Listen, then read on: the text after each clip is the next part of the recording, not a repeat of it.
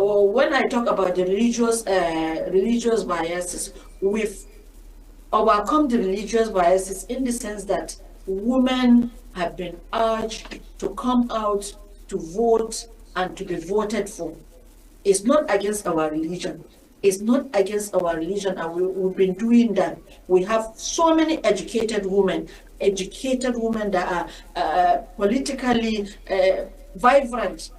Looking at the women coming out to vie for political positions, women are ever ready to come out en masse to support women, so that we'll see what will happen when women support women. Like the campaign we are having right now, that is women supporting women in the parliament. That will bring a lot of fruitful, encouraging atmosphere for women to be voted for. Like if you take for an example, if you look at the National Assembly, we have only 3 women in the Senate, only 3 women out of the 109, only 3 women are the Senate. So if we have women, a lot of women coming out to vie for Senate seats, a lot of women will come out to encourage them to be part of it, so that we'll have a lot of women senators. When you look at the state, the House of Representatives, we have only 17 members, women, only 17 in the National Assembly. Out of 366, we have only 17 women, which is very, very negligible number. We need to do more. Women need to come out en masse to support women, so that we will attain so many positions, viable positions, important positions in the Senate and in the National Assembly, at the state, at the local level, even at the national level. So women supporting women is a very important issue which we need to address as women, and to encourage each other to come out and support each other. And also, when you look at the Nigerian Constitution, you will find out that we have the 35% affirmative action, which has not been met up till this time. It has not been attained by women. When you have 3 senators, you have only 17 members in the House of Assembly. That means we are nowhere. Women are nowhere. Even the quota has not been met.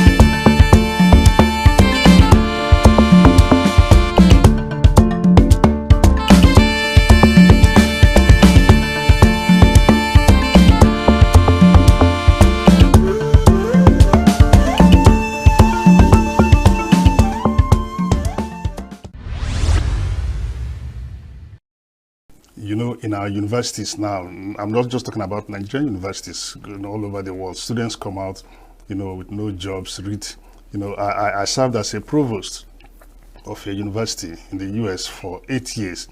And part of my major responsibility was curriculum renewal, faculty looking at curriculum. And you see still operating curriculum that has been outdated. And so when students graduate, there are no jobs. And so we put a number of things in place, which I can share, and which, that we can, part of the thing we said we will do was that, even if you're an English major, history, psychology, nursing major, before you graduate, you must have acquired a career-driven certificate program, a skills acquisition program. So you might be a nursing student, and by the time you graduate, you get a certificate in content creating, get a certificate in digital analysis, get something that, if you are not able to find jobs in your chosen field, you might start doing something, it will help you to assist. So you are employable immediately upon graduation. That is one thing that we tried to do. And then we went in and looked at, I told them then that I read English major, I teach African literature majorly, but I know when immigrants, when students come into the US, they want to get employment. The competition, if you are a PhD in English, from Harvard, from Medgar College, from City University of New York, the competition is so great, all right? However, if you get a degree in what is topical in the health sciences, then you are sure at the end of your educational career, you are employed. Very good paying job. And so we said, let us revamp our allied health program. We had no allied health program in the college then, but we had to start instituting programs in allied health, in collaboration. So these are things you need to do to recreate, to revamp, so that the curriculum will be at the service of the students at the end. But the question is, how is it being done in Nigerian universities? Are we even talking about it? That is the question. And that is really part of my goal to, just want to, give back to what I learned as provost. It should play a major role. When you look at it, the college, the world is technologically advanced now. Everything has to do with technology. And like I said, I'm English major, read English. I have the cell phone, And when you look at these days now, when we went to school, at every semester, we read about 10, 15 novels in a course. Now, if you ask students to read 6, 7, 5, even 5 novels, you are wasting your time, even though we have to do it. So how do you create a curriculum that will make use of those novels, but digitize them? So students will learn. Number one, students will read the novels, even if they're not read the novels. Students will apply the novels to a modern day world. Students will use the novels to learn content creating. Students will use the novels to do whatever they're doing on the internet. Students will use the novels for blogging. All right. And so how do you infuse that in the curriculum to make sure it happens? So what we are doing is kind of merging, for example, African literature with a curriculum in sciences, in technology. So applying that when students are not reading the entire novel, then how do you get them to read? You have to meet them where they are and then use that to be employable at the end of their career.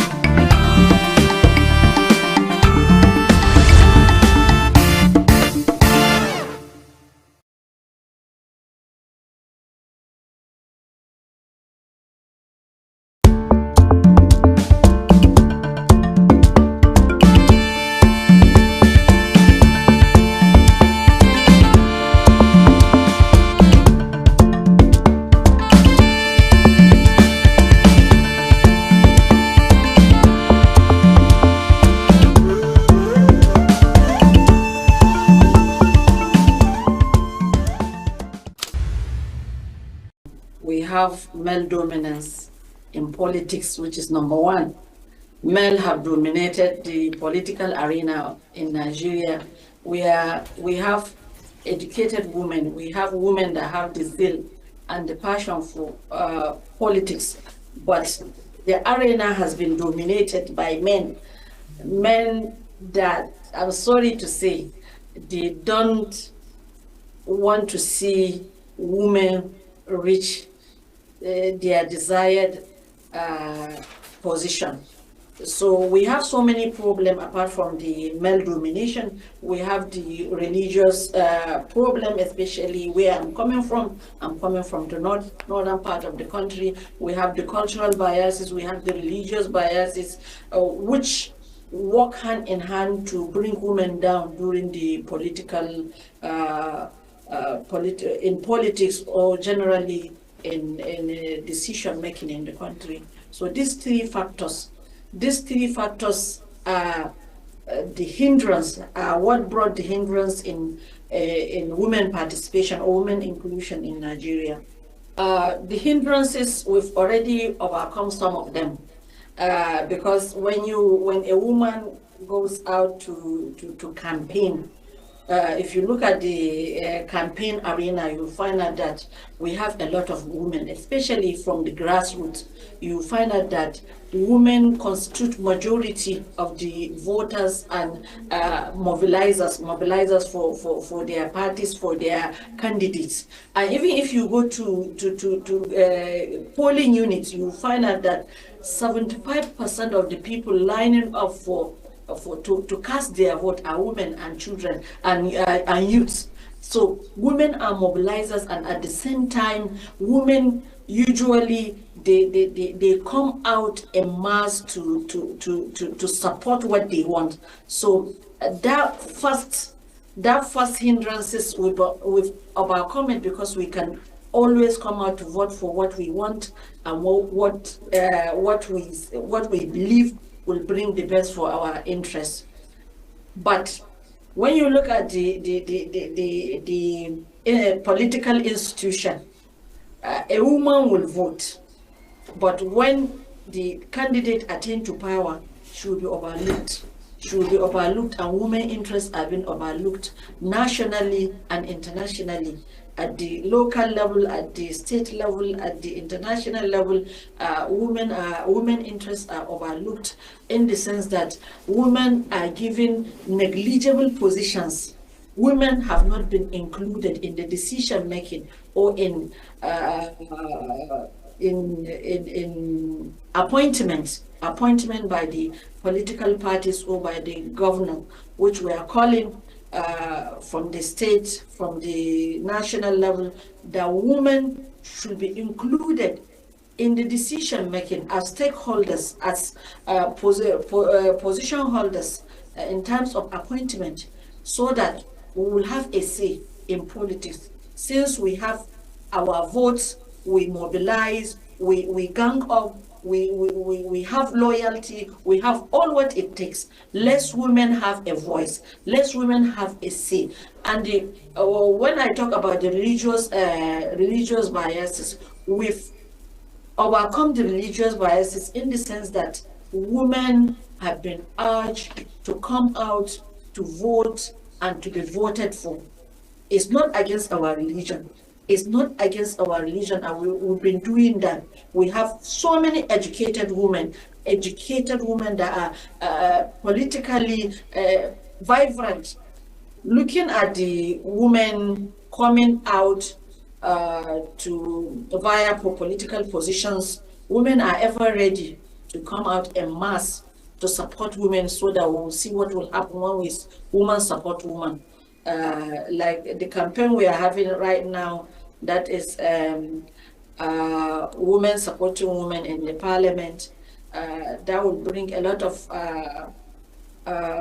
fruitful, encouraging atmosphere for women to be voted for.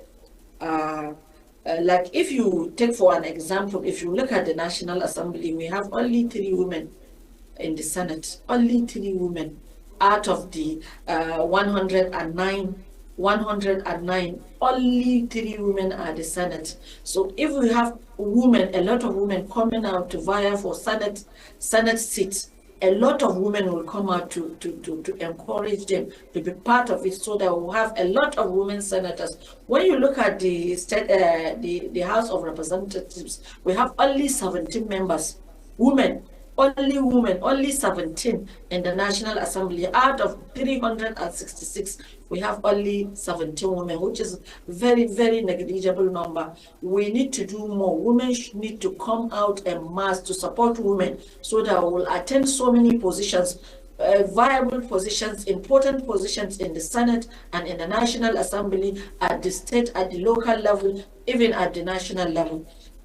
So women supporting women is a very important issue which we need to address as women, and to encourage each other to come out and support each other. And also, when you look at the Nigerian Constitution, you will find out that we have the 35% affirmative action, which has not been met up till this time. It has not been attained by women. When you have 3 senators, you have only 17 members in the House of Assembly. That means we are nowhere. Women are nowhere. Even the quota has not been met.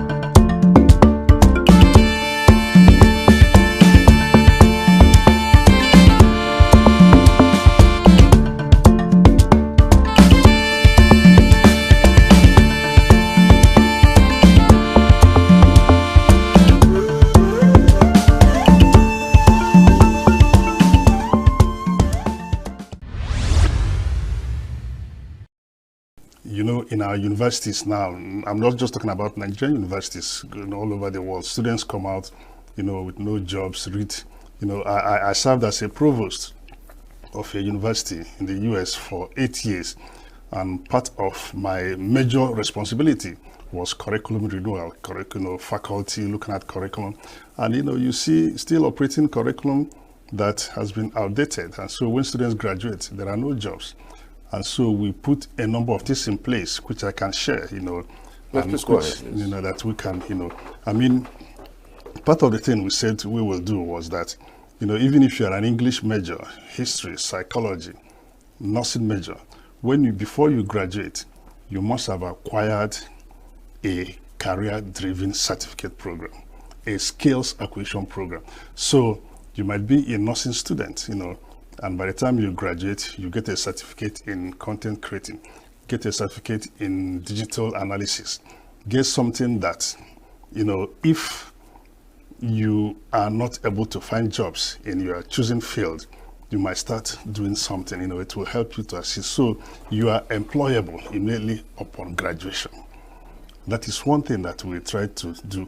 And then we went in and looked at, I told them then that I read English major, I teach African literature majorly, but I know when students come into the US, they want to get employment. I mean, the competition, if you are a PhD in English from Harvard, from Medgar College, from City University of New York, the competition is so great, all right? However, if you get a degree in what is topical in the health sciences, then you are sure at the end of your educational career, you are employed. Very good paying job. And so we said, let us revamp our allied health program. We had no allied health program in the college then, but we had to start instituting programs in allied health, in collaboration. So these are things you need to do to recreate, to revamp, so that the curriculum will be at the service of the students at the end. But the question is, how is it being done in Nigerian universities? Are we even talking about it? That is the question, and that is really part of my goal to, just want to, give back to what I learned as provost. It should play a major role. I mean, when you look at it, the college, the world is technologically advanced now. I mean, everything has to do with technology. And like I said, I'm English major, read English. I have the cell phone, And when you look at these days now, when we went to school, at every semester, we read about 10, 15 novels in a course. Now, if you ask students to read 6, 7, 5, even 5 novels, I mean, you are wasting your time, even though we have to do it. So how do you create a curriculum that will make use of those novels, but digitize them? So students will learn. Number one, students will read the novels, even if they're not read the novels. Students will apply the novels to a modern day world. Students will use the novels to learn content creating. Students will use the novels to do whatever they're doing on the internet. Students will use the novels for blogging, all right? And so how do you infuse that in the curriculum to make sure it happens? So what we are doing is kind of merging, for example, African literature with a curriculum in sciences, in technology. So applying that when students are not reading the entire novel, then how do you get them to read? You have to meet them where they are, and then use that to be employable at the end of their career.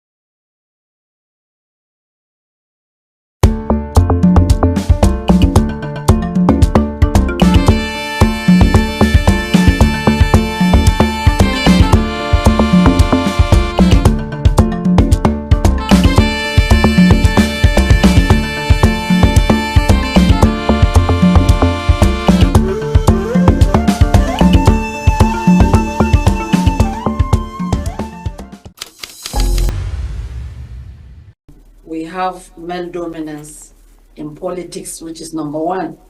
Men have dominated the political arena in Nigeria. We have educated women. We have women that have the zeal and the passion for politics, but the arena has been dominated by men.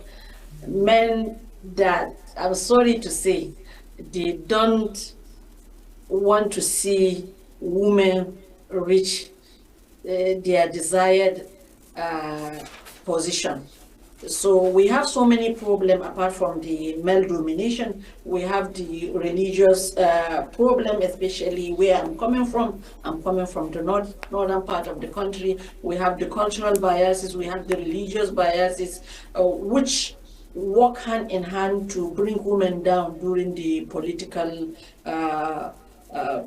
in politics or generally in decision making in the country. So these three factors are the hindrance, what brought the hindrance in women participation or women inclusion in Nigeria. The hindrances, we've already overcome some of them, because when a woman goes out to campaign, if you look at the campaign arena, you'll find out that we have a lot of women, especially from the grassroots. You find out that women constitute majority of the voters and mobilizers for their parties, for their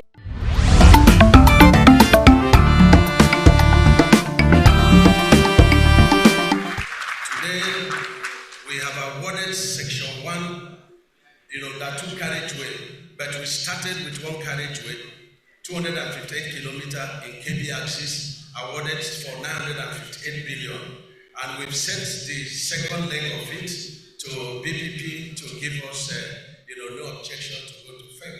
And so let me say that out of the 4 legacy projects of Mr. President, KB has the largest chunk of it. Our work is ongoing, and in the next, 1 month we have 10 kilometers of that project at KB for commissioning. If Mr. President is there, the work is very much ongoing, and it's already payment. And we also have the Sokoto axis, Ilela. When we were to flag out Sokoto axis, I was to do it at a different location. Mr. President called me and said, go to Ilela. That is a place they gave me a lot of votes. And today, that 120 kilometer of the first carriageway is ongoing as Sokoto axis and awarded for 482 billion. The second carriageway is also a procurement for awards. Time will fail me to mention other projects in Northwest, but the Kaduna Eastern Bypass being done by Dangote Regional Government. Time will fail me to mention the Northern Ring Road is being done by CCCC. You have the Zaria to Hunki being done by Mothercat, and so many other projects. And I think that Northwest, they have the largest chunk of my projects in Minister of Works. Can you put us together, Mr. President? In the Southwest, we have some ongoing projects. We have the newly awarded 7th Axia Road. This 7th Axia Road is taken off from the Lekki Deep Seaport. And I've said that the legacy project of Mr. President is an investment, is beyond road construction. It is a road construction upon which other road arteries of the Federation will link up to. For example, at the Lekki Deep Seaport, we have a lot of advantages because we are no longer paying for transloading of a ship, because the Apapa Wharf is of a shallow depth. But the Lekki Deep Seaport, of course, the dream of Mr. President made flesh, but not by me anyway. But I have a lot of activities at the deep seaport. So we have big ship betting there, and so we needed a lot of evacuation corridor, and that is what this Dangote that is doing for us, taking us to Ekwe. But the 7th Axia Road, which is 26.4, but it has about 5 kilometers of bridges and it's dual carriageway. I've been awarded for Lot 1 and 2 for $651 million, and I call it evacuation corridor. It takes us right away from the deep sea port and takes us to Shagamu, Ore, Benin. And so it's an evacuation corridor for the 17 northern states and also for other northern, southern states and other northern states within that corridor. And of course, we have the very wonderful Lagos Calabar Coastal Highway, Section 1. This Section 1 is 47.47 kilometers and it is of 3 lanes each. And 30 kilometer, great to announce, has been achieved and is ready for commissioning. On Section 2, I think we deserve the bigger hands. Applause to our president. And Section 2 is 55 kilometers by 2, which is awarded for 1.33 billion, and it covers all the bridges in Sections 1 and the 2. About 7 kilometers of that road is being completed. And so it is set for, if the president likes, but what we are putting forward is for him to flag off that second section and then, inspect it. That's what we have. And of course, we have repair works going on in Tom Mainland Bridge and Carter Bridge. We've had an engagement on Carter Bridge. In fact, Beja says that Carter Bridge is in comatose and needed a replacement. We are engaging on that. And whatever we come up with, using our experts and stakeholders on civil engineering, we'll let you know, and then we'll make it public. But definitely, the Tom Bridge and Carter Bridge, built over 52 years back, with no maintenance until President Baramet came on board, is having very serious issue beneath the water, table. And so we also have Section 2 of the Lagos Ibadan. Section 2, Phase 2 is being done for 184 billion by CBC, and that includes completion of all the ramps of the bridges they built. Unfortunately, these bridges that we built, the head walls was done according to the engineering requirement. The minimum that is required of headroom is 5.6, but some of it was even done at 6.2, and yet big trucks are knocking the beams, and so it's in great danger. So today we have 7 bridges that the beams are in trouble because big vehicles went to knock it down, and that's why part of our policy we directed that all our headrooms henceforth should not be less than 6.5 meters. We have a solution to tackle that, and that's by depressing, the underpass and get a maximum of 6.5 meters to mitigate that. And of course, if you come to southeast, we have the ENUGU Onisha, roads being done by MTN, 107 kilometers at 202 billion. We have scoped out 77 kilometers because it's supposed to be dual carriageway. So the second carriageway scoped out 77 kilometers and awarded at 150 billion to CBC. And of course, we have the Way of Nation project that is ongoing. You have the sections of Port Harcourt to ENUGU. The Lord-Manta to ENUGU is 61 kilometers. One carriageway is completed, the work is going on the other one. You have the Ekobina flyover, which is 23 span.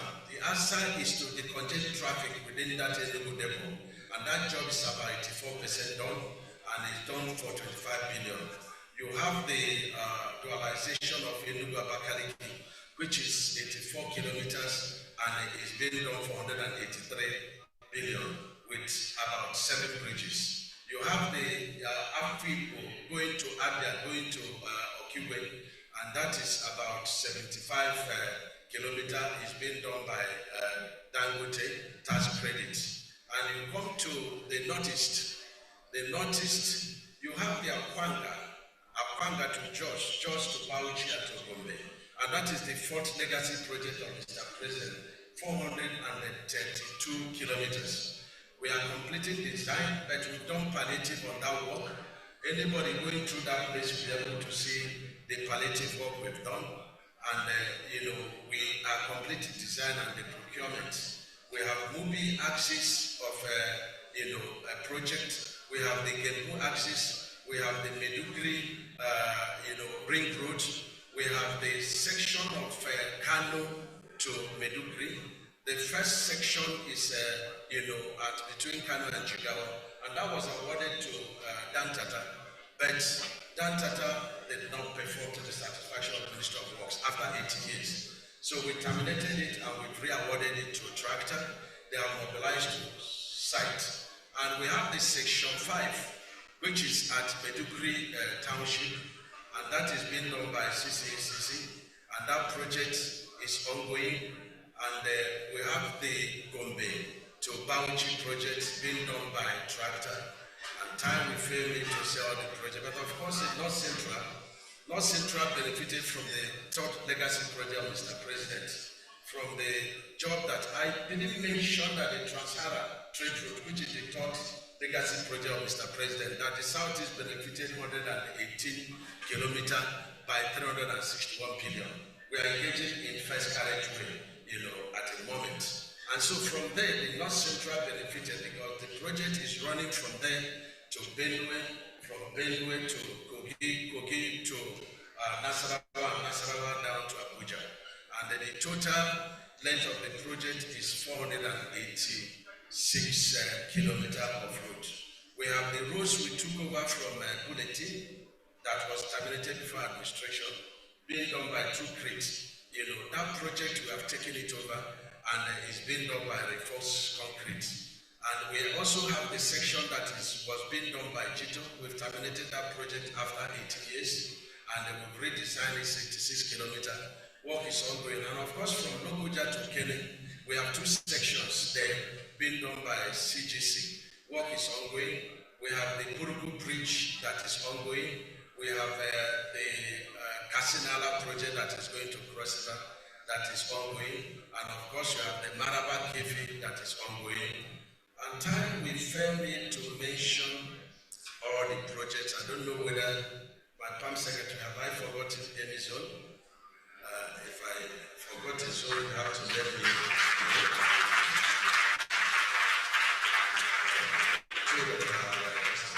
Let me commend Mr. President very highly for the 4 legacy projects. I've mentioned them. But let me say that the source of funding, and before I say the source of funding, I've already told you that we have 260 palliative projects totaling 208 billion, and they're ready for commissioning. And we've agreed, subject to directive of Mr. President, that the projects will be commissioned zone by zone, and that we are going to have the press, going to all the 6 zones, like the Nigeria Road Transport Workers National Assembly. So you will be involved in the commission of these projects. And before I round off, let me say that I saw when people posted that we are going to London. I've never been to London in the past 2 years. I never discussed with anybody about going to London. I have too much work to do here, talk about going to London. And so we shouldn't, just take on social media and take it to be true. Nobody discussed going to London with me. And let me say that for a minister to travel out of the country, the rule is that you must get written approval by the Mr. President. So this is social media jargon and should not be taken, seriously. Nobody discussed with me. I'm not aware. I'm not aware that any of the other ministers, they are aware. And so please disregard it and let us not join issues with social media. And let somebody help me to tell Mr. Rufai, who is my very good friend, to please project very well. Because they would have sent a text to us before they began to condemn us. Even when I was governor, before I traveled out of the country, I had always taken permission from a sitting president. So I'm a man that is played by the rule of the law. And so the policies that you have injected in the ministry, before now, when you give contractors mobilization, in fact, no contractor will move to site until you pay mobilization, but that's not what the Procurement Act says. Procurement Act says that the client may and not must. So we've changed that narratives, and in the contract agreement, we put it down that if after 30 days we sign contract with you and you fail to mobilize and work, then that project is assumed to have been terminated. And this is helping us. because people have a lot of excuses and they seek for variation and say, look, oh, we will not pay mobilizers. That's not what the law says. In fact, you are required to have a certain amount of money in your own liquidity before you get certain jobs. We are also classifying the contractors. We don't want contractors, some of them are reading from university and come down to primary school, and reading from primary school going to the university. We don't want that. We are classifying contractors according to their capacity and abilities so that we will give life to our local contractors. And let me also announce that Mr. President directed that we must grow the local contractors. We must grow our local engineers. And so we have a program which we call the ENUGU program, whereby in every state we are getting 5 civil engineers that are not at work, and we are posting them to these 4 legacy projects and other mega projects of the country so that they can learn.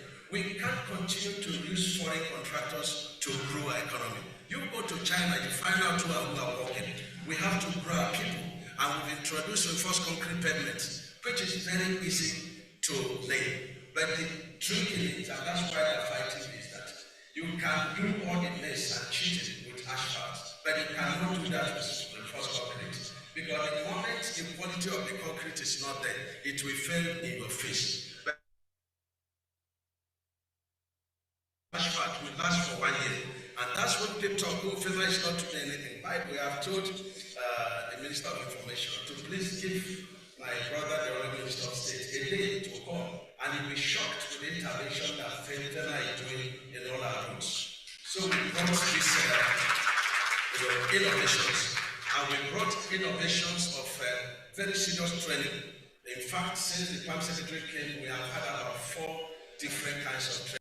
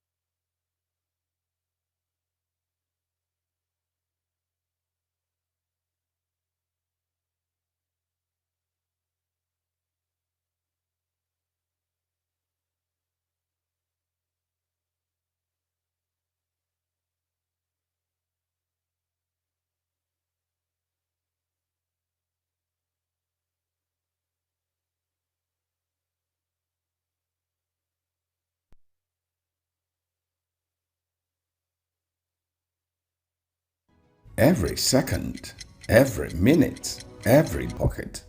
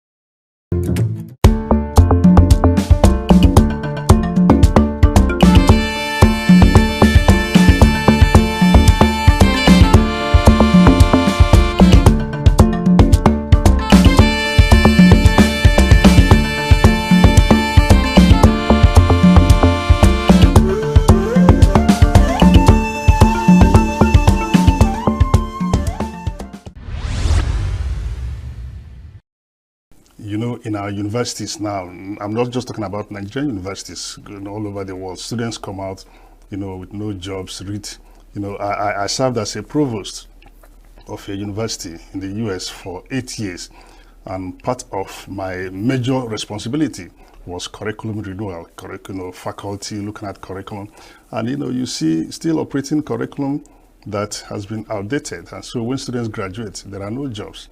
And so we put a number of things in place, which I can share, and which, that we can, part of the thing we said we will do was that, even if you're an English major, history, psychology, nursing major, before you graduate, you must have acquired a career-driven certificate program, a skills acquisition program. So you might be a nursing student, and by the time you graduate, you get a certificate in content creating, get a certificate in digital analysis, get something that, if you are not able to find jobs in your chosen field, you might start doing something, it will help you to assist. So you are employable immediately upon graduation. That is one thing that we tried to do. And then we went in and looked at, I told them then that I read English major, I teach African literature majorly, but I know when students come into the US, they want to get employment. The competition, if you are a PhD in English from Harvard, from Medgar College, from City University of New York, the competition is so great, all right? However, if you get a degree in what is topical in the health sciences, then you are sure at the end of your educational career, you are employed. Very good paying job. And so we said, let us revamp our allied health program. We had no allied health program in the college then, but we had to start instituting programs in allied health, in collaboration. So these are things you need to do to recreate, to revamp, so that the curriculum will be at the service of the students at the end. But the question is, how is it being done in Nigerian universities? Are we even talking about it? That is the question, and that is really part of my goal to, just want to, give back to what I learned as provost. It should play a major role. When you look at it, the college, the world is technologically advanced now.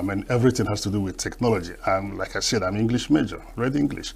I have the cell phone, And when you look at these days now, when we went to school, at every semester, we read about 10, 15 novels in a course. Now, if you ask students to read 6, 7, 5, even 5 novels, you are wasting your time, even though we have to do it. So how do you create a curriculum that will make use of those novels, but digitize them? So students will learn. Number one, students will read the novels. Even if they're not read the novels, students will apply the novels to a modern day world. Students will use the novels to learn content creating. Students will use the novels to do whatever they're doing on the internet. Students will use the novels for blogging, all right? And so how do you infuse that in the curriculum to make sure it happens? So what we are doing is kind of merging, for example, African literature with a curriculum in sciences, in technology. So applying that when students are not reading the entire novel, then how do you get them to read? You have to meet them where they are, and then use that to be employable at the end of their career.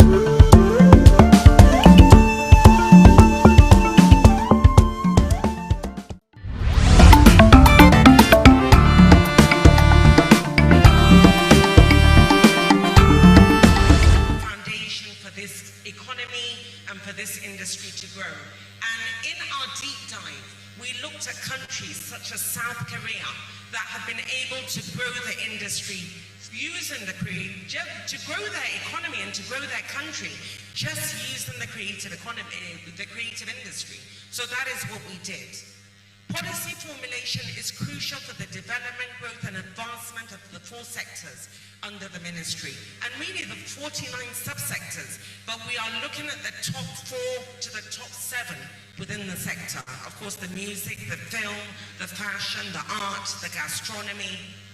At the inception of this ministry, the policies regulating the sector were not only found to be inadequate, but were outdated and obsolete, and failed to address the developmental changes in the art, culture, tourism, and the creative economy sectors. Consequently, to reposition the sectors and provide an enabling environment for the sectors to thrive and attain its position as a major alternative to income generation for Nigeria. The ministry, in collaboration with the private sector, led by the Nigerian Economic Summit Group, is poised to provide a clear policy framework for not only the creative economy, but the arts, culture and tourism sector in Nigeria. The policies undergoing review presently, formulation and implementation are: number 1, the National Intellectual Policy Strategy. This is really key and foundational for the growth of the industry, and I can announce that we have finished all the network that we need to do for building a national IP policy, a holistic one that will cover the industry across board. And in the next couple of weeks, we, in conjunction with the Ministry of Justice and the Ministry of Industry, Trade and Investment, will be presenting that to the Federal Executive Council. And I must say that I give a lot of thanks to the former Minister of Trade and Investment, Honorable Doris, who really helped to pivot this policy forward. And because of the commitment that she put into it, we are able now to deliver to the creatives a proper IP policy. And then we have the national policy on incentives for the art, culture and creative economy. In order for you to grow the creative economy and give the creatives the confidence that government is here to help and government is here to support, you have to provide an incentive policy for them. And this is something that we are really diligently working on.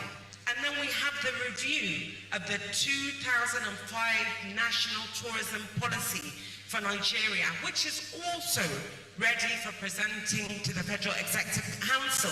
And here again, I must give kudos to the former Minister of Tourism, who was the one that really drove this national tourism policy. And because of her effort, I was able to really get a complete policy, and my work has been made easier, and now I can present it, and thank you very much, Honourable Lola Adejon. And then the review of the 1988 National Policy on Culture. 1988, that tells you how obsolete and not up-to-date some of these policies are. And it is important for us, for the cultural industry, to ensure that we have a robust and very intricate national policy on culture.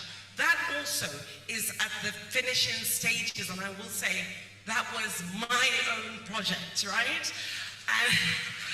And I will be presenting that to the National Executive Council very, very soon. And then we have the policy on monetary and credit solutions for the creative economy and the development for a new national policy on the creative economy, which has never been done. So we are taking our time to ensure that we come up with a very robust and strong policy for the creative economy. So now the National Film and Video Censors Board Regulation of 2024. We're doing a transition because, again, that is extremely, extremely obsolete, and we're working with Dr. Shuaib, who is really putting a lot of effort to ensure that we give this institution that particular regulation that is up to date.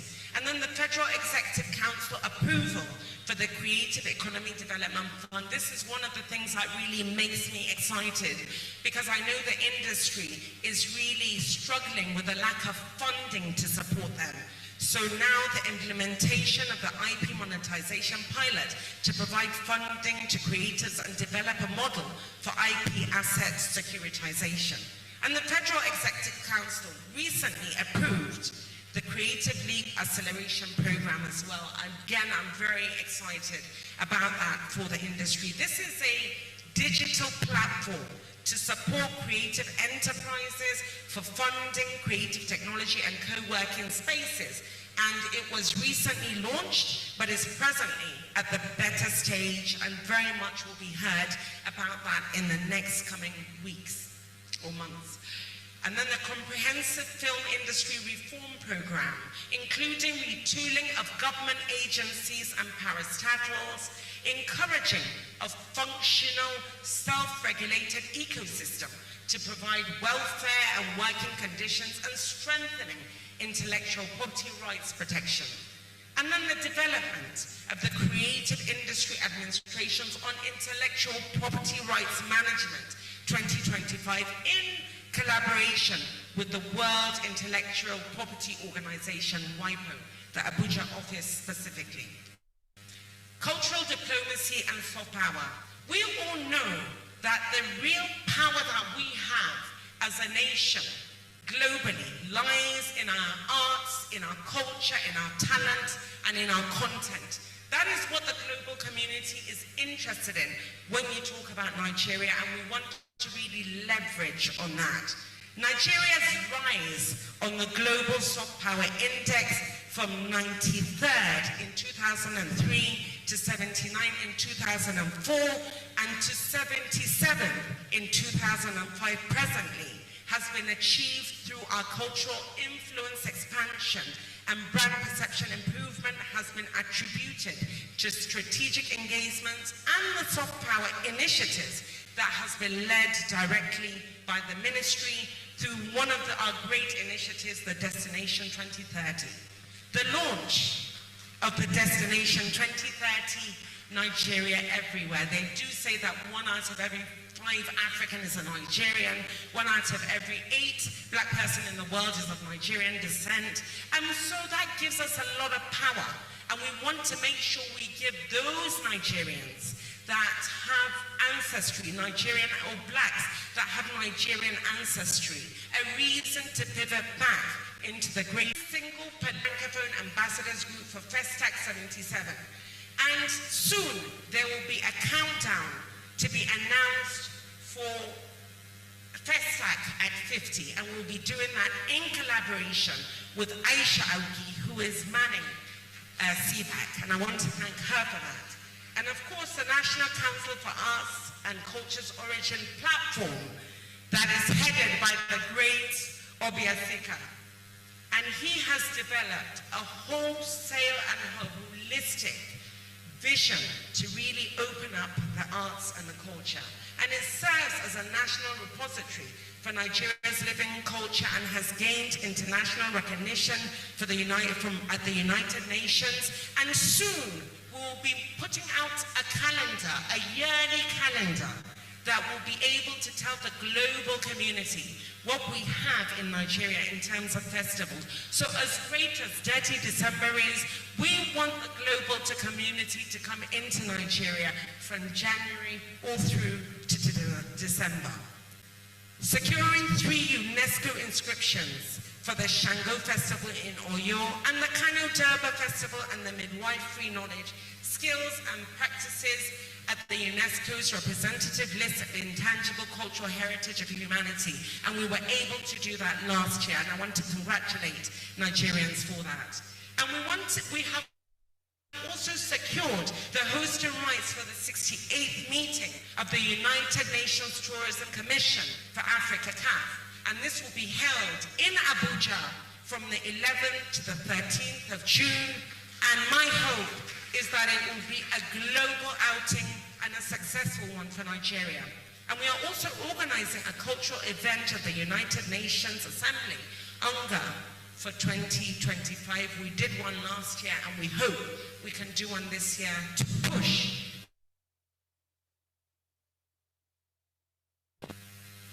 We're leading a delegation. I led a delegation to the G20 meeting for ministers of culture, and we, Nigeria, represented the African Union in Brazil in 2004.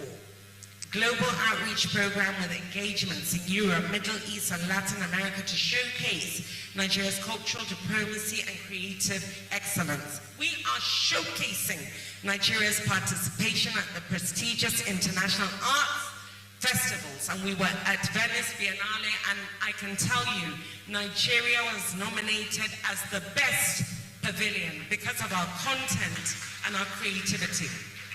Economic value. This is very important to Mr. President. He wants us to use this industry to add growth, and we have committed to increasing the GDP by $100 billion by 2030. We have secured presently $200 million commitment from Afrexim Bank to accelerate building of cultural and creative industries.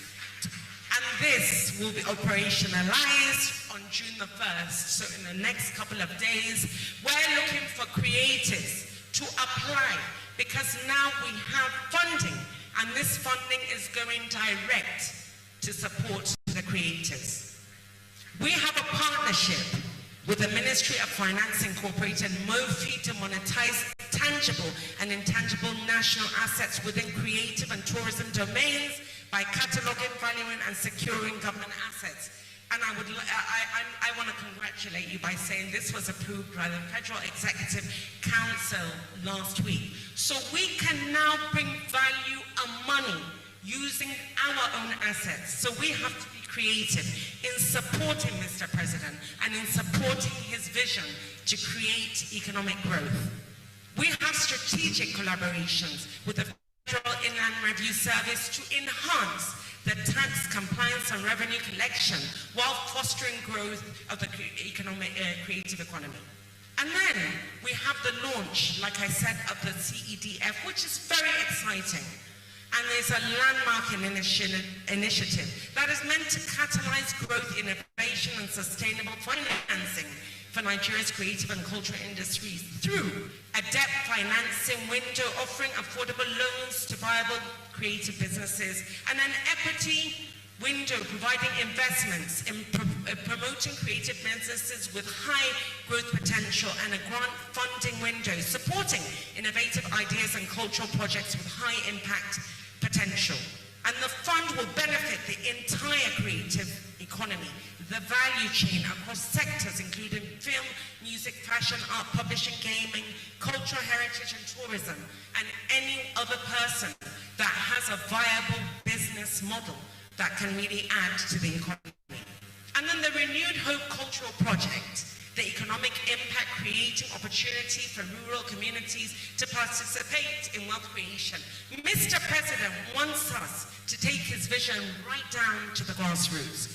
And the Renewed Hope Cultural Project sees us looking at the unique peculiarities of every single state and doing partnerships and MOUs. We've already signed MOUs with some states, and we want the states to tell us what they want the federal government to come and support in, because working in silos does not give a long-term sustainability.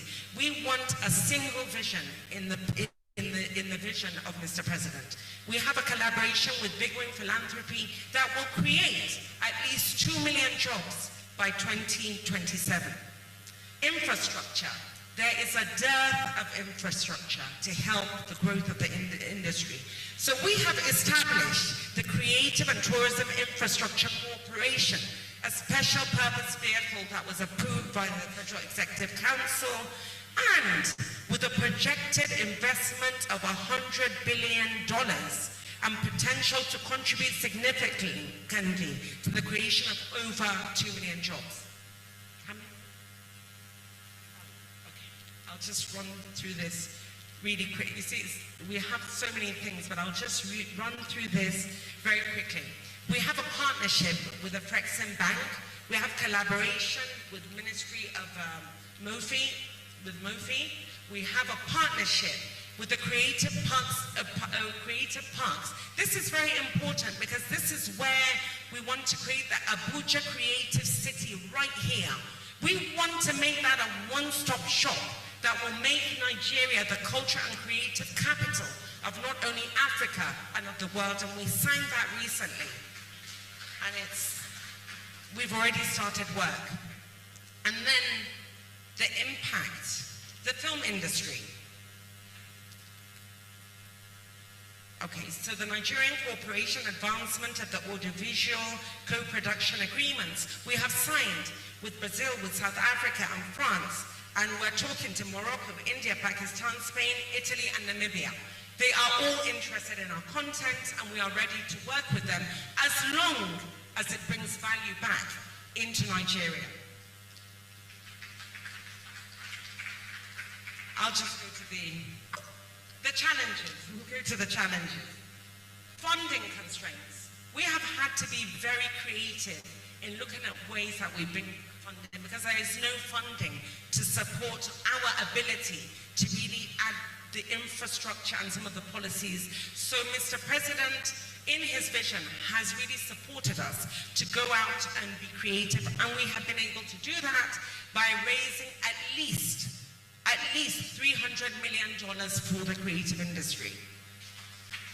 And the global competition. Some of our creative projects do not meet high international quality, and I'm working seriously on that. It's not about quantity, I know it's about quality. And then the lack of infrastructure. I would be glad to tell you that we are just about to deliver an arena. As a Nigerian, if you want to watch a concert of Afrobeats soon with a Nigerian, you don't have to travel outside the country to Ghana, to Rwanda. Very soon we will have a global standard arena whereby your greats, your likes of Davidos and the likes of Burna Boys and the likes of Beyonce's and the likes of Coldplay can come to the center of creativity and the center of Afrobeats to play. We will be delivering that arena to you very, very soon. And then the data. Like I said, the data is key. Some of the other projects that we have just recently finalized on is the renovation of the Nigeria House in Brazil, in Bahia, and the Renewed Hope Arts Pavilion, which is a major milestone for a national museum here in Abuja, the greatest black nation of the world that has all the content that everyone is interested in, should not be living without a museum in its capital. So there will be a museum here in Abuja, and that project will be started within the next 3 months. And then the creative hubs. We are going to build creative hubs in all the 6 geopolitical zones. We already have started on working on 3 now, and soon there will be creative hubs. Hopefully, my hope is that it will grow beyond the zones. So in conclusion, in line with the vision of President Bola Ahmed Tinubu, who has mandated us to be courageous and interrupt the normal way of doing things, the Ministry of Art, Culture, Tourism and the Creative Economy stands at the forefront of Nigeria's economic diversification strategy, transforming what was once viewed as merely cultural expression into powerful engines of sustainable growth and job creation. In just 18 months, we have secured over $300 million in investment commitments and established innovative funding mechanisms like the Creative Economy Development Fund, and we have created infrastructure that will generate at least 2 million jobs, and we have elevated Nigeria's global cultural standing while all encouraging rural communities, women and youth to participate meaningfully in the creative economy.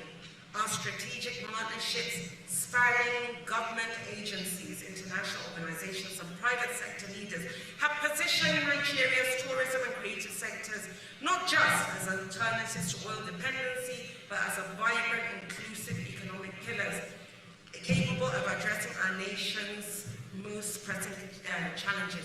Mr. President has asked us to bring economic growth. He has asked us to create jobs. He has asked us to reposition Nigeria. And I can tell you that is exactly what the Ministry of Agriculture, Tourism and Creative Economy is doing. I thank you for your attention. God bless.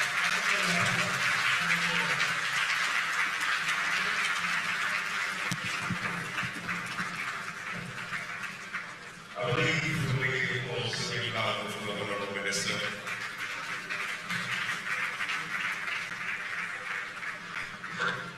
Thank you, please be seated.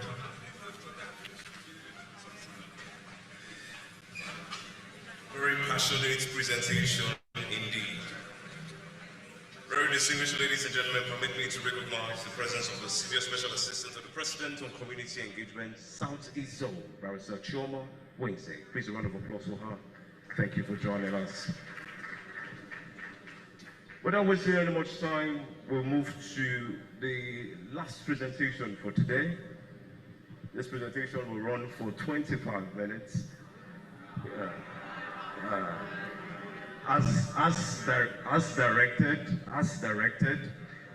And coming up next is the former Commissioner of Water Resources and Environment, Benue State, the former ED, Engineering, Lower Benue River Basin Development Authority, the pioneer rector of the Federal Polytechnic, Wanune, Benue State, and a professor of Water Resource Engineering. Very distinguished ladies and gentlemen, I give you the Honorable Minister of Water Resources and Sanitation, Engineer Professor Joseph Telu Utse, Fellow of the Nigerian Society of Engineers.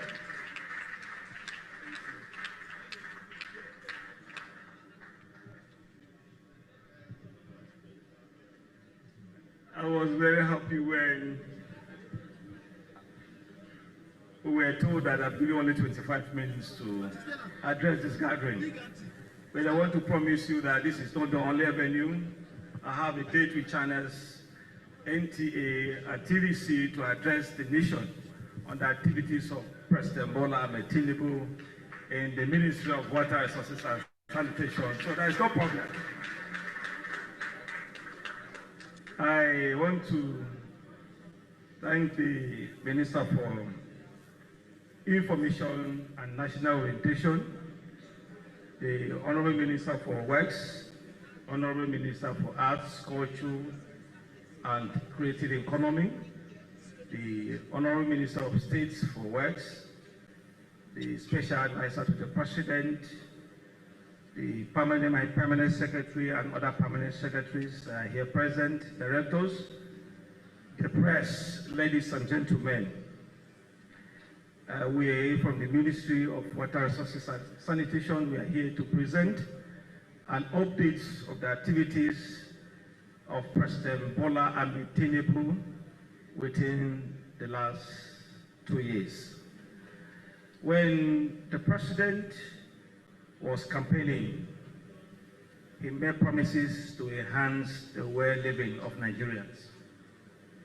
And in his Renew Hope agenda, he brought about top 8 priorities, among which are to boost food production, to end poverty, to create jobs, to enhance the economy of the nation, and this government will be an inclusive government, among others.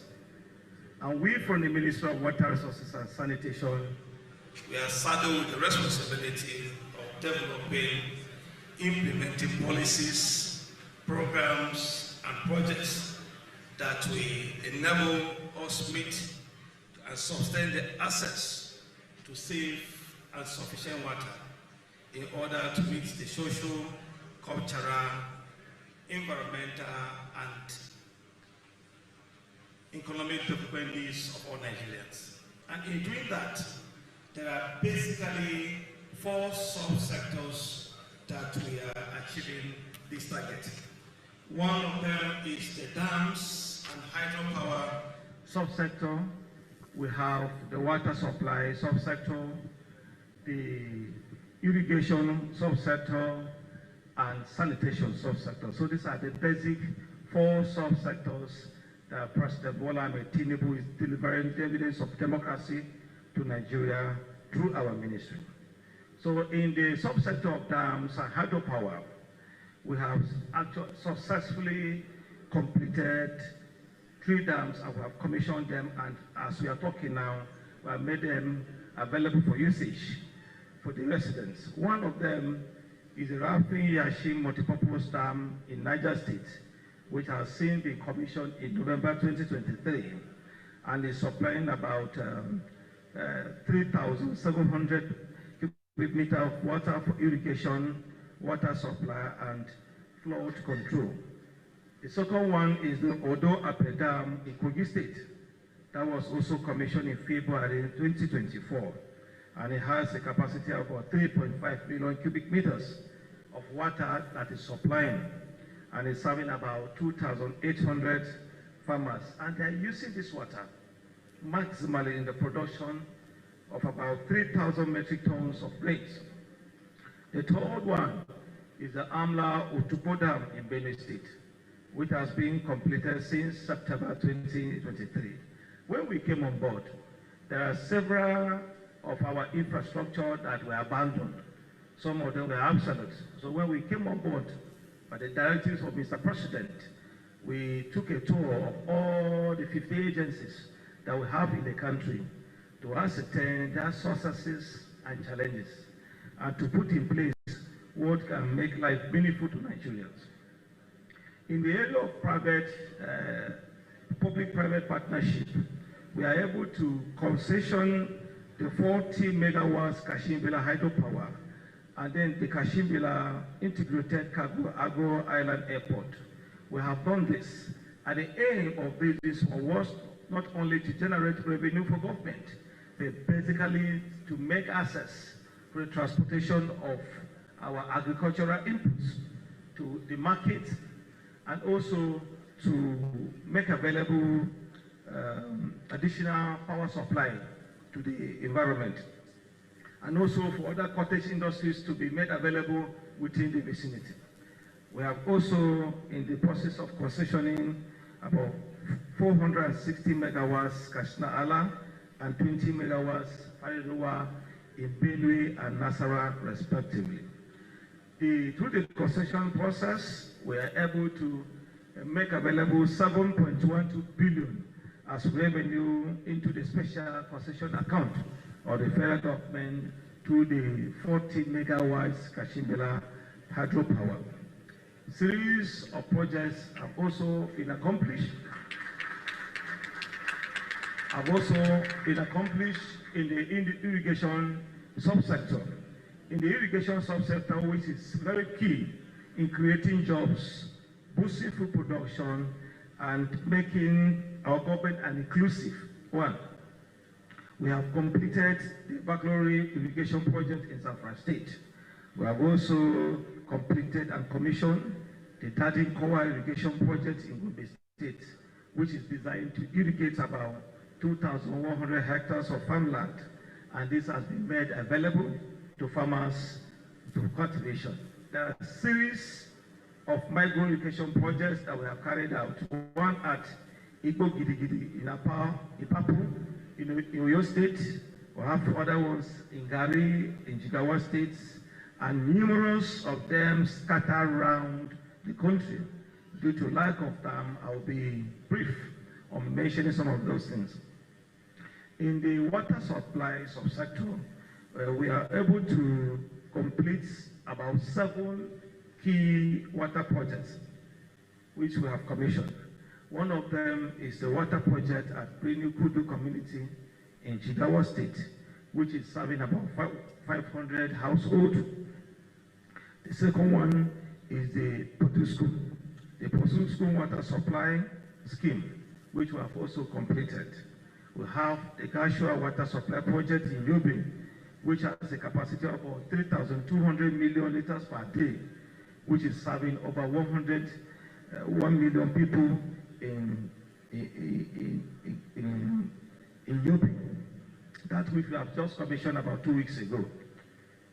We also, in our course to go around the country for our Clean Nigeria Use the Toilet campaign, we discovered that the camp, the NYC camp we have at Cuba has challenge of water. So I sent my people, our technical people, swiftly going to that camp and identify the challenge. And we have constructed a heavy water supply scheme there that is serving the camp and the people that are living within that particular camp. There are several other projects which we have constructed. We have the Gombe Regional Water Supply Scheme, which is about 100% completed, awaiting commissioning. We have written to Mr. President to give us the date so that he will go and commission that particular project. The people of Gombe State are very, very happy with what Mr. President is doing for the people of Gombe State. And this is going to serve over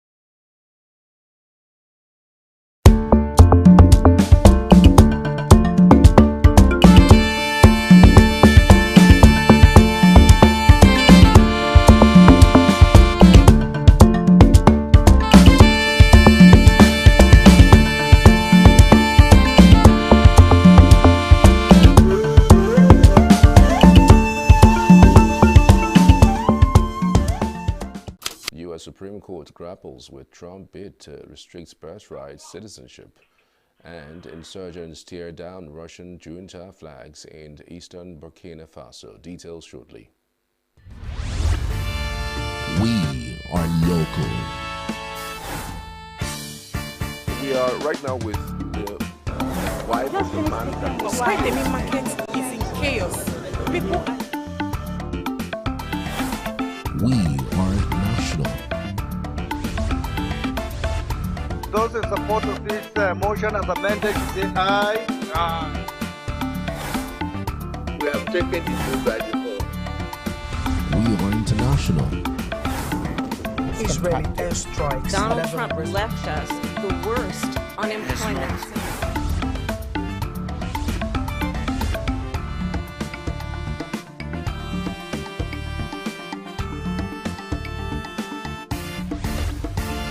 Signature TV, news in your pocket.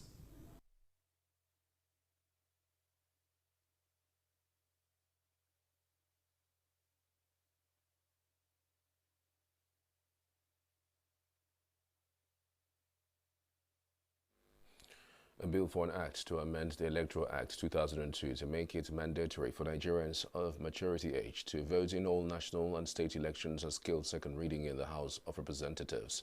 The proposed legislation, sponsored by the Speaker, Tajuddin Abbas, and Daniel Ago, aims to encourage citizens' participation in the electoral process and address voter apathy during elections. Leading the debate during plenary on Thursday, Ago, who represents Bassa, just North London, the Labour Party, said the bill will also reduce the influence of vote buying. The Deputy Speaker, Benjamin Kalu, in his contribution, said the bill is a good step in the right direction, citing other countries such as Australia, where the practice is upheld. Some lawmakers, however, argued that citizens have lost confidence in the voting system and also questioned the authenticity of the voters' register. Another bill for an act to amend the Labour Act to increase the maternity leave period of working women to 6 months was stepped down, as the sponsor, Chike Okafor, was compelled to step it down after lawmakers, including women, argued that increasing the maternity leave period from 3 to 6 months would put women in a disadvantaged position, as employers would be wary of employing them. Meanwhile, a non-governmental organization, YAGA Africa, has strongly opposed the proposed bill seeking to make voting compulsory in Nigeria, warning that it can undermine democratic freedoms. Speaking on the issue, the director of YAGA Africa, Samson Itodo, acknowledged that compulsory voting is not unprecedented globally, but criticized the inclusion of a 6-month jail term for eligible voters who fail to vote, describing it as draconian and a violation of citizens' rights to freely participate in the electoral process. He maintained that participation in elections should be a right, not an obligation enforced by punitive measures.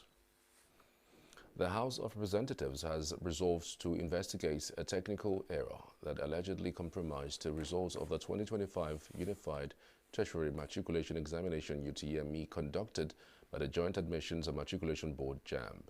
The resolution was passed during plenary session following the adoption of a motion of urgent public importance sponsored by Adewale Adebayo, representing Osun State. Adebayo noted that many candidates and their families endured long-distance travels to examination centers only to face unexpected failures and called for an investigation into the technical lapses to prevent future occurrences. Another lawmaker, Sada Soli, from Katsina State, acknowledged the role of the JAMB registrar in improving the board's revenue since his appointment. The House urged the federal government to establish computer-based test CBT centers in all local government areas of the country to ease access to examination centers. It instructed JAMB to release the results of candidates under 16 years, which had been previously withheld. The investigation by the Green Chamber is expected to assess the root causes of the error and recommend resolutions to prevent future occurrences. Former Governor of Anambra State, Peter Obi, has commended the Registrar of the Joint Admissions and Matriculation Board, JAMB, Ishaq Oloyede, for admitting to glitches in the 2025 Unified Tertiary Matriculation Examination UTME, but said such errors should be avoided in the future. Obi wrote on his X handle, said the open admission of fault and expression of deep remorse by the registrar stand out as a rare but commendable display of accountability in public institutions. The presidential candidate of the Labour Party in the 2023 elections, however, said that efforts should be made to prevent a similar occurrence, insisting that there must be no room for further glitches, either in JAM or any other arm of government. According to Obi, the cost of repeated failure is simply too high for the country or any individuals or groups to bear. The Vice-Chancellor of the Olabisi Onabanjo University, Ago Iwoye, Professor Ayodeji Abola, has urged the federal government not to scrap the Tertiary Education Trust Fund, TET funds, following the establishment of the Nigerian Education Loan Fund, NEL Fund. Speaking during a visit by TET Fund's Board of Trustees to the university, Abola warned that discontinuing TET Fund in favor of NEL Fund would be counterproductive, saying that both agencies should operate concurrently, noting that each addresses different but complementary needs within the education sector. He described TET Fund as an indispensable intervention agency that has played a crucial role in advancing tertiary education in Nigeria by contributing to infrastructure, capacity building, and research development in higher institutions across the country. Abola also appealed to the federal government to reconsider its decision to halt overseas training for Nigerian scholars, stressing the importance of global exposure in academic development. The TET Fund delegation said the visits aimed to assess ongoing and completed TET Fund-supported projects in the university and commended the university management for its prudent use of funds, affirming that public resources had been judiciously deployed for impactful results. Meanwhile, members of the National Youth Service Corps serving in the Obingwa local government area of Abia State have embarked on a cleanup campaign of some strategic locations within the Aba metropolis. The exercise, which is part of their monthly continuity or community development service book, took them to the Ehere Market or Pobo Junction area of Obo Hill. The Corps members were seen in their numbers picking up debris along the road, gutters, and disposing the refuse to give a facelift to the environment. Those who spoke to Signature TV said they were delighted to be part of the Corps to serve the nation, stating that environmental sanitation was one of the key requirements for the prevention of diseases and possible epidemic. For sanitation, to clear the environment and then some things for the market women and then the market men also. So that's why we're at Okobo Junction. And that's is a deal that we can, is something that we can do. That is a compulsory something that we can do every month and every Thursday of the month, of the week also. So we come out to perform our CBS, the community development to the society and then to the Abia State and Obingwa to be precise. We came here to do our monthly CDS, Community Development Service, and I'm under the Disaster Management CDS.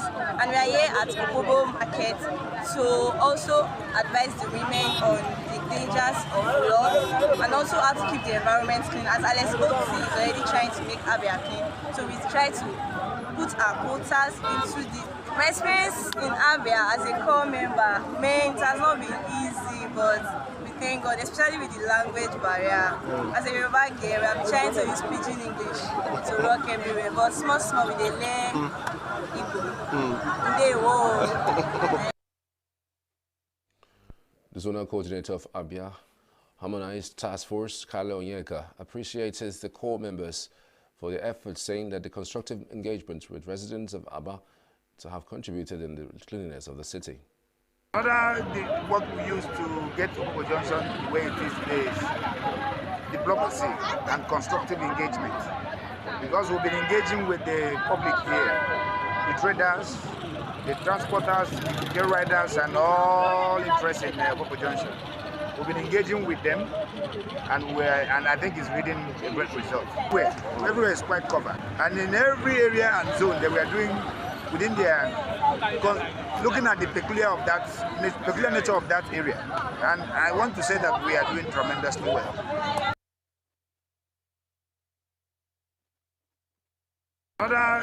What we used to get to Okobo Junction. Up ahead, Senate asked Tinubu to sign forest security bill. Federal government to launch 3 initiatives to support families and tackle poverty. Details of these and more after the break. To stay with us. With a population of about 36 million people, The Southeast is awash with stories. Every day on Southeast News, we tell the peculiar story of the Southeast and her people. Our Southeast should be the Silicon Valley of Nigeria. Their successes, achievements, and daily challenges. Do you have a Southeast story to share? Community achievements and challenges, completed and uncompleted projects, bad roads, water scarcity, erosion, flooding, insecurity, or even disagreements? Bring it on to Southeast News.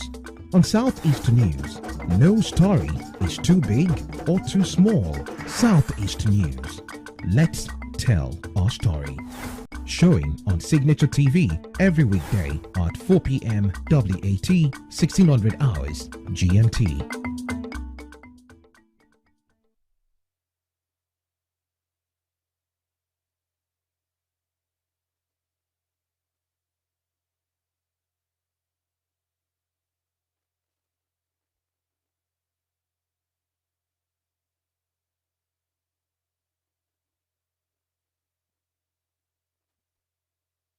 Welcome back. This is Global News on Signature TV. The Senate wants President Bola Tinubu to assent to the Nigerian Forest Security Service Establishment Bill 2025, which was recently passed by the National Assembly and is currently awaiting presidential approval to tackle insecurity. The resolution was adopted after the submission of two bills sponsored by the Senate's Minority Leader Abba Moro and Sunday Karimi, strongly condemning the abduction of Oba James Ogunyada of the Okoloke in Yabwa West local government area of Kogi State, as well as deadly attacks on communities in Benue State by suspected headsmen.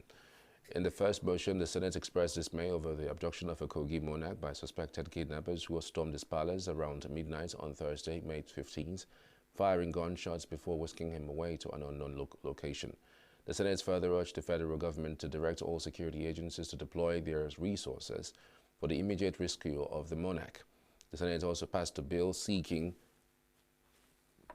to make it mandatory for ministers, departments, and agencies to prioritize local automobile manufacturers, indigenous companies, and their procurement processes through second reading. The passage followed a submission by Patrick Nduboise during plenary.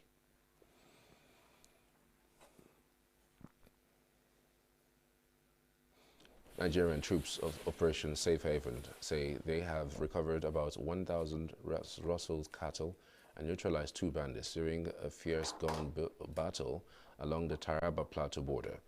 Zagazola Makama, a counterinsurgency expert focused on the Lake Chad region, disclosed this in a post on his X handle on Friday. Makama said that the operation followed an alert received on April 25th about over 60 armed bandits mounted on 30 motorcycles who crossed from Plateau into Taraba to rustle cattle from a Fulani settlement near Jab. According to the sources, troops of 6 brigades swiftly mobilized and deployed to the scene, noting that they joined forces with troops stationed at Jab, who had earlier engaged the fleeing bandits. The combined forces advanced to Komodoro village in Taraba State, where contact was made with the bandits who had crossed back into Daji Madam forests in Plateau State. During the ensuing firefights, 2 bandits were killed and approximately 1,000 stolen cattle were recovered. The military said that the recovered cattle have been moved to Jab for onward handover to their rightful owners. 2 persons have been murdered at Egbegbelu village, Nanka, in Orumba North local government area of Anambra State by yet to be identified armed men operating on a motorcycle. One of those murdered has been identified as a legal practitioner who had earlier secured the bail of an accused person in a pending murder case at an Ekwulobia High Court in Aguata local government area. A statement signed by the Police Public Relations Officer for the Anambra State Police Command, Tochukwu Ikenga, said the State Commissioner of Police Ikioye Orutugu led a team of senior officers that visited this crime scene on Thursday. Ikenga stated that preliminary investigations suggest that the victims were attacked while returning from the court session by the assailants that may have trailed them, who later double-crossed and shot them. One of the victims who survived the attack is currently receiving medical treatment at a hospital. Is providing crucial information that is aiding ongoing investigation and manhunt. The Commissioner of Police has already deployed tactical and intelligence teams to track down the perpetrators, while a red Toyota Camry believed to belong to one of the deceased was recovered from the scene.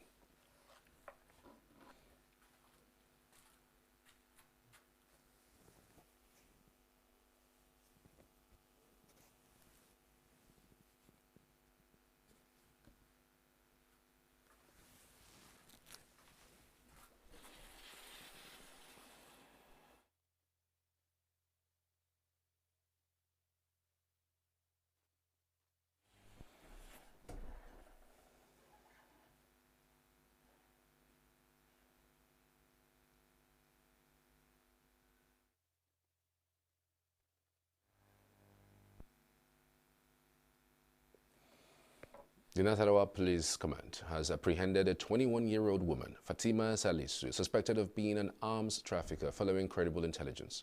The command spokesperson, Rahman Nansel, who disclosed in a statement, said Salisu was arrested for alleged smuggling of ammunition through Keana and Doma areas of Nasarawa for criminals in Katsina, where she resides.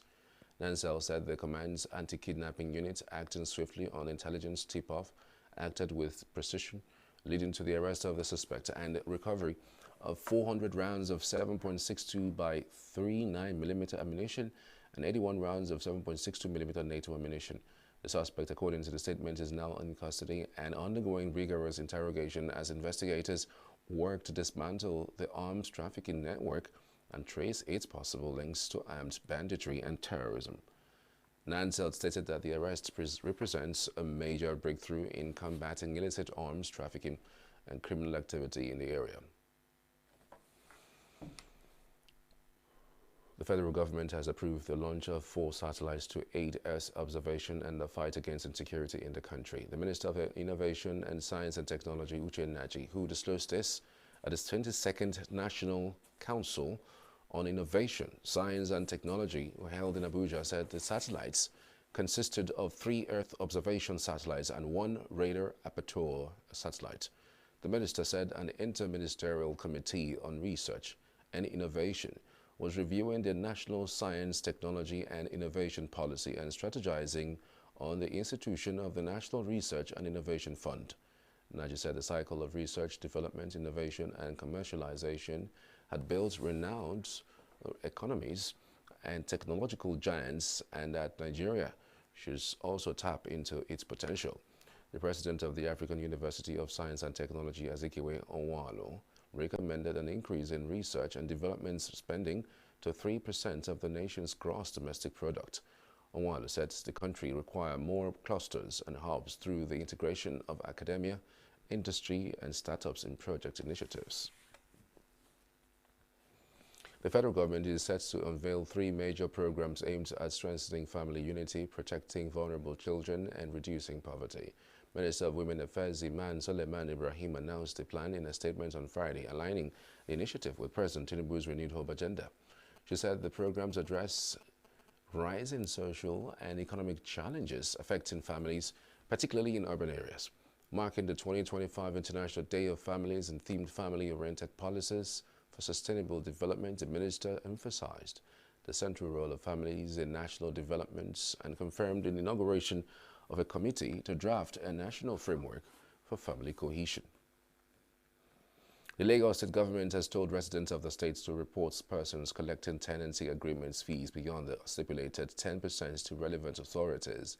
Speaking at the 2025 ministerial press briefing held at the press center in Ikeja, the special advisor to the governor on housing, Barakat Odunuga Bakari, noted that the activities of some agents in the state are making life hard for the citizens of Lagos. Bakari, who said the agreements and commissions are like asking for an arm and a leg, told members of the public not to keep silent but to report such agents and landlords to the government, since governments cannot be everywhere, every time. She maintained that the government will not tolerate the imposition of excessive tenancy agreements fees, reminding all stakeholders within the states that the stipulated maximum remains 10% of the annual rent. While acknowledging that the growing population in Lagos is a factor in the housing challenge, the special advisor said the government has met with stakeholders, including the associations of real estate agents, who have assured that the people engaging in such practices are not registered agents. Earlier, the Lagos Commissioner for Housing, Moruf Akinderu Fatai, said the state is thinking about introducing monthly and quarterly rent options for residents to provide relief for the citizens. The Chief Justice of Nigeria, Justice Kudirat Kekereekun, has expressed hope that the nation's judiciary is on the path to overcoming its current challenges and regaining public confidence.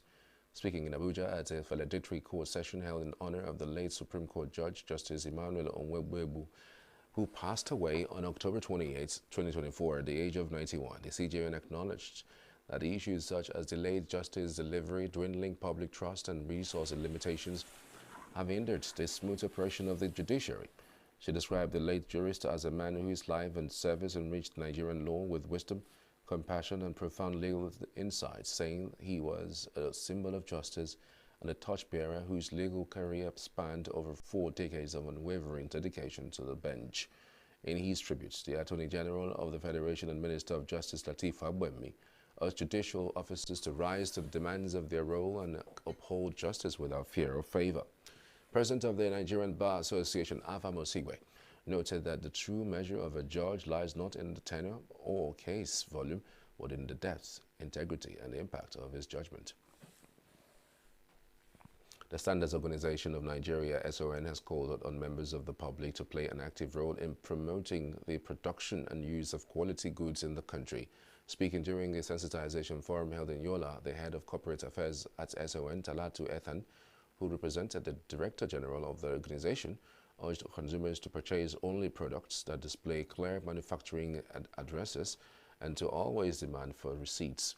Ethan encouraged Nigerians to act as watchdogs by identifying and reporting manufacturers of substandard products for necessary regulatory action, while encouraging Nigerians to prioritize locally made products to strengthen the economy and build national pride. The Northeast Regional Director of SON, James Yagzum, reiterated the agency's commitment to eliminating fake and substandard goods from Nigerian markets.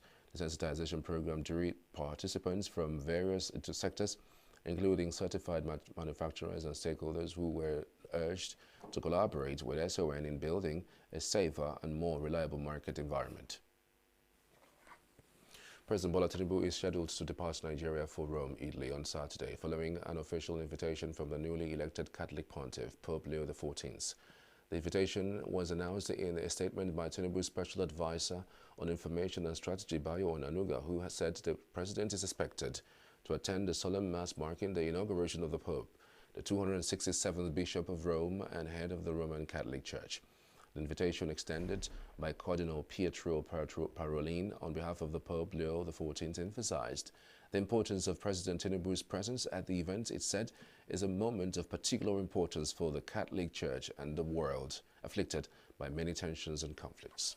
President Tinubu will be accompanied by several leaders, including the Minister of State for Foreign Affairs, Bianca Odumegu Ojukwu, Archbishop Lucius Ugoji, President of the Catholic Bishops' Conference of Nigeria, and Archbishop of Owerri, Archbishop Ignatius Kayagama of Abuja, and Archbishop Alfred Martins of Lagos, as well as the Bishop of the Sokoto Diocese, Matthew Hassan Kuka.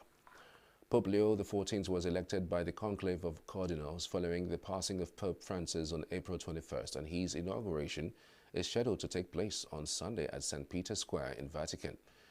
President Tinubu is expected to return to Abuja on May 20 after concluding his engagement in Rome. President Bola Tinubu has received the letter of credence from Sheikh Omar Coulibaly, the newly appointed ambassador of the Republic of Mali to Nigeria. The diplomatic engagement comes despite Mali's recent withdrawal from the Economic Community of West African States, ECOWAS, following a military coup. In a message conveyed to Malian leader General Assimi Goïta, President Tinubu reaffirmed Nigeria's commitment to supporting Mali's democratic transition and enhancing economic cooperation between the two nations.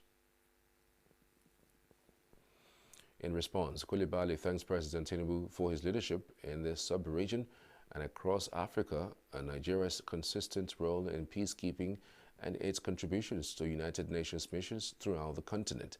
President Tinubu also received letters of credence from 5 other foreign envoys emphasizing the need for stronger international collaboration to promote global peace, mutual understanding, and shared prosperity. Those who presented their letters of credence included ambassadors of the Kingdom of the Netherlands, United Republic of Tanzania, Bosnia and Herzegovina, Russian Federation, and Switzerland. The United Kingdom has expressed optimism about the growing potential for business and investment in Nigeria, citing the country's ongoing economic reforms and improving trade environment. British High Commissioner to Nigeria, Richard Montgomery, made this known during a press conference in Abuja, noted that Nigeria is becoming increasingly attractive for international investors, particularly in areas of trade and economic cooperation. He said UK's positive outlook on Nigeria's economic trajectory has elevated its status as a key partner in the region and attributed the renewed investor confidence to the bold economic reforms introduced by the Tinubu administration, increased market accessibility, and long-term strategic partnership. Country Director of the UK's Department for Business and Trade in Nigeria, Mark Smithson, also highlighted the enhanced trade and investment partnership as a cornerstone of the UK's broader bilateral relations with Nigeria, which he noted UK's second largest trading partner in Africa. Still to come, Trump hails $1.4 trillion U.S. investments pledge on visits to UAE. Demonstrators support Israel at Eurovision in Basel. To stay with us. Every second, every minute, every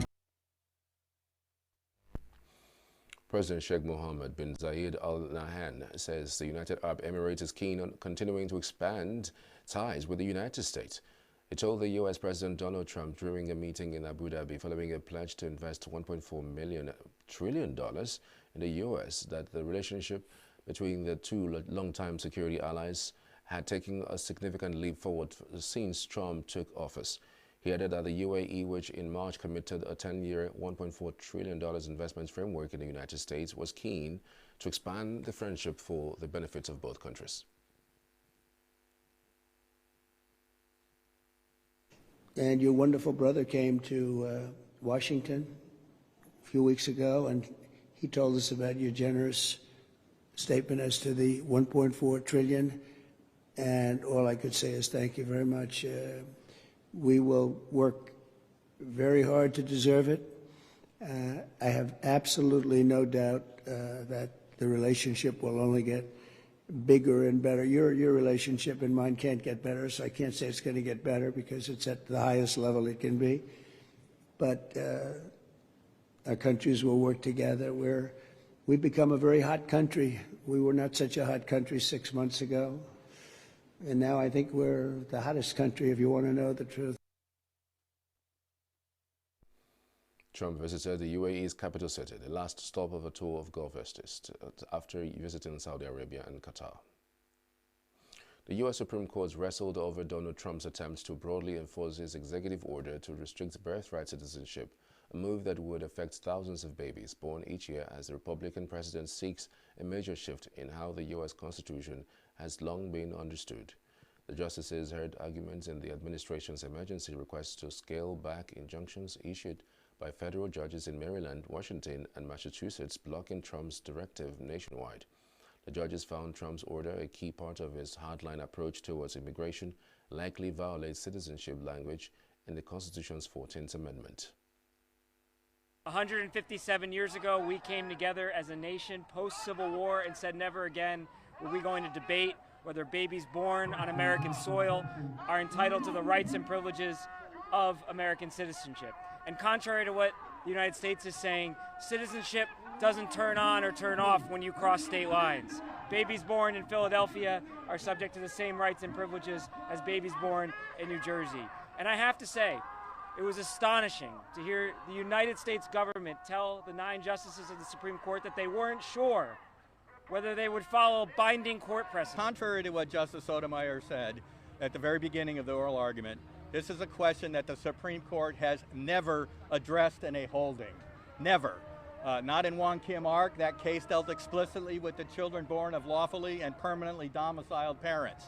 The 3 other cases she cited were the purest form of dicta, just a statement in passing, no part of the holding of those cases. And I think the historical record is much stronger in favor of President Trump's executive order than the 3 or 4 justices that commented about the merits were willing to accept. The case is unusual in that administration has used it to argue that federal judges lack the authority to issue nationwide or universal injunctions and have asked justices to rule that the way they enforce Trump's directive, even without weighing its legal merit. After more than 2 hours of arguments, the conservative justices seemed willing to limit the ability of lower court judges to issue universal injunctions, but also reticent to issues a ruling without further delving into the underlying legal merits of Trump's executive order.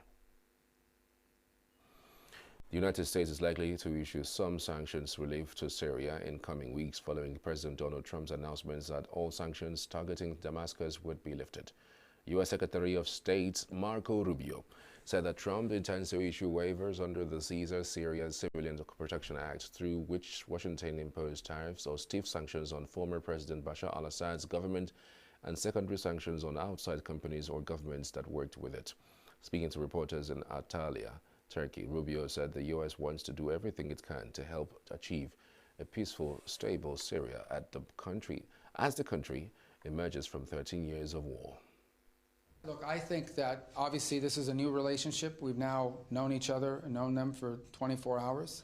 So it's one that we think that a peaceful, stable Syria would be one of the most dramatic improvements in the region in a very long time. And we want to do everything we can to help achieve that. We have governing authorities there now who have expressed, not openly and repeatedly, that this is a nationalistic movement designed to building their country in a pluralistic society in which all the different elements of Syrian society are able to live together. They've expressed an interest in being at peace with all of their neighbors, including Israel. They've expressed an interest in driving out foreign fighters and terrorists and others that would destabilize the country and are enemies of this transitional authority. And they've asked for our help. And so we're going to try to help them. Now, obviously, we want to see progress made, and we'll take every step that they take, and it'll be a long road because it's been a long time. Well, this is a road we were on, so we've been doing the work, the prep work for it. Overturning the bill would require congressional action, but it includes a provision allowing the president to suspend the sanctions for national security reasons. Removing U.S. sanctions that cut Syria off from the global and financial system would clear the way for greater engagement by humanitarian organizations working in Syria, easing foreign investment and trade as the country rebuilds. A Wisconsin judge pleaded not guilty to charges accusing her of helping a migrant evade an arrest outside her courtroom in a case with implications for U.S. President Donald Trump's sweeping immigration crackdown. Hannah Dogan, an elected judge on the Milwaukee County Circuit Courts, is facing federal charges accusing her of obstruction and concealing an individual wanted for arrest. Her lawyer, Stephen Biscopik, enters the plea on her behalf during a brief proceeding, following which the magistrate, Stephen Dries, set a July 22nd trial date. Several dozen protesters gathered outside the federal courthouse in Milwaukee before the hearing denouncing the Trump administration and chanting hands-off Judge Dugan. Prosecutors allege that Dugan sought to derail the planned arrest by directing federal agents away from the hallway outside of her courtroom and escorting the migrant, identified as Eduardo Flores Ruiz, through a non-public exit.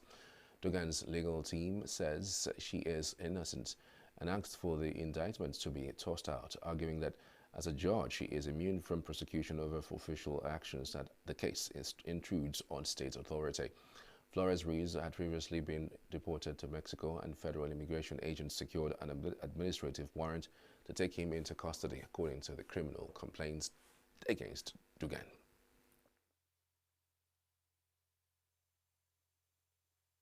It's the way that they're putting fear out into the community, and you can see it. I mean, there's a lot of people who no longer want to go to work. Here in Milwaukee, we get a lot of calls of people asking for advice whether they should go to their court date or not. They should go to the courthouse to get married, to get a document, to do basics like things. They don't want to go, and it's like, I don't know. It's really sad to see, disappointing, and I think when people, I would love to see a lot of more undocumented folks stand up and be out in the public, because I do believe that it's better to be within community. You're more protected there than if you are in the shadows, and we always tell people it's better to be out fighting than to be like scared in the shadows.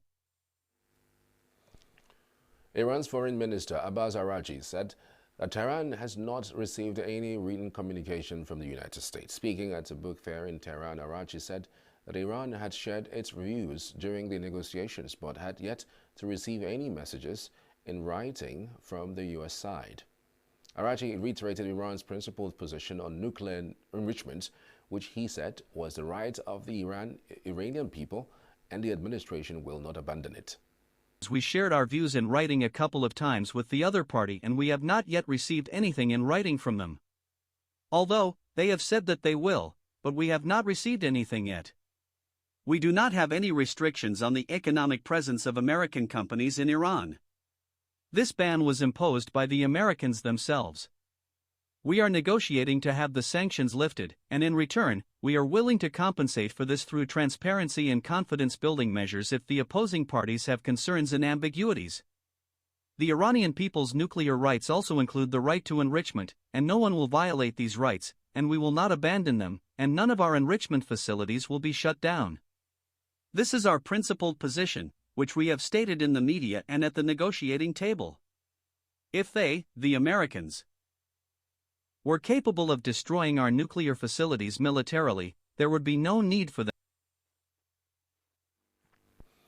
Araghchi's comments come on the same day that United States President Donald Trump announced advancements in securing a nuclear deal with Iran.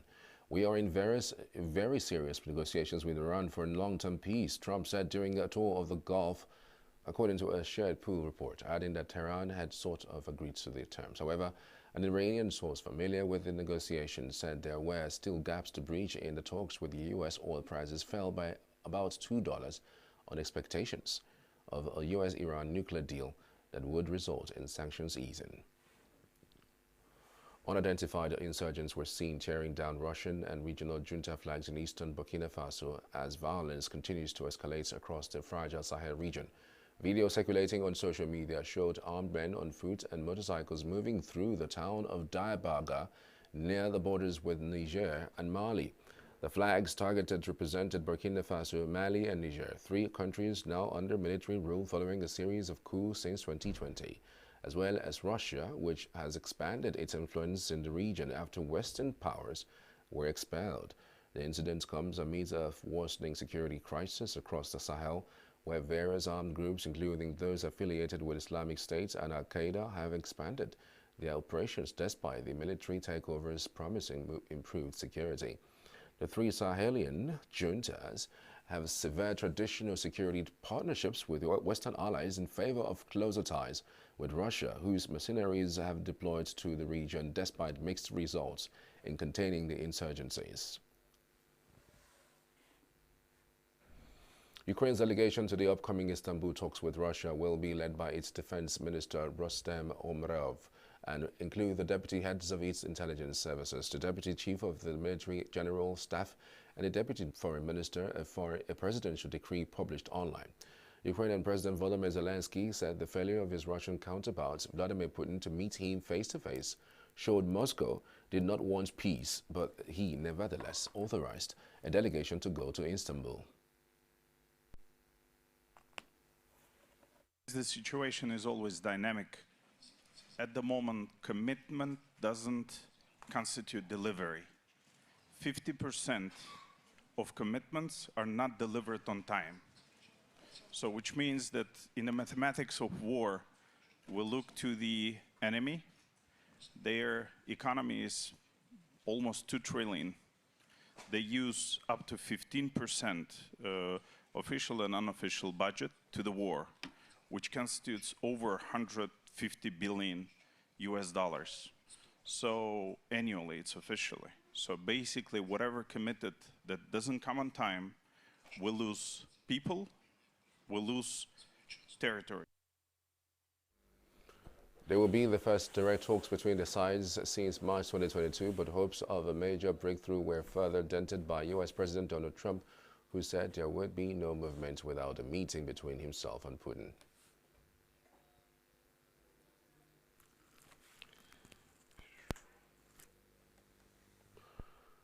Demonstrators waving Israeli flags gathered in the Basel Cathedral Square to show support for Israel's contestants at the Eurovision Song Contest 2025 and the Jewish community in Switzerland. There were also small pro-Israeli and pro-Palestinian protests at the ESC venue St. Jacques-Spale, where Israel Eurovision entry Yuval Raphael was scheduled to perform at the second semi-final. The 24-year-old singer was selected in January to represent Israel in the 2025 contest. Raphael was at the Nova Music Festival during the October 7 attack by Hamas militants on southern Israel that killed 1,200 people and saw 251 taken hostage, according to Israeli officials. The conflict has prompted officials in the countries including Spain, Slovenia and Iceland to question whether Israel should take part in the competition. Pastor Lucas Kundertz, one of the demonstrators at the Cathedral Square, emphasized the need for visible support for Jewish people in the country. Here because of the pictures I saw this week with the pro-Palestinian. I'm here because what I saw last year at the Eurovision Song Contest. I'm here because I'm suffering since October 7th a lot. All my brothers and sisters are suffering here, all around the world in Israel. Difficult times, and I wanted to raise my voice. I wanted to stand up.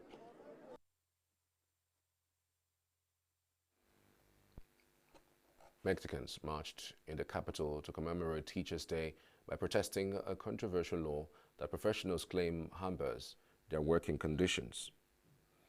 Hundreds of teachers from various regions of the country gathered on the Reformer Avenue, marching to the presidential palace in Zocalo Square.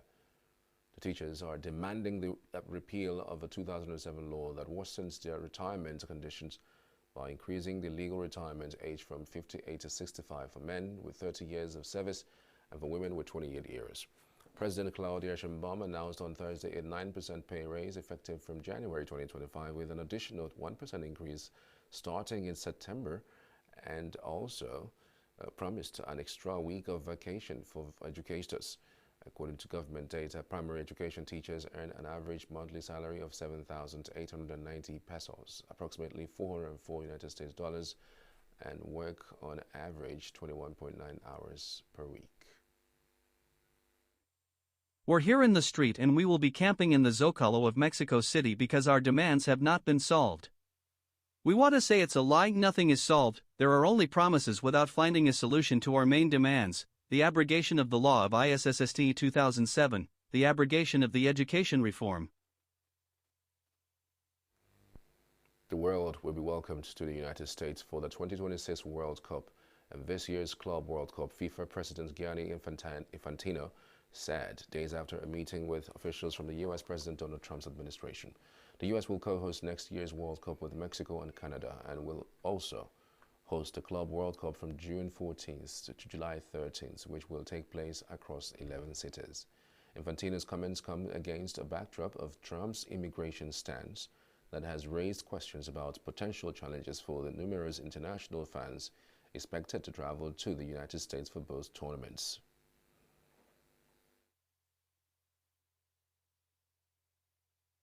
I think it's important to say one thing very clear. We had a meeting last week of the White House Task Force on FIFA World Cups with the government of the United States, the President, the Vice Presidents, several secretaries, ministers present, and the world is welcome in America. Of course, the players, of course, everyone involved, all of us, but definitely also all the fans. And let's be clear about that. This doesn't come from me, this comes from the American government. Everyone is welcome, obviously, those who want to come and celebrate football, those who want to come and spend a good time, those who want to come and celebrate the Club World Cup or the World Cup with their families, with their friends, and to spend an emotional moment. Those who want to come to create trouble, like in every country in the world, well, they are not welcome. They are not welcome anywhere in the world. Actually, let me be clear about that as well. They are not welcome in football. Yeah, so these are the protagonists. 32 teams from 20 different countries, but listen to that. Players from 90 different countries, almost. I think it's 86 or 87 different countries. So we have more countries represented in the Club World Cup, the first edition of the Club World Cup, than in 100 years of World. Trump began an aggressive immigration enforcement campaign after taking office in January, declaring illegal immigration an invasion in an attempt to ramp up deportations. Andrew Giuliani, son of former New York City Mayor Rudy Giuliani, will serve as executive director of the Presidential Task Force for the 2026 World Cup. Trump said last week he wanted people traveling to America to watch the competition to have a seamless experience during every part of their visit. A Rio de Janeiro court ordered the board of Brazil's Football Confederation, CBF, to be removed from their positions, including President Elnado Rodrigues, a decision showed. The case refers to an alleged forgery of a signature of a former CBF President Antonio Carlos Nunes de Lima in an agreement with Rodrigues that resulted in the current board of directors taking office at the Confederation. In his decision, Judge Gabriel de Oliveira Zafiro also ordered CBF Vice President Fernando Jose Sane to hold elections for the entity's executive positions in his capacity as intervener as soon as possible. Rodrigues had previously been removed in December 2023 following a ruling by the Rio de Janeiro Court of Justice, despite having been elected to lead the CBF until 2026. However, a month later, Brazilian Justice Minister Guilherme Mendes ordered his reinstatement, citing the risk of the Brazil national team being barred by FIFA. FIFA ruled out the sanctions as it does not accept government interference in football affairs and bans nations from taking part in its competitions if they break these rules, and Rodrigues was then reinstated. He was re-elected in March this year to lead the Brazilian FA until 2030. Indeed, it was a good day for local fans at the Italian Open as men's world number 1, Yannick Sinner, put in a ruthless display in the evening session to dismantle newly crowned Madrid Open champion Casper Ruud. The match in 63 minutes to reach his first semi-final in Rome. Sinner will next play American Tommy Paul, while the other semi-final will pit his Italian compatriot Lorenzo Musetti against Spanish third seed Carlos Alcaraz. And that's the news this hour. Many thanks for watching. I'm Charles Pius. Join us in another few minutes for E-Vibes, which you will contact next with that. Stay with us.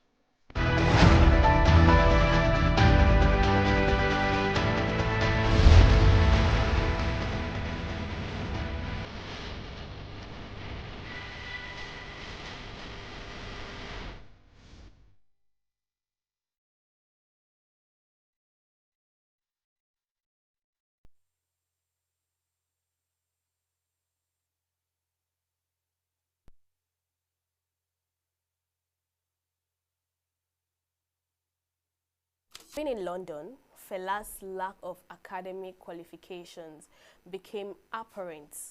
Yeni explained that when he presented himself at Trinity College of Music, he was nearly turned away.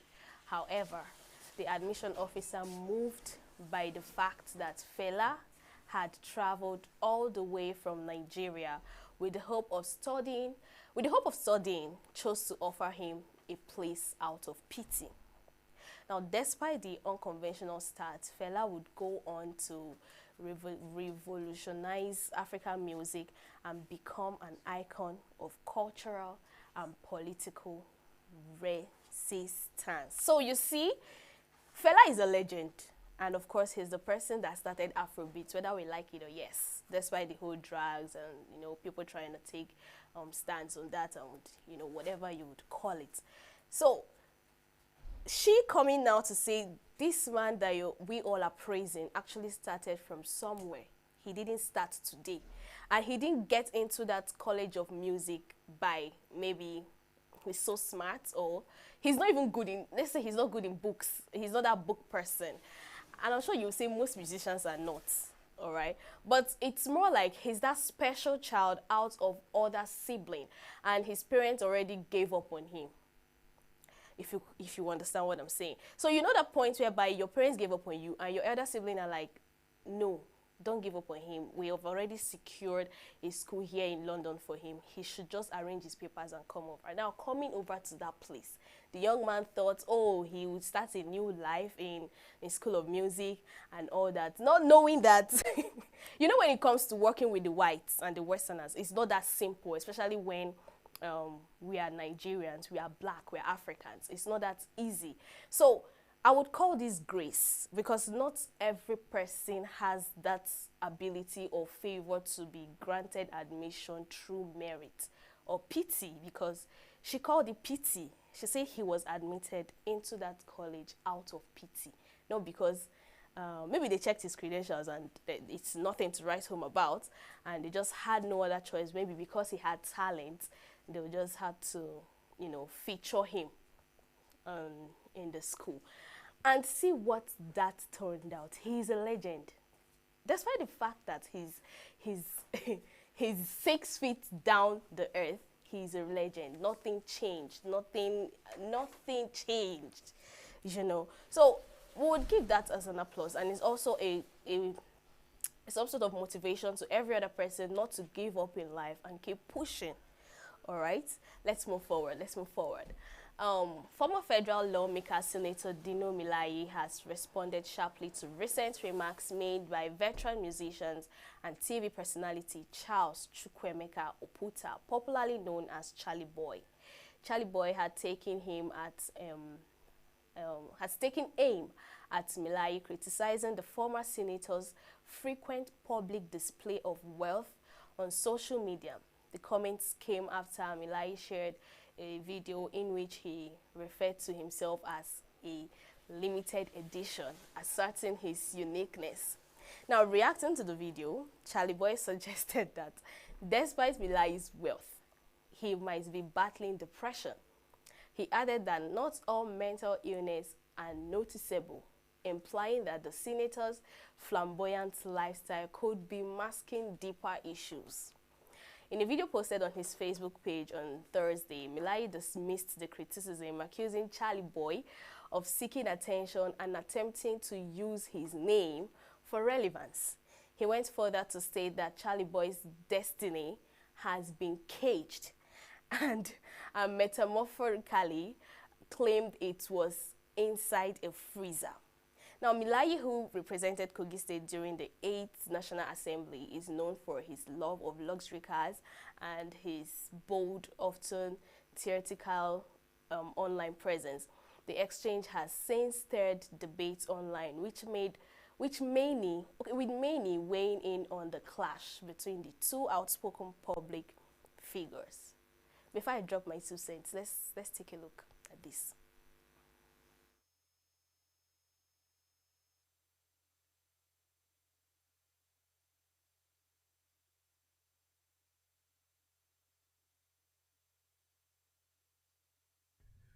Most distinguished. You don't hear say Charlie Boy they talk about you. Which Charlie Boy? Hey! Who be Charlie Boy? Is it the name of a noun, animal, place, or thing? Which kind Charlie Boy? That's what I want your giddy. Ẹ pé èèyàn ní wèrè, ẹ tún sọ pé ó ń ranjú, ta ni ò bá ranjú? Bí ò bá ṣe wèrè, kí wèrè má ṣe bọ̀ mí lọ́wọ́. Charlie Boy, kí wèrè má ṣe bọ̀ mí lọ́wọ́. Charlie Boy wey be say, I hear say him roof dey leak, he no fit fix am, he no get money to fix am. Yeah, he who be like wèrè. Yeah, Charlie Boy, odidi machine, now he put for front of his house, like like statue, machine, front of the house. That one no be show off. Now me want take shine because they don't put him destiny inside freezer. He want use me popular, he want use me take come chop market. I beg leave me alone, no. And when you're new way, I know they travel. I carry yellow bag, yellow shoe, yellow top. That's all though. With the jubelo, I'm very jealous. Till the posting, I shall better tomorrow. Check out because of Mama War. That's okay. They like auto boxers. Sure.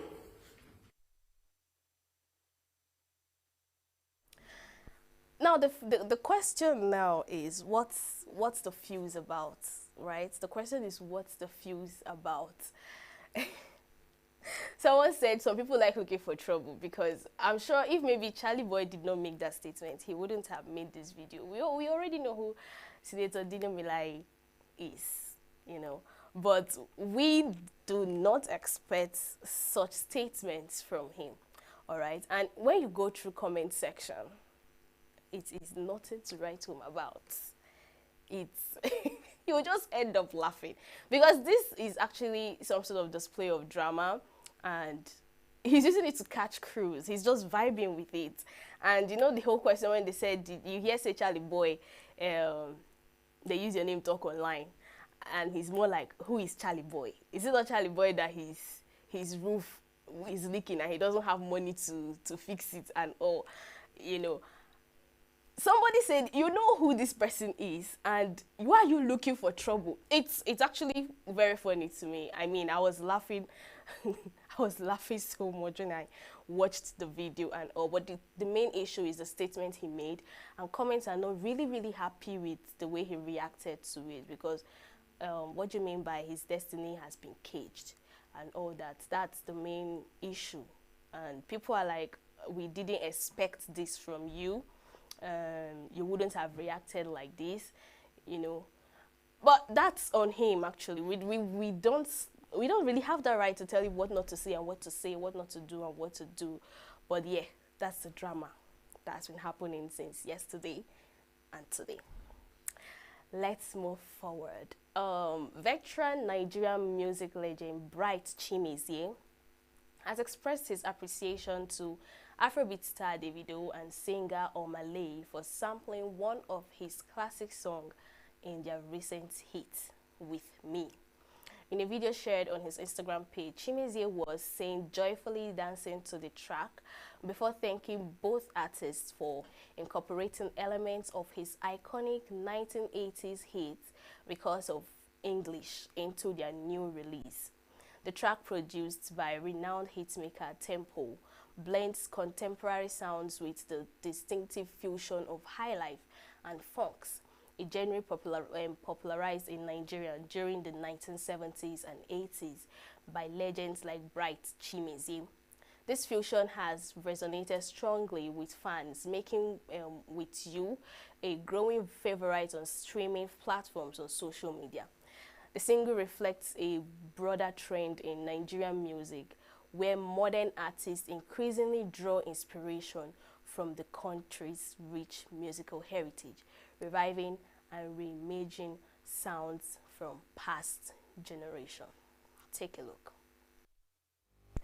All right, that was a very beautiful scene, and you could see the happiness and joy in his face. I'm so proud of Nigerian music artists. You know, you tend to see them blending contemporary music. It could even be a sound from gospel music. I think that was what's his name? Fino did in one of his songs. What's that song again? I'll remember. But I'm sure you know the song I'm talking about. The intro is usually music from the 80s, the 90s, and then they add it a little blend. You know, something very spicy to make the sound look a little bit new. Even Burna Boy does the same thing. Who else has done that? I think Rema, you know, is either they're using the person's voice or they're using the person's sound. So there's this blend, and I love it. And I'm sure you love it too, you know. So the fact that after using their sound or their voice or a pitch from their music, you give them appreciation, you know. Like they said, give honor to whom honor is due. You can't steal somebody's thing and you don't give them credit for it. So the fact that he gave credit to him and he himself noticed it, because there are people that will notice it and they will create a fuse about it, especially when you don't give credit to them, you know. So he gave credit to it, and you can see Bright Chimezie vibing to it. That's it. I didn't review the video where Davido and Bright Chimezie was on a video call, having all fun, vibed up, and Davido was more like, he's still in Lagos, and maybe they would do something together, a music together, or maybe just chill, have a conversation and all that. We would agree that Davido is that guy that, you know, is filled with life, full of vibes, fun, Afrobeats is in him and all that. So this is something we want from other music artists. Bring the blend, bring the fusion. High life it's not something we are going to let go like that, whether we like it or yes. So let's move into the foreign scene. The second semi-final of the Eurovision Song Contest was held in Switzerland on Thursday night, with Israel's contestant Yuval Raphael among those going through to Saturday's grand finale. Raphael's entry, New Day Will Rise, is a pop song with verse in English, French, and Hebrew. Earlier, Raphael told Reuters she had been frightened by pro-Palestinian protests and security concerns surrounding Israel's participation in the competition. The favorites to win include Sweden, Australia, and the Netherlands. The final is due on May 17th at Basel's St. Jacob Shell Arena. And that's on Saturday tomorrow. Oh, I'm not going to review that to you. But anyways, let's take a look at this. Call me the milkshake man. I wanna shake and make the whole world dance. They drink my milk all across the land. I can tell you wanna taste the milkshake man. Tell you wanna taste the milkshake man.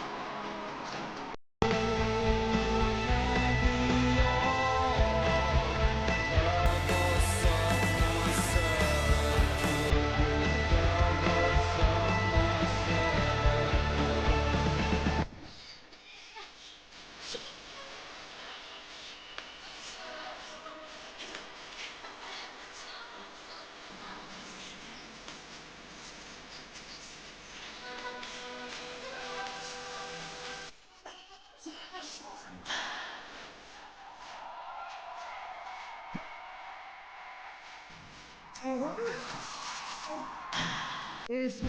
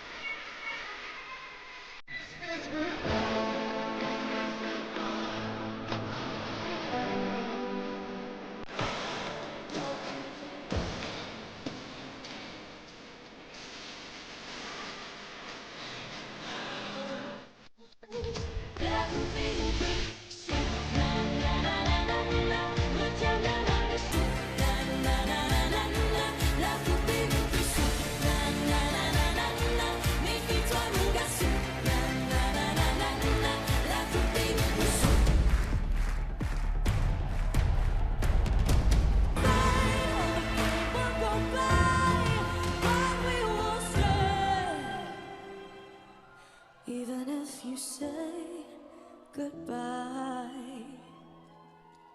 a new day will rise.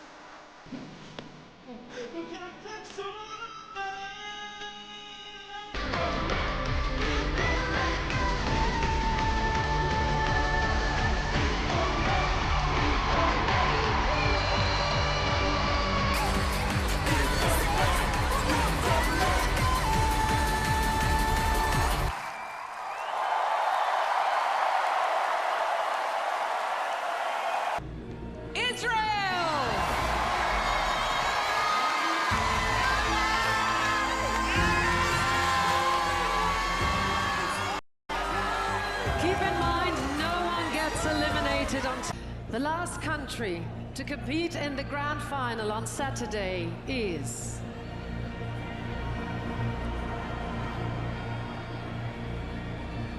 Greece.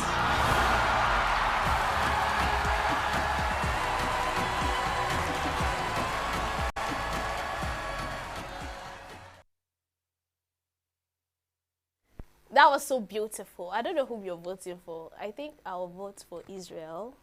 Yeah. I think I'll vote for Israel to win. I won't be reviewing that to you tomorrow, but I will do that on Monday. Trust me. Anyway. Alright, so finally on the story segment, at the start of the United Nations International Day of Light on Friday, the town of Britain in the Italian Alps was lit up by the series of SOS torches, a symbolic global call to attention concerning the future relationship between robots and humans. The torches were ignited by Italian artist Stefano Cago as part of an artistic performance titled We Own the Futures. The performance held in front of Britain's cathedral saw Cago and a humanoid robot participating in the SOS Torch show, exploring the evolving dynamics between human and intelligent machines. Cago's work attempts to build a circle of trust between human and machine, involving light, fire, and reflection. The performance ended with Cago and the robots gazing up at the sun as NASA footage was projected onto the cathedral, visualizing the shared futures. The torch lights up the historic town center and were visible up to 10 kilometers, 6.2 miles from the cathedral square. According to the organizers, the performance created exclusively for the International Day of Light will not be repeated. The city of Britain annually invites light artists to commemorate the UNESCO-led International Day of Lights, currently in its 16th edition. Take a look at that.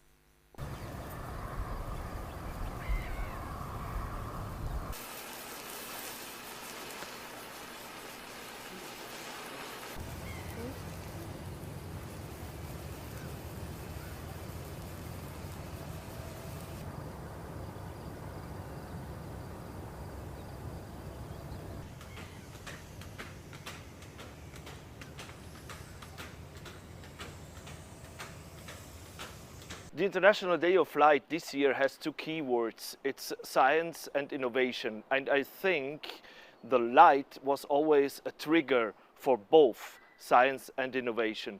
And in this sense, Stefano's work is very important because he is putting light on a main issue what is coming. That's artificial intelligence and robotics. And I think in this case, the International Day of Light is giving us a big eye-opener for an issue what is coming in the next years.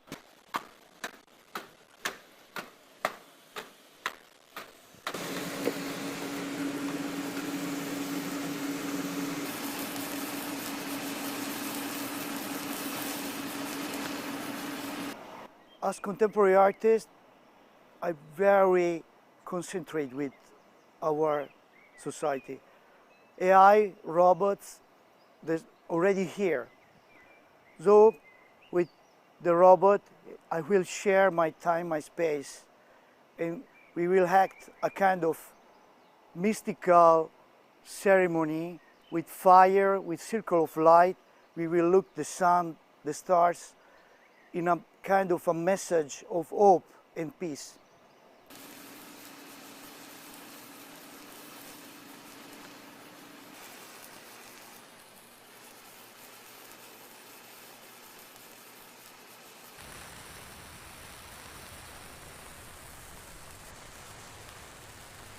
Well, I think Stefano did a great art piece, a great performance, just to talk about artificial intelligence and robots. They're going to change the whole life at the Earth. I don't think we know at this point what's going to happen in the next year. So this is a dystopic moment, and I think Stefano's artwork is very important exactly at this point.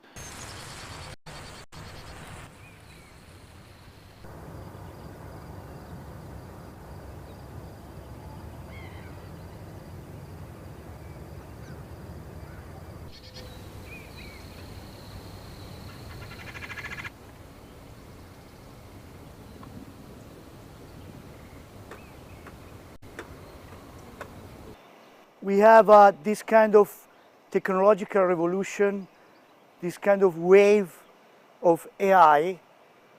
It looks like a flood, so we need to face it, we need to think about, we need to balance.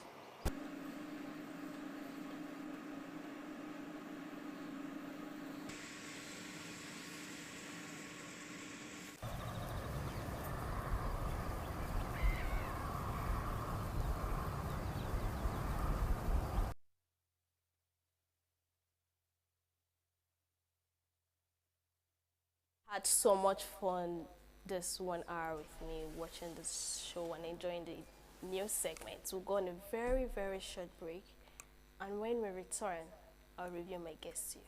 So stay with us.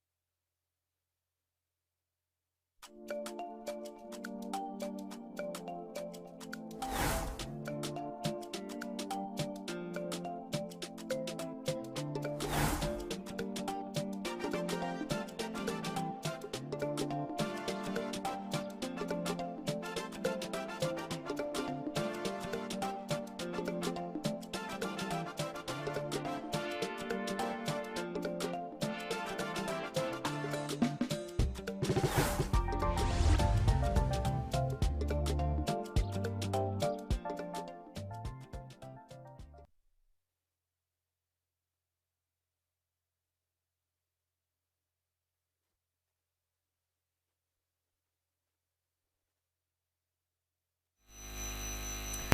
back. You're still watching E-Vibes, the entertainment show on Signature TV. I have a one-of-a-kind guest live here right now with me. Her name is Esther Ebibo. Esther.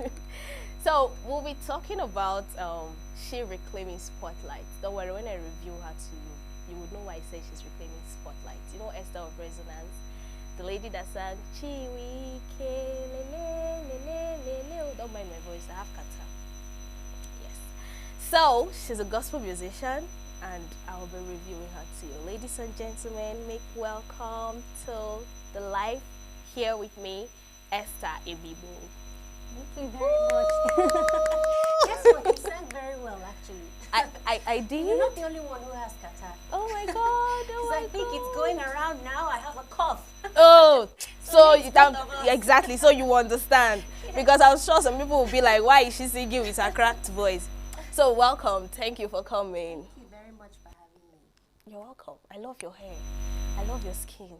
And what should I say I do not love now? Oh, and I love your charisma. I'm feeling myself.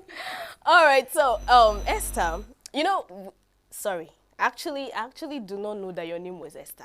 Okay. What I always call you is that fine lady that sang Chiwike. Yeah, I know a lot of people call me Chiwike or Lele. These two songs. Yeah. So can you walk us through your journey creating the song with the group Resonance? Right? I'm right. Prove me if I'm wrong. Okay. Walk us through your journey. How was it? How has it been, even when you got to this point? Well, I've always sang. I started singing at the age of 3. My mom tells me that I used to just make noise in the house, and my brothers, when I started growing up, my brothers would be annoyed because I'd be making so much noise. I remember then I used to sing, I believe in angels, and every time I'll be repeating it and repeating it. Yeah. My brothers are like, enough. But then at the age of 11, I learned how to play the guitar. Wow. Yes. So that was what motivated me to start writing my own songs. Okay. Then at the age of 17, I joined the church choir. Of course, as expected. I joined the Igbo choir, by the way, not the English one. Okay. Yes, and then in the Igbo church choir, there was this other person, the second member of Resonance. Yeah. So he was into rap, and I was into singing. Okay. And he was like, guess what, let's go to the studio and record something. All right. And I was like, yes, I like that idea. So we went to the studio, and then we started recording, and we said we would record a collabo. Okay. So then we finished recording one song after another, and I record my own songs. I record Chiwike, I record Lele. He brings his own songs as well. Yeah. And we have the songs we co-wrote together as well. So it's really fun, and then it's moving. And I remember the first time I came to the studio, I was carrying my guitar, and I was really small in size because I was very young. Yes. So I came to the studio, and then the producer of blessed memory, his name was Ubio. Oh, may so rest in peace. Yes, he was the one under whom Derek Dekumsi was operating. So Derek Dekumsi produced our songs, but he was under Obio, the owner of the studio. Okay. So Obio sees me and starts laughing. And he's laughing, he's like, yes.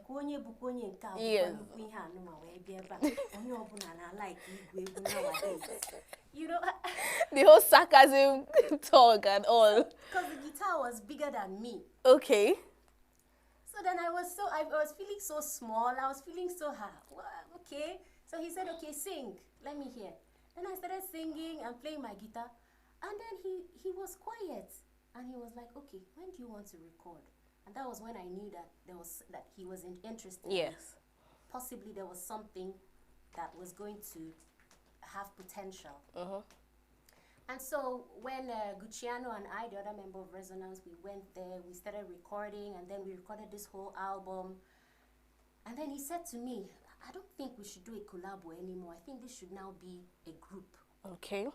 So I said, okay, what name are we going to give this group? And he's like, okay, let me ask my brothers and let's think. And then he was like, Resonance. And that was it. Wow. But you know, you stopped at a while, at a point. We were no longer hearing Lele, you know, sounds like that, songs like that. Yes, of course, there are more Christian music that have come up and all. So what happened? Why did you take a pause, if I should call it that? Yes. Well, at some point, you know, being a woman and everything, I settled down. Okay. I became a mother. Okay. Yes, and I was telling someone the other day that the way we were thrust into the whole popularity, I wasn't expecting it. I went to the radio station just with the belief that if they just play my music once, I'll be very, very happy. I'll be grateful. And so I didn't, it just came like a huge surprise and, you know, favor coming upon us. Yeah. Which we were not even prepared for. Yeah, so with that came a lot of challenges and, you know, it was just a little bit overwhelming. And then I settled down and then, you know, in between though, I tried to release content. Okay. So that if you look for me, you wouldn't just see the old songs. Yeah. That was what I tried to do. I tried to just sing songs and put it out there so that people can still have a feel of me. That you're still here, you've not gone anywhere or whatever, yeah. I'm still alive. Yes. You know, there was something making the rounds at some point. Okay.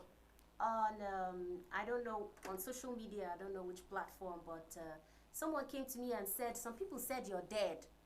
I'm like, I'm still alive. But I get the feeling, yeah, because, you know, when we don't hear about somebody anymore, and there's something one of my colleagues call it showbiz, you know, sometimes not really doing what you always do, but maybe pop up something, do something on social media, they will be like, okay, this person is still alive. So I don't blame them. But that was a very big blunder to make on socials. So now you're back. You're back on the spotlight, especially right now that even little children sings, right? And you released 2 beautiful songs, which of course you're going to perform here for us. I hope you're ready for that. You'll hear some of me. Okay, okay. So now, walk us through, what are your expectations? Did you notice anything new coming back? Did you notice anything new, especially in the gospel music industry? Everything is new. Okay. Life, change is the only constant, right? Yeah. But the thing is that I don't see myself as a regular singer. I see myself as a servant of God. Oh, and I see myself hallelujah. So I see myself as being sent on an errand. Okay. And so everyone is called in their own unique way. Yeah. And so my own calling, I don't look at how this other person is doing something or that other musician is doing this. Okay. I just look at what is the Holy Spirit telling me and how am I going to follow the guidance of the Holy Spirit in me. So, and I think that is not necessarily bad in of itself. Yeah. Because it allows me to keep my authenticity and my own kind of sound and not be influenced by trends. Exactly. Okay. That's quite exceptional, and I agree with you. Okay. I will still come back to a particular question in my head. So your new song, what actually influenced it? Because the first one is Zaza. I listened to Zazia, sorry. My bad. Zazia, you know. And everything is more like when you call on God, he answers you, and it's more like he has never failed you. I'm actually a testimony of that. So tell us what your inspiration is. What actually made you to go out there and record that particular song? Okay, so the story behind the song starts with, I recorded a song 2 years ago. Okay. And I went through a difficult period health-wise, and God really saved my life. And so I recorded the song Ifunanya, but I remember how grateful I was at that point. But then, now, to come to what I want to say, 2 years went by and I hadn't recorded any other song. And so on my Instagram, a fan wrote to me and said, I beg you in the name of Yeshua HaMashiach, please release another song for us. And you know, so when you're being spoken to and you're not listening. Yes. So I saw, and there were other comments, but that particular comment just hits you. Hits me. Yes. And I even went to Google Hamashiach Messiah. So, because I already knew Yeshua, but I didn't know the Hamashiach yes. part. So then I couldn't sleep that night. I was like, I have to go back to the studio. I have to come back again. I have to sing again. You know, God has been so good to me, and He's calling me. You know, so that prompted me. I called Derek Dekumzi, the guy that produced Chineke, as I told you. Yes. And I told him, hey, I know you're not around because he's in the UK, but we need to make this work. I want us to do a song. So he was like, of course, we should do it. It's been time. a long time. It's time. Exactly. So I now started working on the song and going to the studio. And behind the song, Call on You, just like you said, it is a testimony of my life and my journey so far. I can't begin to start telling you the challenges I faced in my life and all the things I've overcome. But I can tell you that I'm alive today and that I'm well and that I can speak to you is a testimony. And so I had to write that song, Call on You, to tell people that, listen, you can call on Him. And He would answer you. And then when I recorded Call on You, from nowhere, it just dropped in my spirit with the same beat. I started singing the Zazia. And the Zazia is more like a prayer. So it's like, Zazia no mo, yare, yare nuwe. Zazia no mo, yare, yare nuwe. God, let it happen. Answer me. And after I finished recording it, there was something I was asking God for. Yeah. And I was playing it, and I was lying on my bed. And guess what? What? God answered me. Yeah. So I truly believe that Zazia, as it dropped in my spirit, it is a prayer. It might be upbeat, but it is a prayer. So we should give her a round of applause now. So, you minister, right? In churches? What do you mean by minister? Now, let me explain. I was called from a background that isn't pure gospel. Like when I was growing up. Yeah. That's the uniqueness. That's why I said everybody's called in a unique way. Now, when I was growing up, I didn't listen to a lot of gospel music. Okay. And when I was supposed to write Chineke, I was writing Ifenemenuwa, Ifenemenuwa. And I was talking about the things happening in the world, yeah. And from nowhere, like I said, it dropped in my spirit. Onye siri na ogaye chetagi. Yeah. The person that says they don't remember God is lost. He just came. And so having just been thrust into serving God without really realizing what was going on. Yeah. You know? So when people see me, they think that because I do gospel, that I've been very well vested in the gospel music, and I you know, I wasn't called like that. Yeah. But it doesn't mean I don't listen to gospel music, and it doesn't mean that I don't minister.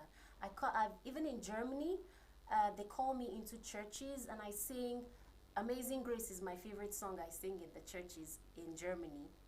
So, and in Nigeria, from time to time, you know, I join the choir, so I sing, you know, in the choir. But, and then I go for 1 or 2 places I go and perform and minister. But in the sense that I'm like a minister, I would say I'm in training. Okay, so have you thought about having backups in any of your music or something? Yeah, I mean, in Ifunaya, there's backup there. Okay. Yeah, Okay. there's backup. So what about collaborating with gospel artists like the yeah, ones we have now? Yeah, You I know, think especially the new generation of gospel artists.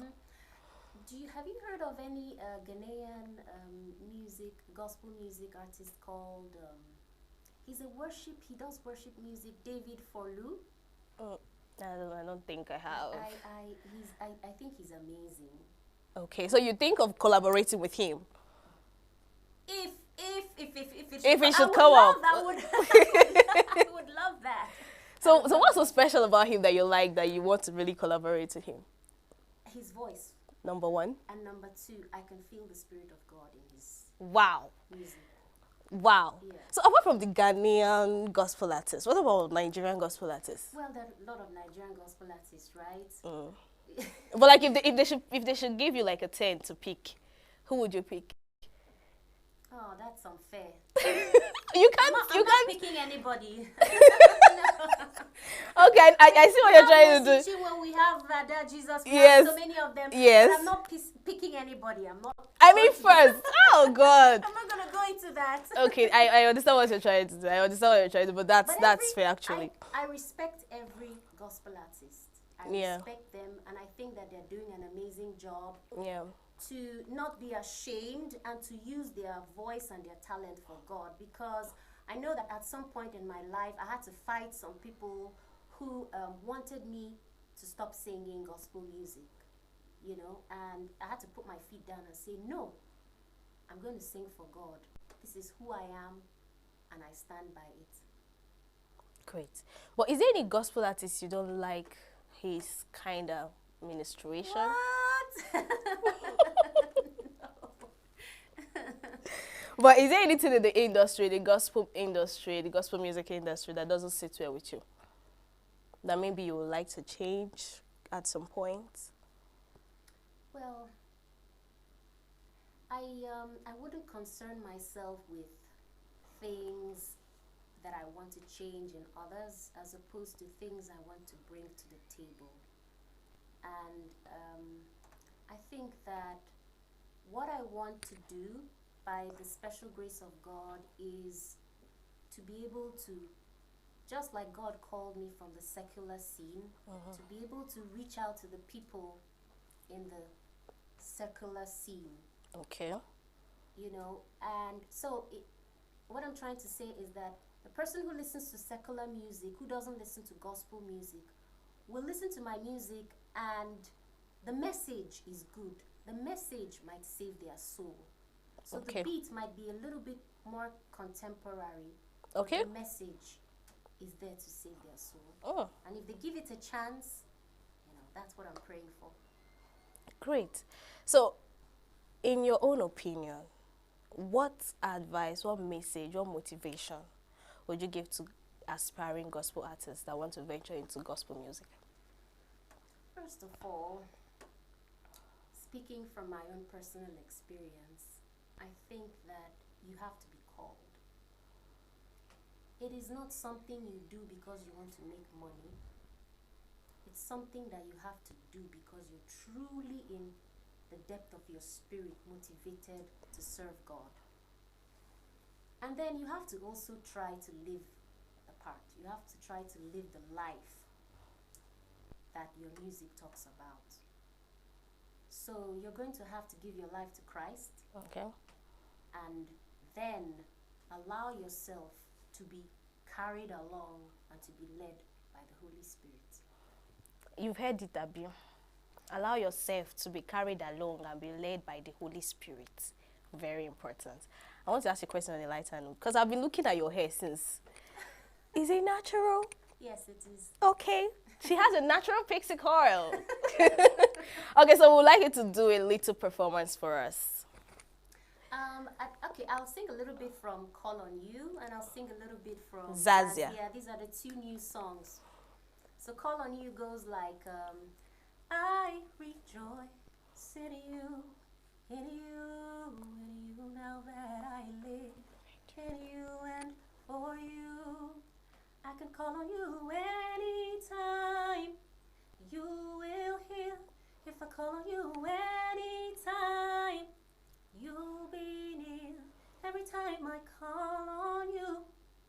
You will hear every time I call on you. You'll be near.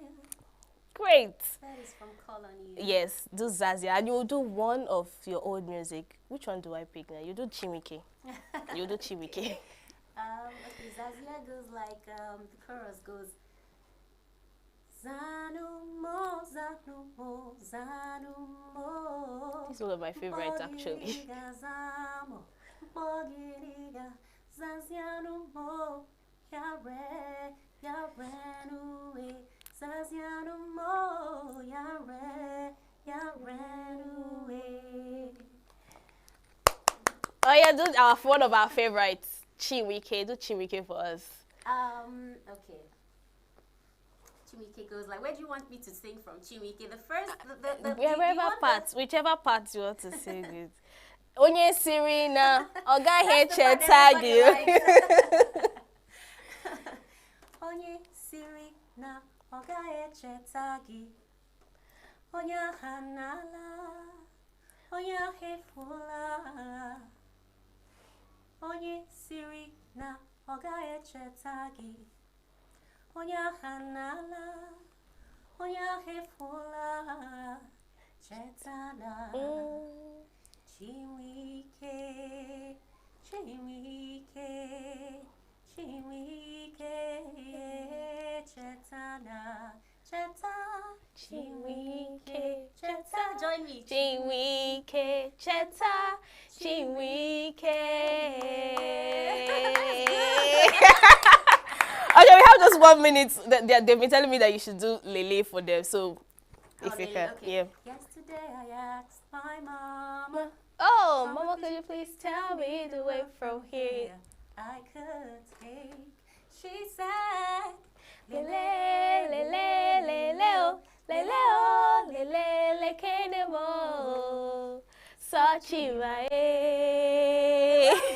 Thank you. All right, thank you so much. I had so much fun with you. This was wow. It was interesting. Thank you for having me. It's my pleasure. Thank you for joining me. And I pray you go there and create that buzz. Amen. Break the wall. Amen. In fact, you're already there, whether they like it or yes. Thank you so much, Esther, for joining us. See you next time. The show has come to an end. This is where we draw the curtain. Join us same time next week. Same station. Follow us on all our social media platforms. Subscribe to our YouTube channel. Don't always forget to tune in to channel 265 on SLTV to get more interesting stories on the entertainment industry. I remain your baby girl, Queenette Wokonta. Enjoy your weekend and the rest of your day.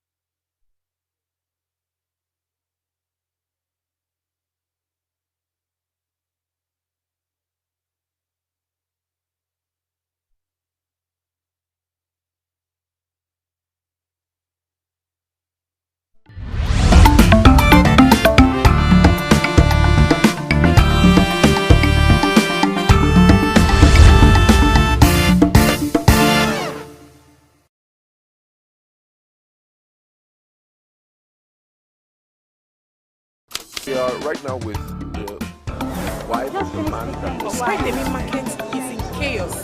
People are... We are national. Those in support of this motion as amended, say aye. Aye. We have taken the vote by default. We are international. Israeli airstrikes. Donald Trump left us the worst unemployment.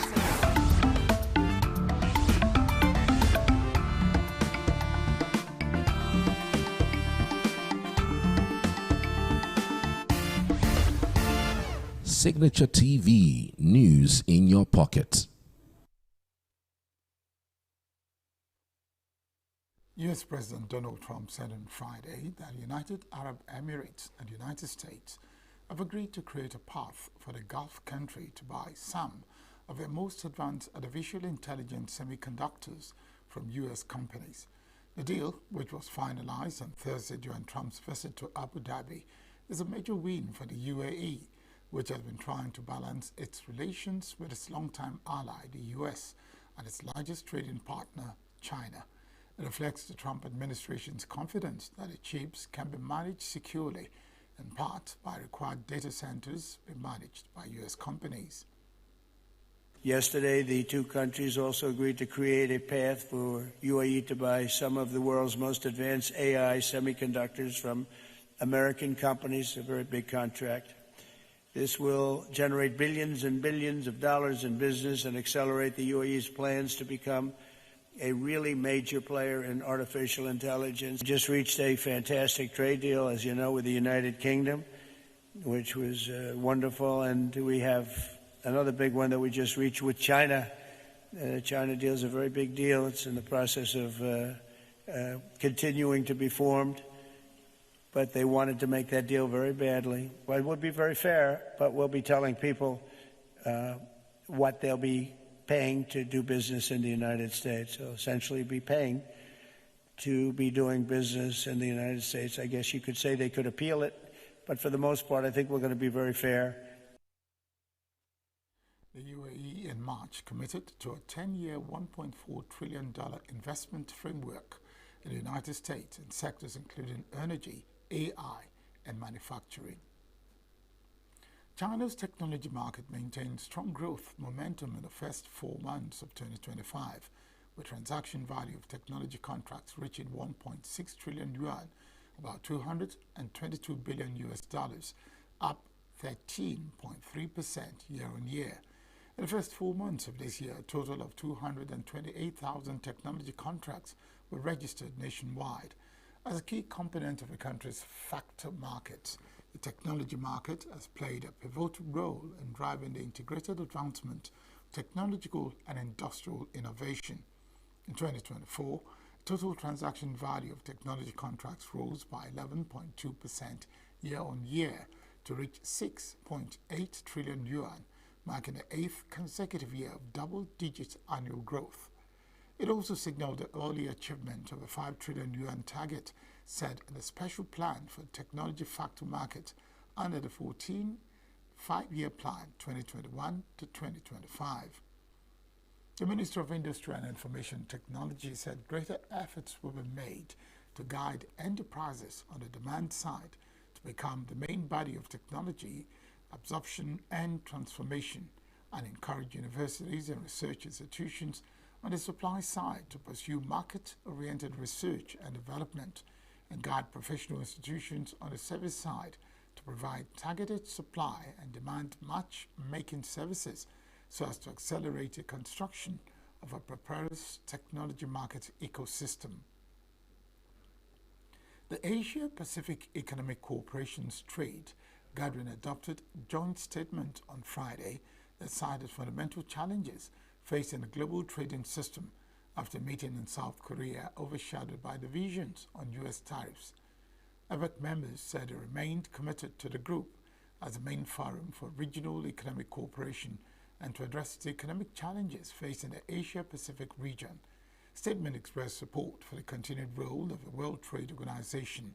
Some top diplomats from member countries were skeptical that they would be able to adopt a joint statement Although, they said South Korean Minister for Trade Chung In-kyo had pushed hard for some consensus. At a news conference, Chung said there was no official discussion on a joint response to U.S. tariffs, and it is difficult to jointly respond because each country is in a completely different situation. The annual meeting is the first major multilateral trade gathering since U.S. President Donald Trump's announcement of sweeping tariffs that hit more than half of the 21 members of the bloc with U.S. import duties in excess of 10% minimum. The United States is likely to issue some sanctions relief to Syria in the coming weeks following President Donald Trump's announcement that all sanctions targeting Damascus will be lifted.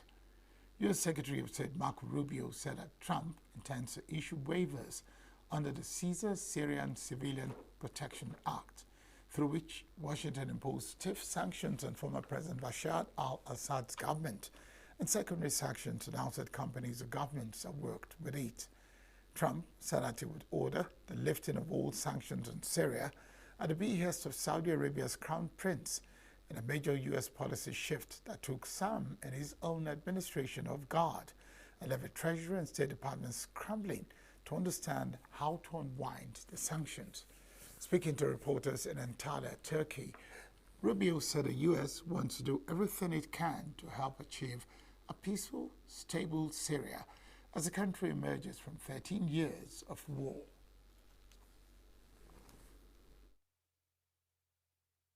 Look, I think that obviously this is a new relationship. We've now known each other and known them for 24 hours. So it's one that we think that a peaceful, stable Syria would be one of the most dramatic improvements in the region in a very long time. And we want to do everything we can to help achieve that. We have governing authorities there now who have expressed, not openly and repeatedly, that this is a nationalistic movement designed to building their country in a pluralistic society in which all the different elements of Syrian society are able to live together. They've expressed an interest in being at peace with all of their neighbors, including Israel. They've expressed an interest in driving out foreign fighters and terrorists and others that would destabilize the country and are enemies of this transitional authority. And they've asked for our help. And so we're going to try to help them. Now, obviously, we want to see progress made, and we'll take every step that they take, and it'll be a long road because it's been a long time. Well, this is a road we were on, so we've been doing the work, the prep work for it. Overturning the bill would require congressional action, but it includes a provision allowing the president to suspend the sanctions for national security reasons. Trump could also issue a general license suspending some or all of the sanctions. Removing U.S. sanctions that cut Syria out from the global financial system will clear the way for greater engagement by humanitarian organizations working in Syria, easing foreign investment and trade as the country rebuilds. We can to help achieve that. German Chancellor Friedrich Merz arrived in Tirana on Friday, where Albanian Prime Minister Edi Rama hosted a meeting of the so-called European Political Community, a 47-member association of all EU states and neighboring countries, whereas states like Azerbaijan were also represented by President Ilham Aliyev. Newly elected Chancellor Merz was expected to hold a bilateral meeting with Hungarian Prime Minister Viktor Orban on the sideline of a meeting, days after Hungary cancelled a meeting with Ukraine of experts on minority rights that had been due to take place last Monday, citing a row in which the two neighbors expelled diplomats and accused each other of engaging in espionage. On Wednesday, Merz had urged the West not to be divided on Ukraine and vowed to provide the financial means needed to build Germany's conventional army up into Europe's strongest. In his first major speech to Parliament since taking office that laid out his government's priority, Merz said a dictated peace for Ukraine or a submission to the status quo achieved by Russian military forces was unacceptable. The war in Ukraine was expected to dominate the agenda. Russia and Belarus were not invited. Iranian Foreign Minister Saeed Abbas Araghchi has rejected a report by the US-based news website Axios that the US administration had given Tehran a proposal for a nuclear deal in the fourth round of indirect negotiations. He made remarks on sidelines of his visit to the 36th Tehran International Book Fair in Tehran, Iran's capital, just hours after Axios reported that U.S. Special Envoy to the Middle East, Steve Witkoff, had presented a written proposal for a deal to the Iranian side during the fourth round of indirect negotiations in the Omani capital, Muscat, on Sunday. Arakshi said they had so far received no written proposal or text from the other side. However, it is possible that the Omani side would later convey something to them. The Iranian and U.S. delegations held the first and third rounds of the indirect talks on Tehran's nuclear program and the lifting of U.S. sanctions in Muscat on April 12 and 26, while the second round took place in Rome on April 19. In the same context, Arakshi stressed that none of the country's uranium enrichment facilities will be dismantled, and that in addition to upholding its nuclear rights, Iran sought sanctions relief through indirect negotiations with the United States. Meanwhile, Iran's foreign ministry issued a statement late on Wednesday condemning Trump's comments as false, divisive, and deliberately misleading. They accused Trump of attempting to deflect international attention from Israel's actions in the region. Members of a Ukrainian community in Toronto held a solemn walk to honor the children who have died in the war with Russia.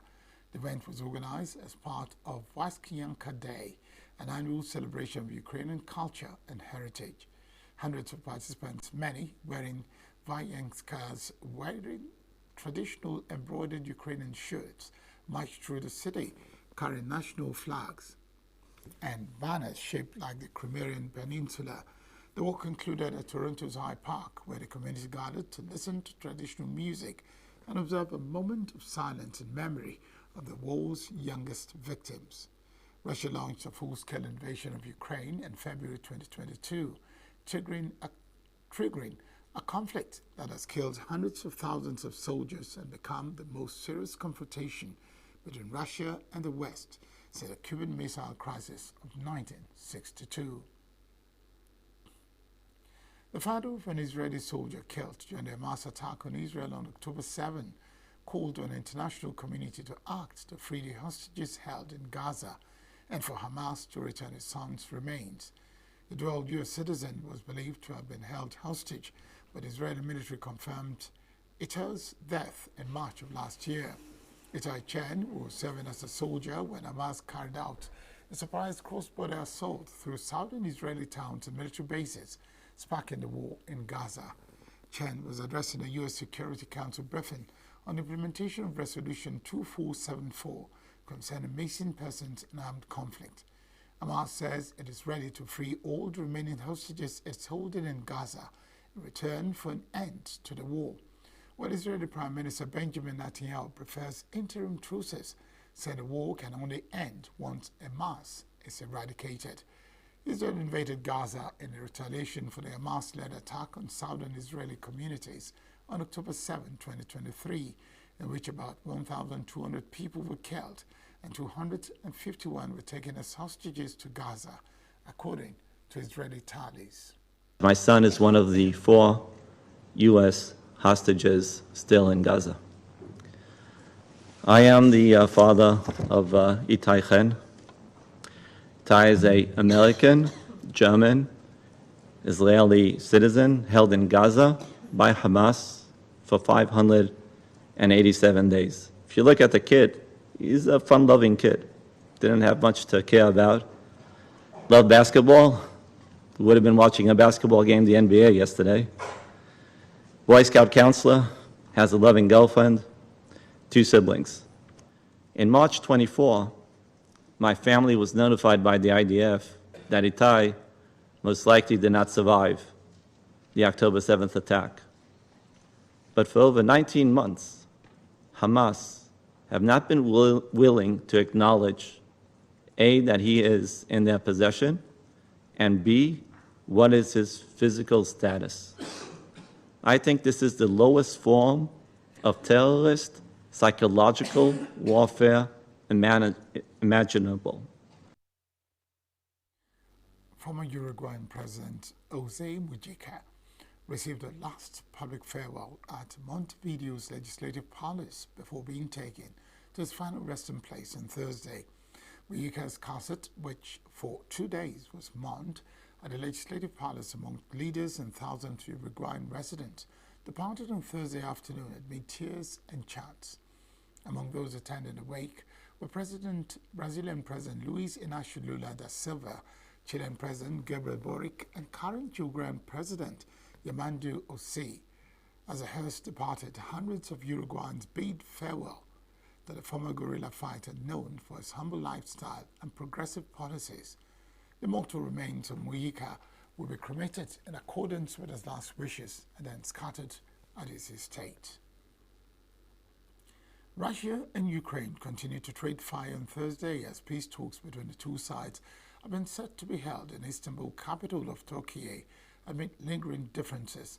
Russian Ministry of Defense reported that the Russian forces are taking control of 2 more settlements from Ukraine and struck targets inside Ukrainian military airfield infrastructure, ammunition depot, and temporary deployment points. Russia Defense Unit shot down over 100 Ukrainian drones and intercepted several aerial bombs and also destroyed a Ukrainian unmanned boat in the Black Sea, the ministry said. Meanwhile, Ukrainian President Volodymyr Zelensky said on Thursday that the Ukrainian delegation would attend the peace talks in Istanbul with a commitment to ending the conflict with Russia, though it would not personally show up at the negotiating table. Also on Thursday, Vladimir Medinsky, head of the Russian delegation and senior aide to President Vladimir Putin, said that his team has the necessary competences to conduct negotiations and will focus on finding possible solutions and common ground through a constructive approach.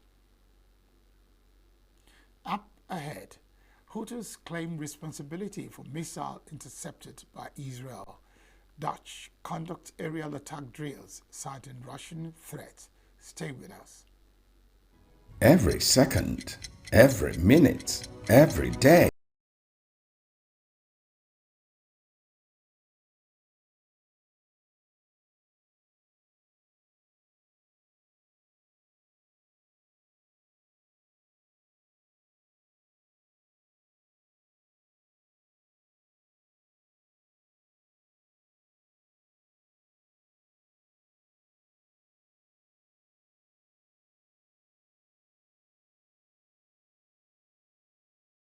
Your pocket.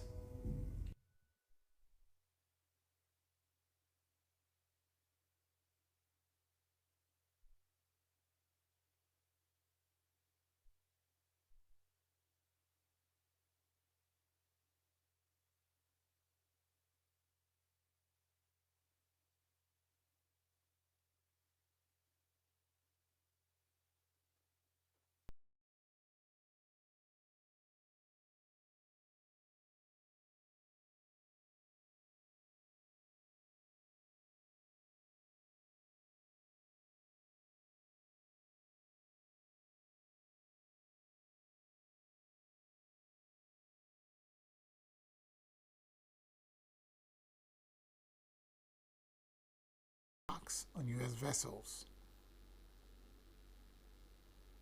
Dutch soldiers carried out drills in Netherlands on Thursday as part of 2 weeks of training for NATO preparedness. Roughly 1,500 Dutch forces took part in the drills, in which Chinook and Black Hawk helicopters from the U.S.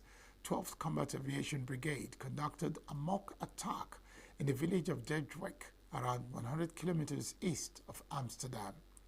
The Netherlands, along with other NATO allies, is ramping up defense spending and recruitment in the face of what they call the heightened Russian threat since Moscow's full-scale invasion of Ukraine in February 2022. By 2030, the Dutch aim to have doubled their military capacity to 200,000. Exercise Falcon Spring was conducted as NATO countries responded to an appeal by Secretary-General Mark Rutte to increase defense spending in the alliance's 32 member states to 5% of GDP. I think that mainly the thing is that the threat of Russia, that is the reason that we are building up our defense. When we look at the past couple of years, we mainly focus on, as we call it, our Task 2 missions. So the missions of choice, the training missions we did abroad in Iraq, Afghanistan, etc. Those were missions on a smaller scale. So now in this time, at what is happening in Europe, we need to practice ourselves again in conducting the large scales. That is not only conducting the kinetic operations with the infantry, but also training our logistical systems and making sure that the complete sustainment is in place for doing those kind of operations. So we are here, part of Operation Falcon Spring. Every year we try to train with our Dutch partners. First and foremost, we are here to increase our U.S. warfighting capability, but in turn this is a very mutually beneficial relationship where we also get to increase NATO warfighting capability, which is very critical to our security in this theater. Peru's Interior Ministry has said that a suspect in the killing of 13 miners in the northern district of Pataz has been arrested in Colombia. The ministry said in a post on X that the arrest of Miguel Rodriguez followed extensive intelligence work and coordination between the Peruvian and Colombian National Police and Interpol. Earlier this month, workers at a gold mine in northern Peru were kidnapped and murdered by illegal miners that were allied with criminal groups among a wave of violence over control of the area, which has forced the government to establish a military facility there. A lawyer for the suspect told local radio station RPP that his client had been in Venezuela for a few days before returning to Colombia, where he was arrested. Rodriguez had previously denied involvement in the killing in an interview with a local television station. Illegal mining in Peru, mainly for gold, has begun moving more money than drug trafficking, between $3 billion and $4 billion per year, according to the government.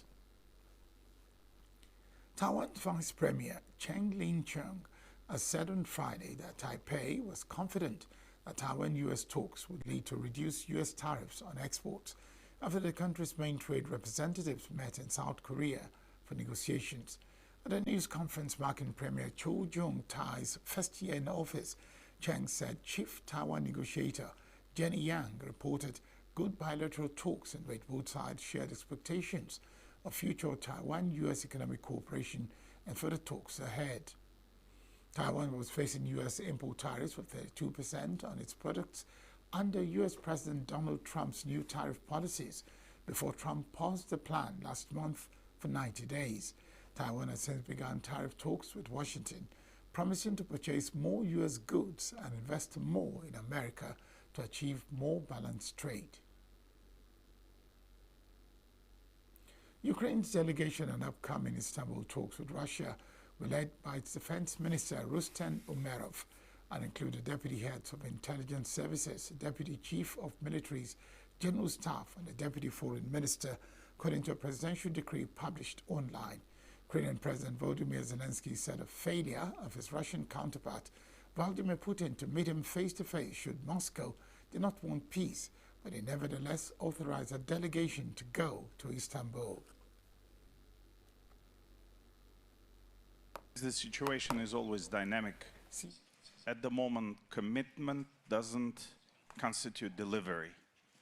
50% of commitments are not delivered on time. So which means that in the mathematics of war, we look to the enemy. Their economy is almost 2 trillion.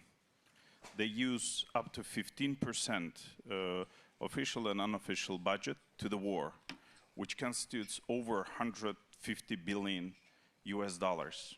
So annually, it's officially. So basically, whatever committed that doesn't come on time, will lose people, will lose territory. There were the first direct talks between the sides since March 2022, but hopes of a major breakthrough were further dented by US President Donald Trump, who said there will be no movement without a meeting between himself and Putin.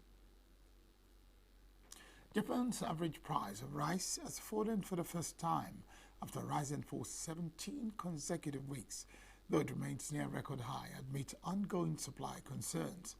Latest data from Japan's Ministry of Agriculture, Forestry and Fisheries show that in a week to May 4, the average price of rice sold in supermarkets nationwide fell 0.4% from the previous week to 4,214 yen, about $29 per 5 kilograms.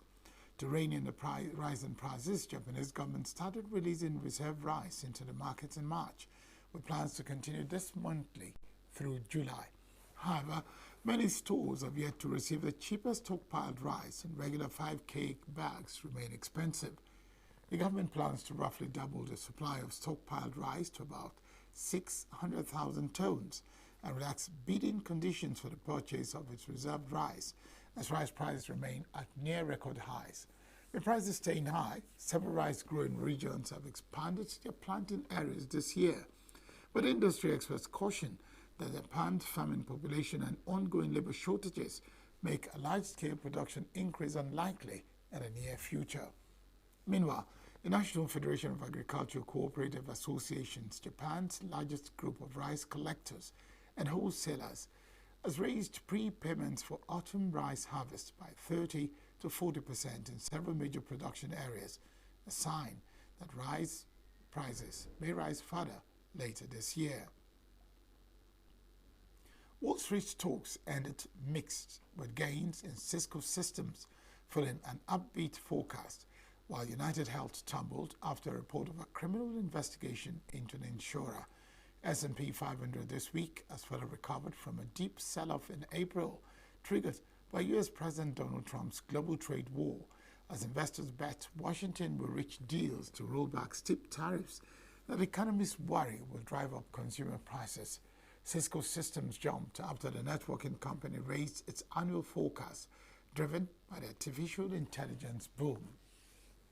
Keep in mind, we did drop 20% from the high in there in the middle of February down to the low that first part of April after Liberation Day, and we had this crazy rebound where it has jumped higher by 22% off of that low, where we closed that yesterday. So today's activity is simply a reflection of uncertainty, trying to have the buyers and the sellers get to an agreement of what direction things are going to go with confidence. Now the market's trying to figure things out. We do foresee some instability throughout the rest of the summertime. We're going to have to see how the economic numbers play out, both from employment, sales, and then also with the overall economy. Are we GDP? Are we expanding? Are we retracting a little bit? That'll give us some gauge on where things are going. Right now, caution is the most important word of the day.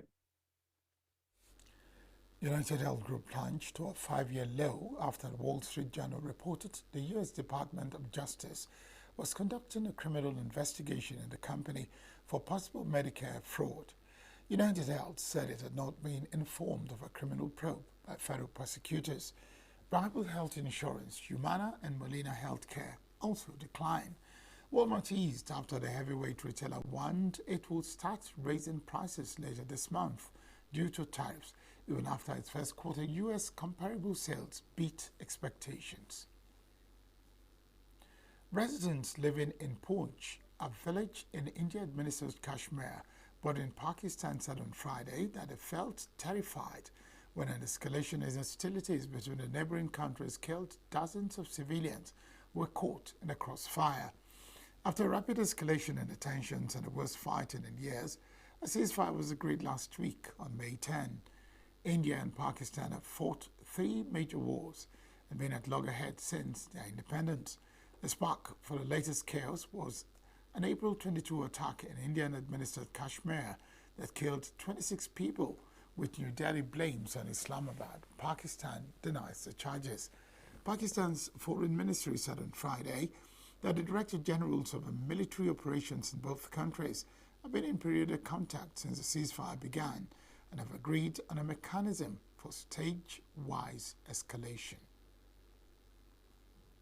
Thai construction tycoon Premchand Kamasutta, 14 others surrendered themselves to police on Friday over a Bangkok building collapse that killed nearly 100 workers during a powerful earthquake in March, authorities said. Surrender comes after the partial built 30-story state audit office tower in Bangkok collapsed from tremors caused by 7.7 magnitude quake that struck neighboring Myanmar. Rescue teams recovered 92 bodies during a 6-week operation, with 4 still unaccounted for. President of Italian Thai Development Premchand was surrounded by a media scrum as he entered and exited the police station in a wheelchair. Premchand and 14 other suspects were affiliated with companies responsible for Building Design and Construction, said Metropolitan Police Bureau Deputy Commissioner Nopasim Ponsawat. They have been accused of negligence and breaching construction regulations. There were also irregularities in construction materials used, including substandard concrete and steel, he said, adding that investigators also discovered forged signatures in engineering documents. Still to come, demonstrators support Israel at Eurovision in Basel. Mexicans march on Teachers' Day against controversial education law.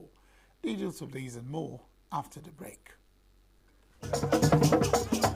With a population of about 36 million people, the Southeast is awash with stories.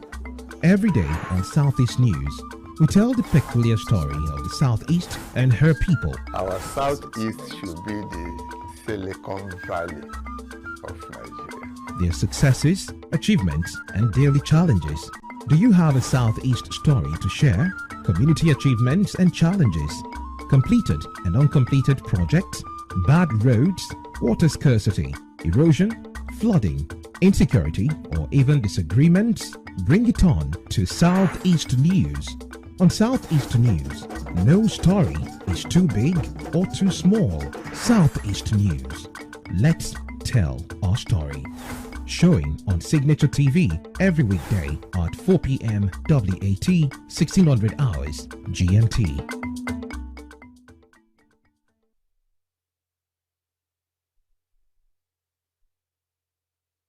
Waving Israeli flags guarded in a Basel Cathedral Square to show support for Israel's contestant at the Eurovision Song Contest 2025 and the Jewish community in Switzerland.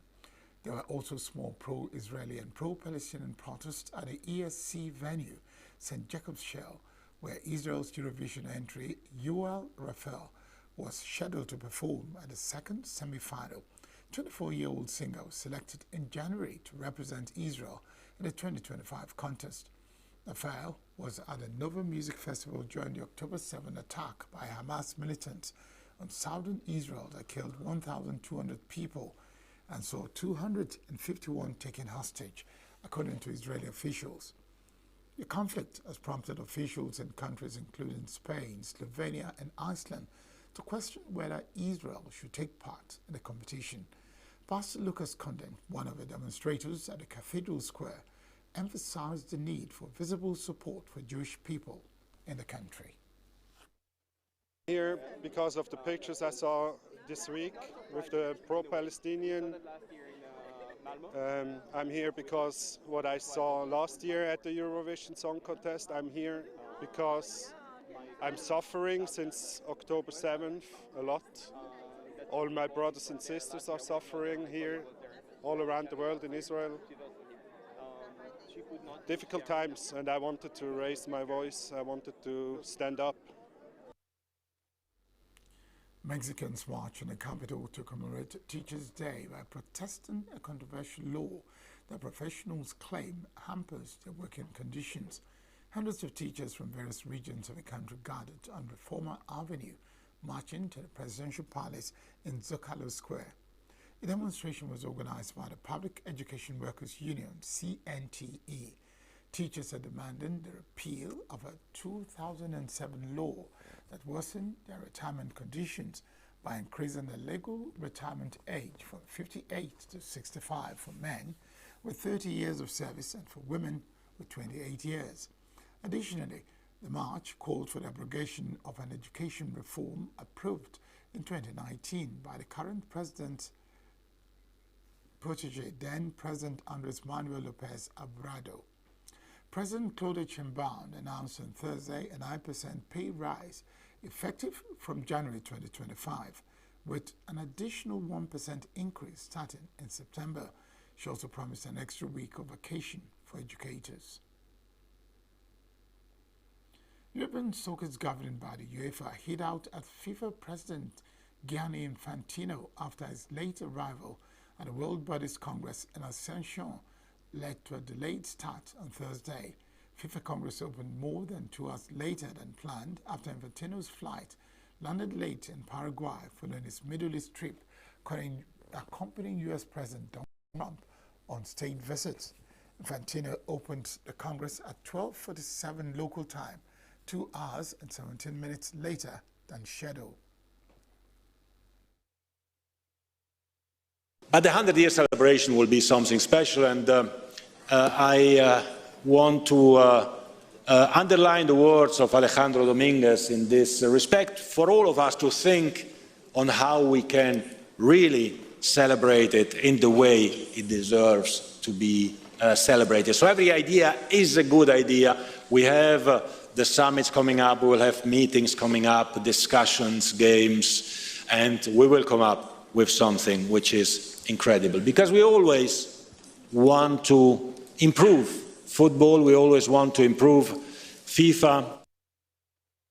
The FIFA Congress is one of the most important minutes in world football, where all the 211 nations at the World Games gather to discuss issues that affect the sport right across the world. Norwegian delegation left one of their members at the Congress in support of Palestinian Football Association. Palestinian Football Association has been demanding that Israel get suspended over the war in Gaza, accusing the Israel Football Association of complicity in violations of international law by the Israeli government, discrimination against Arab players, and inclusion in its League of Clubs located in Palestinian territory. FIFA said last October that it would ask its disciplinary committee to look into the allegations of discrimination raised by the PFA, but has yet to provide an update on the procedure. The IFA has rejected the accusations. FIFA President Gianni Infantino appeared on Thursday to give some support to South American Confederation CONMEBOL's idea of having 64 teams in the 2030 World Cup, saying that every idea is a good idea and should be reviewed. In his inaugural address at the 75th FIFA Congress in Paraguay, CONMEBOL President Alejandro Dominguez said all member associations should think creatively to ensure no one is left out of the tournament, which will celebrate the 100th anniversary of the first World Cup, hosted and won by Uruguay.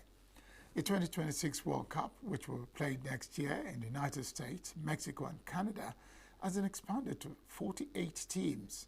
CONMEBOL wants the following World Cup, which will be played in Spain, Portugal and Morocco, and also include matches in Uruguay, Argentina and Paraguay for the club after they beat Espanyol 2-0.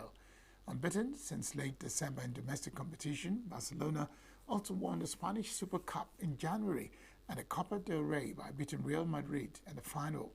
Flick praised Tunic sensation Lamine Yamal, who opened the scoring against Espanyol with a superb strike in the second half, but insisted that Barcelona are much more than just the 17-year-old winger. And I think this is, for me, the most important thing. It's you feel like really a family.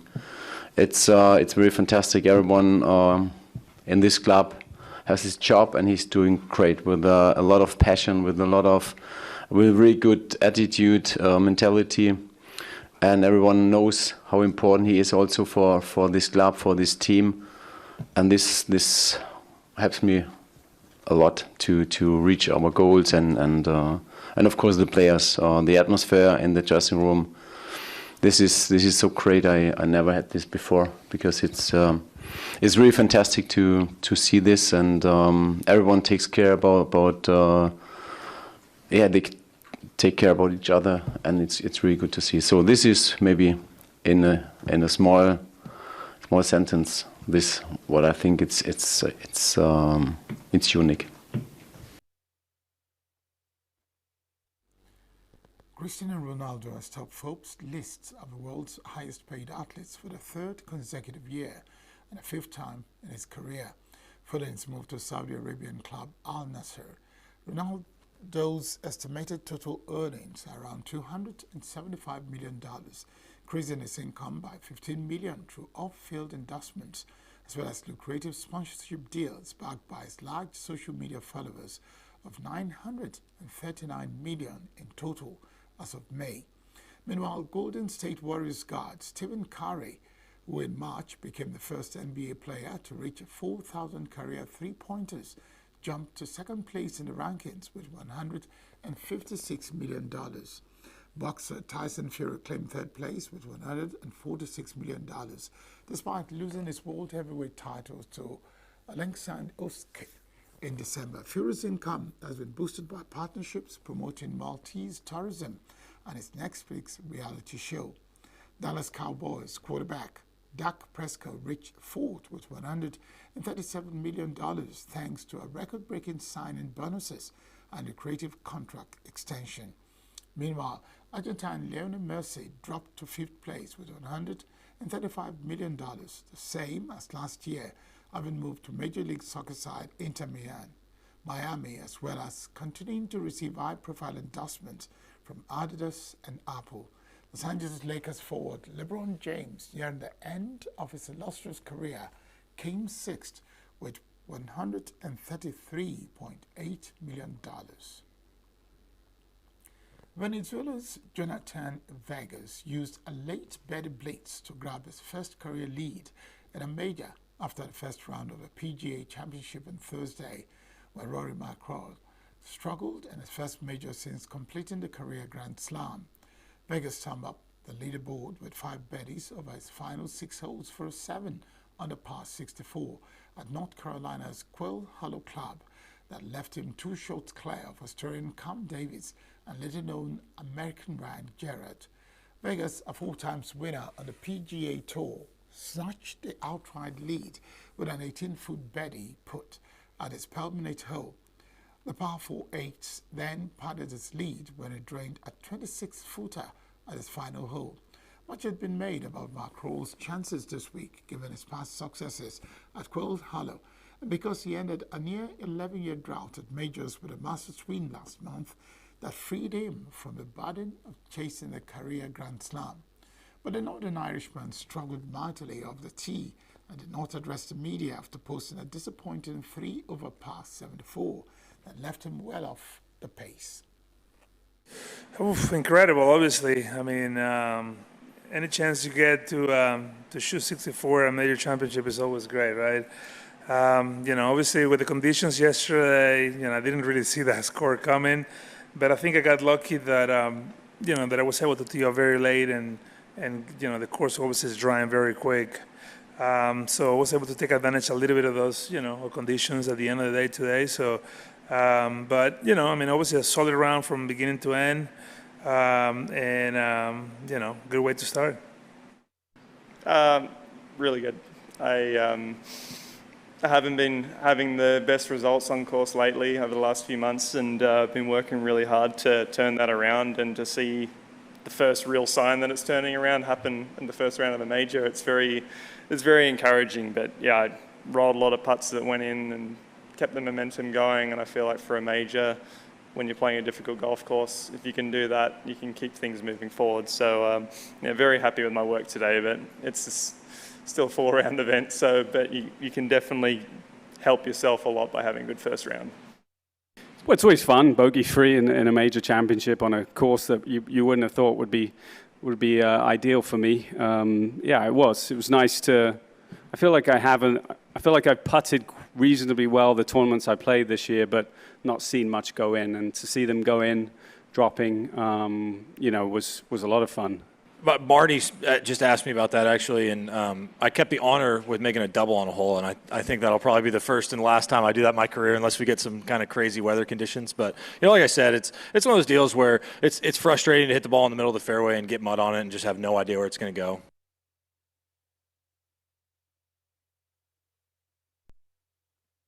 Shohei Ohtani delivered his first 2-homer game of the season.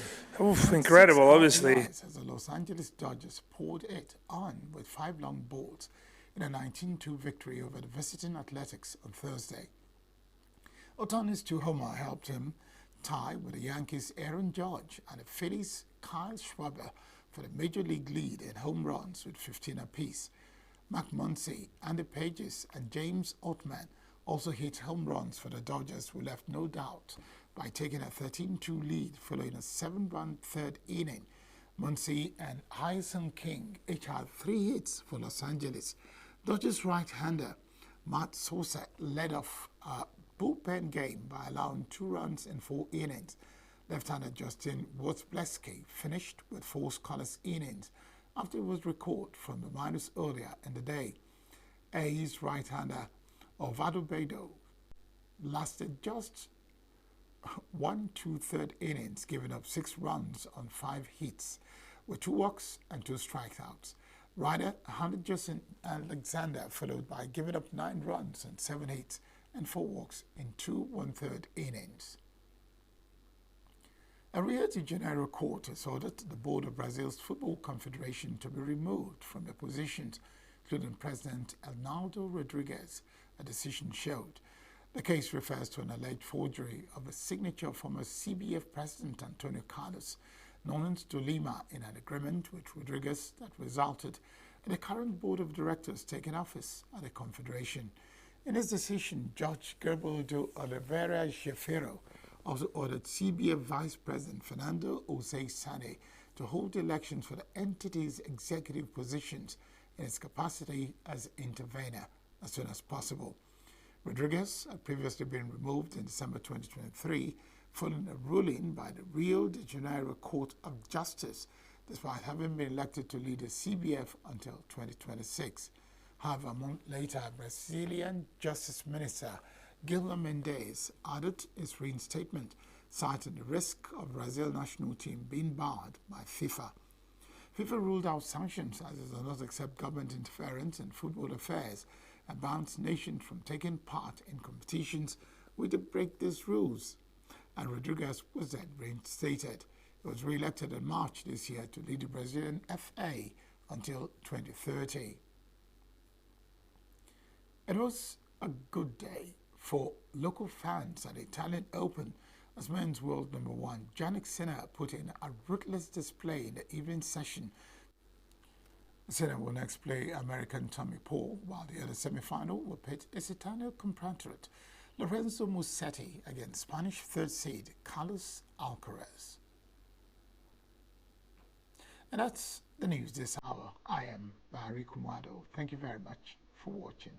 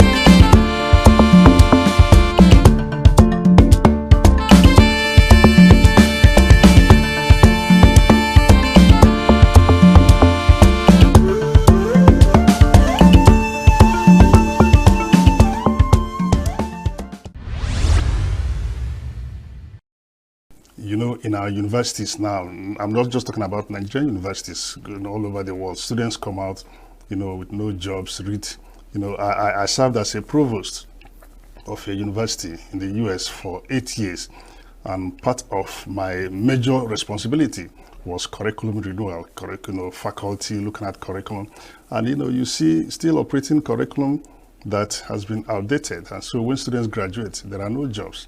And so we put a number of things in place, which I can share, you know, and which, you know, that we can, you know, I mean, part of the thing we said we will do was that, you know, even if you're an English major, history, psychology, nursing major, before you graduate, you must have acquired a career-driven certificate program, a skills acquisition program.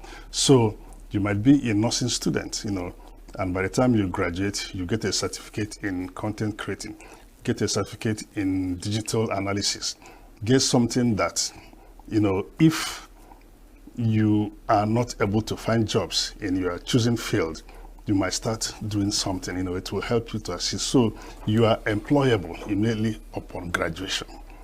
That is one thing that we tried to do. And then we went in and looked at, you know, I told them then that I read English major, I teach African literature majorly, you know, but I know when immigrants, when students come into the US, they want to get employment. I mean, the competition, if you are a PhD in English from Harvard, from Medgar College, from City University of New York, the competition is so great, all right? However, if you get a degree in what is topical in the health sciences, then you are sure at the end of your educational career, you are employed. Very good paying job. And so we said, let us revamp our allied health program. We had no allied health program in the college then, but we had to start instituting programs in allied health, you know, in collaboration. So these are things you need to do to recreate, to revamp, so that the curriculum will be at the service of the students at the end. But the question is, how is it being done in Nigerian universities? Are we even talking about it? That is the question. And that is really part of my goal to, you know, just want to, you know, give back to what I learned as provost. It should play a major role. I mean, when you look at it, the college, the world is technologically advanced now. I mean, everything has to do with technology. And like I said, I'm English major, read English. I have the cell phone, you know. And when you look at these days now, you know, when we went to school, at every semester, we read about 10, 15 novels in a course. Now, if you ask students to read 6, 7, 5, even 5 novels, I mean, you are wasting your time, even though we have to do it. So how do you create a curriculum that will make use of those novels, but digitize them? So students will learn. Number one, students will read the novels, even if they're not reading the novels. Students will apply the novels to a modern day world.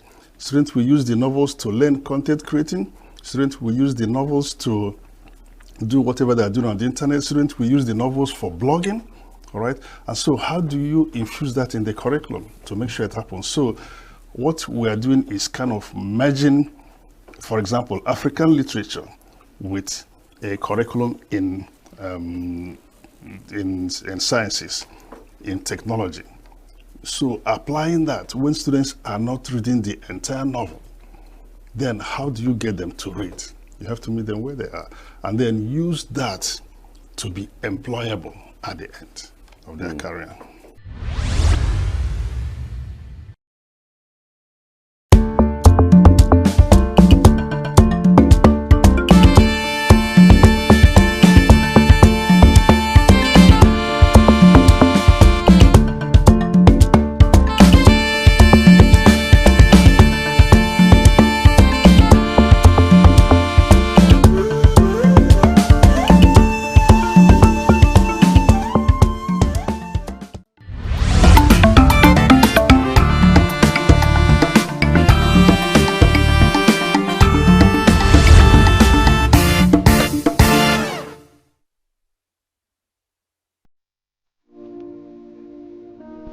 Hello, how are you doing today? It is with great joy that I welcome you to Gospel Lounge today. What a joy to see another day that the Lord has made. It shall be a fruitful day for us all In Jesus' precious name, amen. Let's just sing a song and give God all the glory and praise for all that He has done for us. It's a very popular song that you can relate with. All right? Just gather your friends and family. Let's sing. To God Most High, Most High, God of heavens, you are the Most High, ruler of the earth, Lord, Most High, King of heavens, hallelujah,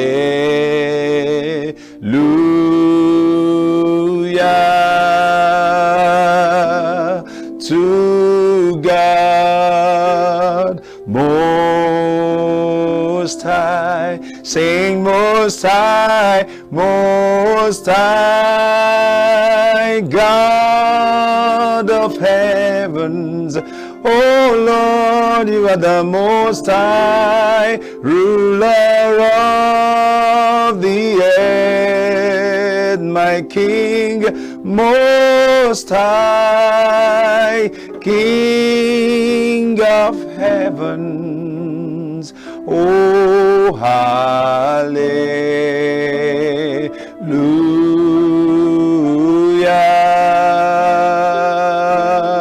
to God Most High, sing hallelujah, hallelujah,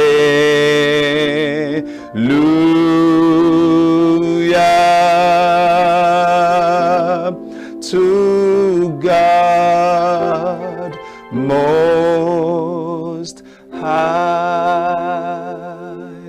Hallelujah to God Most High.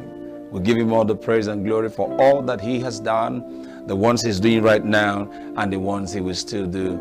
In Jesus' powerful name, amen. You see, reflection is a powerful discipline in life. When you reflect well, you will live well. Sit back, bring your family and friends together.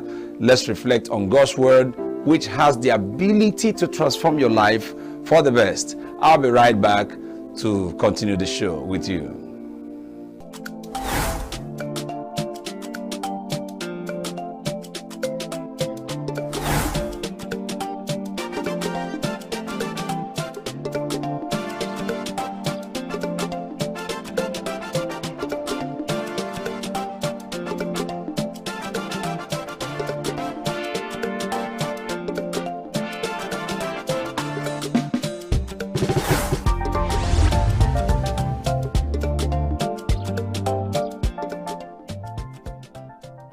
Every second, every minute, every day, news is breaking, events occur, and there are new developments at Signature TV.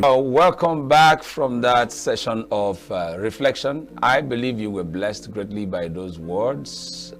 Please receive those words wholeheartedly and do the needful with it. Stay blessed. I have a wonderful guest in the studio today, and we are going to be discussing something very, very critical today: the effect of music in ministry. It's very, very important we look at this because a whole lot of things have been happening, and we need to talk about it, even if it is just an introduction, and make it an ongoing conversation, right? Generally, we know that music is an art of arrangement of sounds to create a desired effect. All right, involving melody, harmony, and rhythm. This is expressed through performance. You know, if somebody is standing up to sing, whether it's a song or someone is playing a piano or a guitar or a symphony. You know, the topic is very vast. Okay, but to discuss this very topic with me today, I have a great guy that there's a whole lot to say about him, but he has served in different capacities as a music director, as a music coach. Currently, he is the manager of our Roma worship team, and a whole lot. But let me not just go into that. Ladies and gentlemen, help me make welcome my brother, Joseph Nnaji. We call him Joe Sachs. Good to see you. Thank you very much for having me on the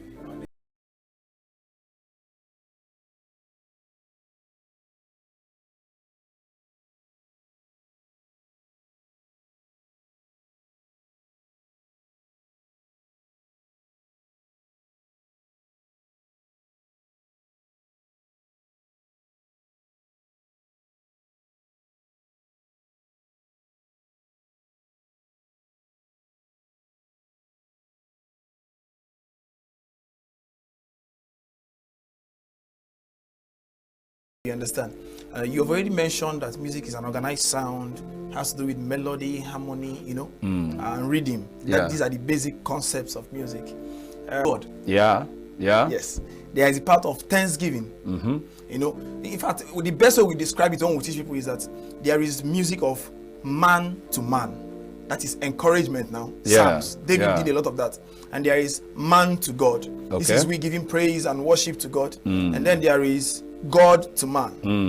Are you getting that? Yes, So I you see follow. that there is, it's a wide scope. Yes. And like you said, it's not something we can exhaust just speaking. Now we would have to have a series of talks and teachings with other people also that are well versed in this. Yeah. So music as it entails in ministry is a very strong something. Okay. Now, a music minister, as it were, is just like a pastor, Okay. but a pastor with music. Okay. A pastor in harmony, a pastor with melody, a pastor backed by a musical instrument. So you are actually bringing out the content of the Word of God, but this time around In it is sounds. in sounds. Yeah. So I think that is the core aspect of music in ministry. And then with these beautiful answers you've given now, I have a problem. Okay. When you were responding, you said something about music as it has to do with ministering to one another. Yes. There's this one ministering to God, and then God ministering to us. Yes. It's a whole lot of strong idea here. But with what we see today in our congregations and gathering, are we really fulfilling the purpose? Okay. Are we really fulfilling this purpose as we gather? Yes, we are fulfilling the purpose, just that we misplace priorities. Okay. So you see, sometimes when we are in church, in fact, okay, let me start this way. Okay. We are in church and there is a system, it's called liturgy. There's a system and a process of service. So you see people in this dispensation, because of trends now, people that are supposed to, the songs that we're supposed to use to minister to God, Yeah. we are supposed to have a man to God type of worship. We are doing man to man. We are stuck in encouraging one another. It's in scripture. Yeah. It's in scripture in Ephesians chapter 5 verse 19. Even Colossians 3:17 and all that. Yeah. You see, there is a part speaking to one another. In spiritual songs and Yes. psalms, yeah. But now, that was Paul admonishing the church because of a problem in that time. But now we neglect the core effect. In fact, one of the core things is that God has called us to Him. And as a worshiper, you need to understand that whether you worship God or not, it does not change who He is. That's right. The angels keep doing that. That's right. But we are supposed to, so I always tell people this, we are helping ourselves joining in that worship. That's right. So people now get to church and instead of doing, or let's say there is a meeting, you hear like a meeting like worship the King, and we are there, we are singing holy fire burn on my altar. That is not what was needed in that place. My God. The purpose is being fulfilled, but different context. And you see, people are being blessed. But God loves His people. So sometimes you have to bypass the person standing as the lead to reach the people. So you are seeing that we are in a worship session and we have changed it to asking from God. Yes. Yes. When you're supposed to worship God, you've changed it to asking from God. David's psalms, we are so distinct. When David wanted to worship God, he worshipped. That's right. When he wanted to ask, he asked. David even did psalms of encouragement. You see, so the purpose is being fulfilled, but there are adjustments we need to make. And now these adjustments that you are talking about now, is it not I don't know. Okay, let me just ask. You are a music director. Yes. And I've seen one or two things that you have done, and I believe so much in what you're doing. Now, talking about this, placing our priorities right, do we have a system on ground, or is there any program at all that we can use to help our music ministers so that we can place our priorities right, know when to worship God, when to minister to each other, and then when to ask. Yes, and when to ask. Yes, currently, Urban Worshipers Music Ministry, we run a monthly school of worship. Okay. So what we do is that once every month, we gather music ministers, choristers, instrumentalists to treat issues that we see are problems already. Like treat issues we see in music as regards church. Okay. You understand? In fact, I will be having one this month, and the topic is on songwriting. Oh wow! Wow! Because it's a problem. Mm. Do you understand? It's a problem. People don't even know how to connect scriptures when they want to write songs. Let me cut in there, because this is a very serious problem for me. People don't know scriptures. Yes. And the kind of songs, now the lyrics of the songs how do we make this work? You see, it's simple. Scripture says, let the word of God dwell in you richly. Mm. If there is no rich depth, you cannot give out. Whenever you hear people's songs, it will give you a blueprint of who they are. It will show you their growth level. Mm-hmm. You understand? I have stayed with men that I know they receive songs. Now, receiving song is not where it ends. Okay. That is the problem most people have. They receive. I want to say that sometimes Christians tend to be mentally lazy. That's a strong word there. Yes. You receive a song. I'm not saying you should change what you have received, but what you have received is a template of what it should look like. Okay. You are now supposed to go into scriptures and such, and find out where God, because we always tend to use revelational knowledge to override scriptural. Whatever God tells you, you need to find a place where it is in scripture. That's right. And so when you receive a song, in fact, you cannot even receive a song. Most times, I'm not saying there are people that receive beyond what they know, but you cannot receive it. What you can receive is just from what you know. Yes, within the parameters of what you know. Yes, exactly. So when you even receive, you ask yourself, is this incomplete? So while you look at it, you have to go to scripture and look for what God has said concerning these things. I had the opportunity of writing a song with a team recently. Okay. Just 3 lines came. Wow. Just 3 lines. Hosanna in the highest. We now have to go into scripture. By the time we are going into Psalms, we are seeing places where the song now has a full body, because we sang a scripture like a full psalm. Wow. We just converted it into a song and matched it with the Hosanna that came. It's a full song. Sometimes I see where people receive songs after they have rehearsed and they want to execute it. Something new will drop while they are performing it. Yeah. In fact, I experienced that yesterday. Let me just call Mr. M at Revelation. They were doing a song yesterday. Okay. But because I am well knowledgeable in these things, I saw that something changed it was not part of what they did. But it swelled up from a place of the effect of the one they have already gotten. But now, this thing you're saying now, I am very, very conversant with this. But a lot of people, I'm just trying to see how we place a balance in that very strong word about being mentally lazy. Do we still recommend an instant, how do I put it now, an instant prompting or a nudge from the Holy Ghost as we minister? Yes, yeah. Something can just come up in spite of what you have done in the rehearsals. Is that allowed? Yes, it's allowed. Let me give you an instance. If David was not skilled with using the sling, God will not walk through that. God needs to walk through what you have. So why I'm saying people are mentally is that sometimes they don't even walk at all. There is no walk at all, and you're expecting the Holy Spirit to move. So as regards, in fact, what we teach, the balance of what we teach is anointing, skill, and good character. Wow. Now, but we have established this with experience over time that your anointing will have to walk through a skill. Yeah.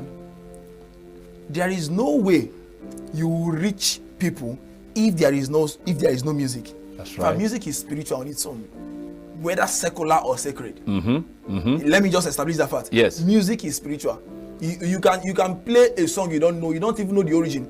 You will feel it first. True. Music first of all attracts the soul. True. But the spirit inside is what can transform. So because you have prepared and there is a nudge in the spirit, you can adjust. Okay. You can follow the prompting of the spirit. I don't know if you understand I do. So I'm not negating the fact that there is time the Holy Spirit will override what you have prepared. Because God is always God is out for His people, not for you. Yes, it's for His people. So, for His people. So in fact, some people have been so rigid that they don't even align to the nudging of the Spirit. Because they are thinking about themselves. Oh, my arrangement. I have planned to sing these songs. I've been in meetings where you have planned and you just come, you are singing only one song. That's right. I've seen you in that scenario. That's right. You're just singing one song. Me personally, I've been in scenarios where I write out songs. I even brought out my phone, kept it on the altar so that I will not miss it. But immediately I want to play, I'm playing something that is not inside there. You understand? So there is always a nudging in the spirit, but the spirit cannot even nudge you from what you don't know. This is so serious, friends. I believe you are really getting enough information from this very conversation. Before I let him go, there's a problem somewhere. We have seen, something we can call growth or advancement, as it has to do with music. Now, I'm looking for a place we can bridge a gap. As it has to do with the dispensations we have had, that are in our generation. There are some songs you begin to sing, then a lot of people are like, where are they coming from? Which song is this? You say them, well, when you are done with this, let's know where you are getting to. And there's a song you will sing, is like, everybody, okay, let's flow with this. How do we balance and bridge this gap so that we can carry everybody along, even as we minister, talking about the growth and the advancement we have seen in music? Okay. I think first of all, we need to consider the place of training. Okay. A doctor trains years to be a doctor. A pastor goes to Bible school and trains. That's right. I don't know how many music ministers that are trained. Some get basic music knowledge, but that is not all. A pastor is not taught just theology in school. That's he right. learns church administration. He learns people management. So there are things we need to learn as regards music. Now, one of the things I try to teach people is what I call patterns and trends. It has been a topic in one of our school of worships, patterns and trends. Now, patterns is principles, outlines, the way it is supposed to be, the message. Patterns don't change. What can change is trend. So you could see, okay, I'm looking for a perfect example of a song that was being done in the 80s, but they still do it now, but we have changed the beat, we've changed the progression and all those things. So we maintain these songs, or we maintain the message, but we make it relevant to our environment, and we make it relevant to our generation. In fact, let me won't it lose the original what do I call it, the original power, so to speak? The power, when it comes to ministration, the power is in two things. The power is in the minister and in the song. Okay. A powerful song is a powerful song. Yeah. There is nothing you will do now. If I sing your ways about, you will feel it. It's a powerful song. Even if I'm not a powerful minister, let us assume I'm not a powerful minister. Yeah. There are songs you will sing. It's powerful it's a powerful tool with you. Yes. It's just like saying I'm giving somebody an AK-47 and let's say the person is 14 years. As long as the person has the gun, the person becomes powerful. True. You understand? So now one thing we are failing to neglect as regards this is that music is traditional too. Okay. I can't go to Jamaica and relate and bless them in a classical way. No. I'd have to convert it to a reggae. That's right. I can't go to the village in an Igbo setting. Let's say I can't go to somewhere like Nara. Sorry for using Nara, but I can't go to a place like that and I'm using trap music for them. No. I need to come to what they will relate. Even if I'm singing the same songs, I need to bring it to something they will relate. That's right. There are places you go and you have to actually even use local instruments to bring it up. The aim is this: as a music minister, you are ministering to God, but you are leading the people. Ministering to God and leading the people. My friends, I will need to cut this here because of our time. Joe Sachs has been blasting my head here with so much insight in this very topic. And like I said, this is going to be a continued conversation. We can't exhaust this here, No, honestly. we can't. Thank you so much for coming on the show and as always sharing great insight to the Thank you topic. very much. Thank you so much. Thank you so much, sir. All right, friends, I call you to action now. You see, music is very, very important. Very, very important in our ministry and our church, and the things that we do is very, very important. That's why I want to call you to action now. See, like you heard him, we can't do better if we don't train. Go for training. Open up yourself to learn new things. Learn new things. Learn. You see, when we are worshiping, we worship God. We sing to minister to ourselves. We also sing to receive from God. He heard a lot of things that he said. So you need to understand the effect of music in ministry as a music minister. Music, as far as ministry is concerned, is a great tool. Not just for edification, but for spiritual growth. The church should understand its purpose and fully utilize its benefit. The challenge and misconceptions of music as a ministry in the body of Christ will be well handled if scriptural principles. You heard when he said something about, whatever you receive, you merge it and balance it with the scriptures. All right? Finally, do music to the glory of God and not for selfish interest.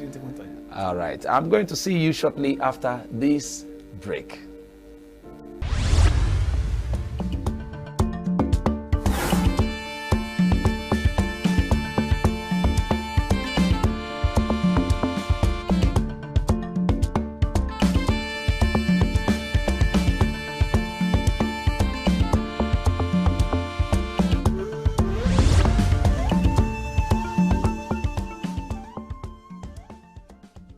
All right. Thank you very much for joining us. This is still Gospel Lounge on Signature TV. I have another guest in the building, and then we are going to be talking about something very, very critical. It has to do with prayer. Every one of us pray, and this topic is vast and connects a whole lot of concept and context. However, a general accepted definition submits that prayer is a way of communication with divinity. I have a lot to say about this, but I have a guest in the building that will help me discuss this wonderful topic today. He is a great man of God that loves God and his people. A whole lot to say about him. He is Reverend Emmanuel Mobodo. We call him God's Oracle. Thank you so much for coming, sir. Thank you so much, sir. Thank you. I'm glad to be here again. Oh, yes. Thank you for coming. Excited to be here. All right. Thank you, sir. Prayer. Prayer. What's your view? Just tell us. Why should we pray? Okay, like you rightly said in your introduction, prayer is basically communication with God. And it is very, very important that we pray because one of the things that prayer does also is that because when God created man, he gave man, he made man in charge of the earth. And he said, let them have dominion over everything. So he gave man charge over this earth. But at the same time, God doesn't want us to just take charge without him being involved in our affairs. So prayer is simply giving heaven a legal right to intervene in our affairs. Wow. Yes, very, very important. So we have to spend time to pray and communicate with God. Luke chapter 18 verse 1 says, men ought always to pray and not to faint. So as long as you're a man, you have to pray. You need the divine assistance of God. And you can only get that through prayers. And since it has to do with humanity discussing and communicating with divinity, why is it that a lot of people pray and then answers are not coming? What's the problem? What are we missing? Two basic things we are missing. I'll just say that from the scriptures. The Bible says, you ask and receive not because you ask amiss. The word amiss means you ask wrongly. It Oh. simply means there's a right way to ask. Okay. That's number one. Then the second reason why we ask or pray and don't get answers to our prayer is because of doubt. And it's one of the major hindrances to pray. He said in prayer, he said you ask and you would not receive what you've asked because you doubt what you are even asking. A lot of persons just pray because prayer is ritual. I need to pray, so they just pray. They don't believe that the one they are praying to is able to answer their prayer. Oh my God. So you have to believe that God is, and then a rewarder of them that diligently seek Him. Hebrews chapter 11 verse 6. So you have to believe that He is first, and then He's a rewarder of them that diligently seek Him. So unbelief hinders our prayers. And then the first one, like I said, we pray wrongly. A lot of persons pray wrongly. One of in Philippians chapter 4 verse 6, the Bible says, "Don't worry about anything, but through prayer and supplication, with thanksgiving, let your requests be made known unto God."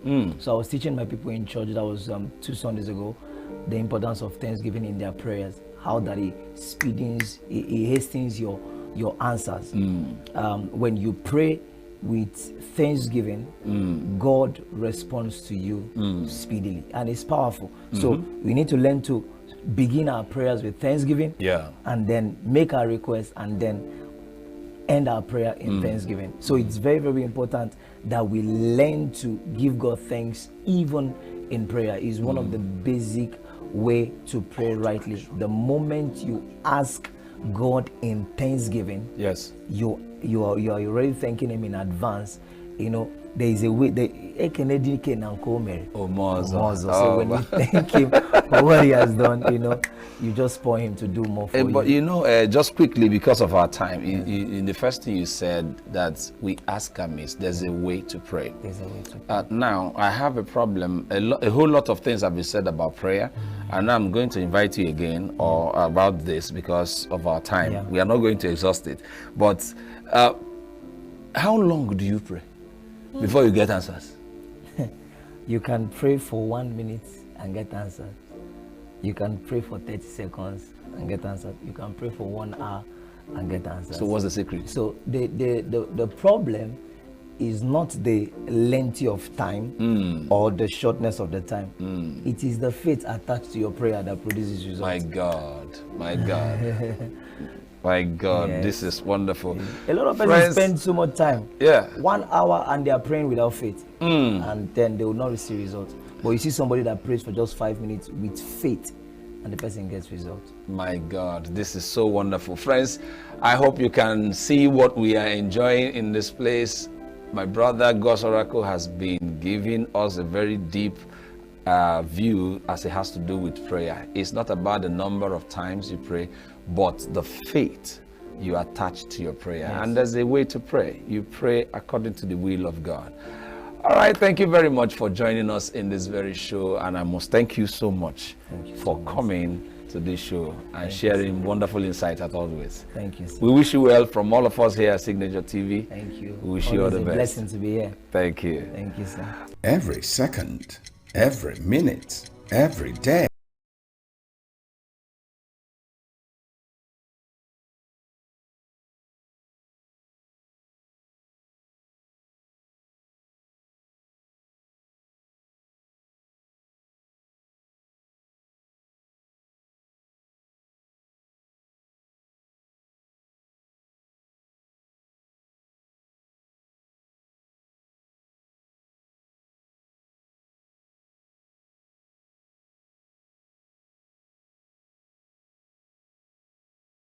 Welcome to Holy Week.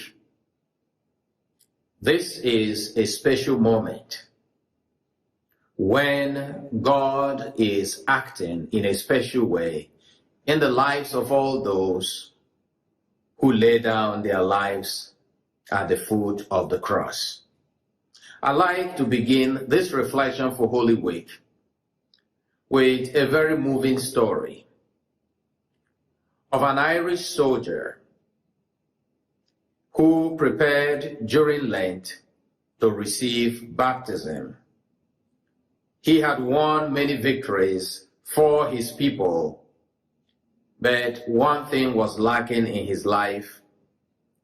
He was not yet a baptized Christian. And so he took the season of Lent to prepare for baptism on Holy Saturday. In those days, baptisms were carried out during Easter Vigil in the farms.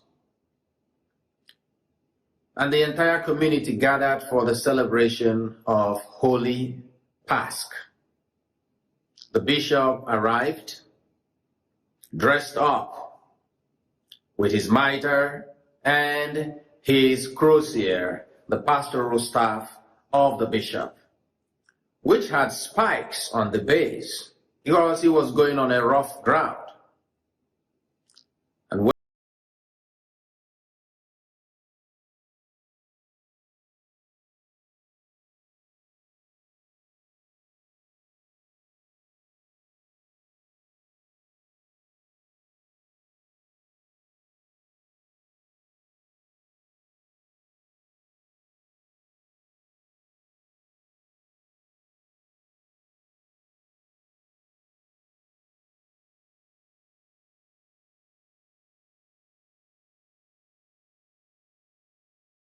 And on the right foot of this Irish soldier, and he was bleeding. So whenever he cries, if that was what is needed for me to become a Christian, I am prepared to pay the price, said this soldier, if that is what it takes to become a Christian. I am prepared to make that sacrifice. Even if it meant bleeding to death, dying, he was prepared. So I ask you, what price are you prepared to pay for your faith, for your mission, for your life, for your church, for your nation, for your family, for all the things that matter to you? What price are you prepared to pay? I ask you to walk with Jesus during this Holy Week, and you will see the price he was prepared to pay, the price he paid for the sake of all of us. God loved the world so much that he gave his only Son, so that those who believe will not perish, but will have eternal life.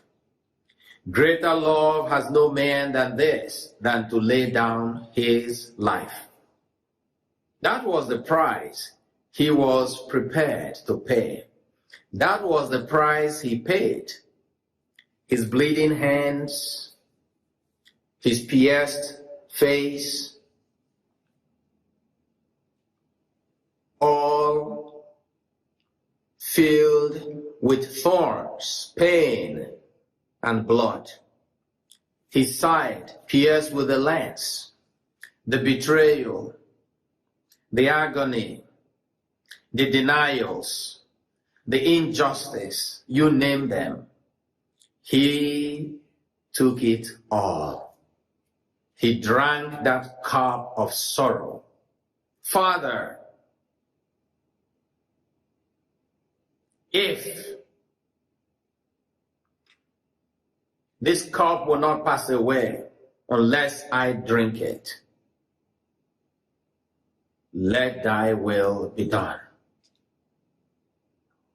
He came to earth to do the will of God.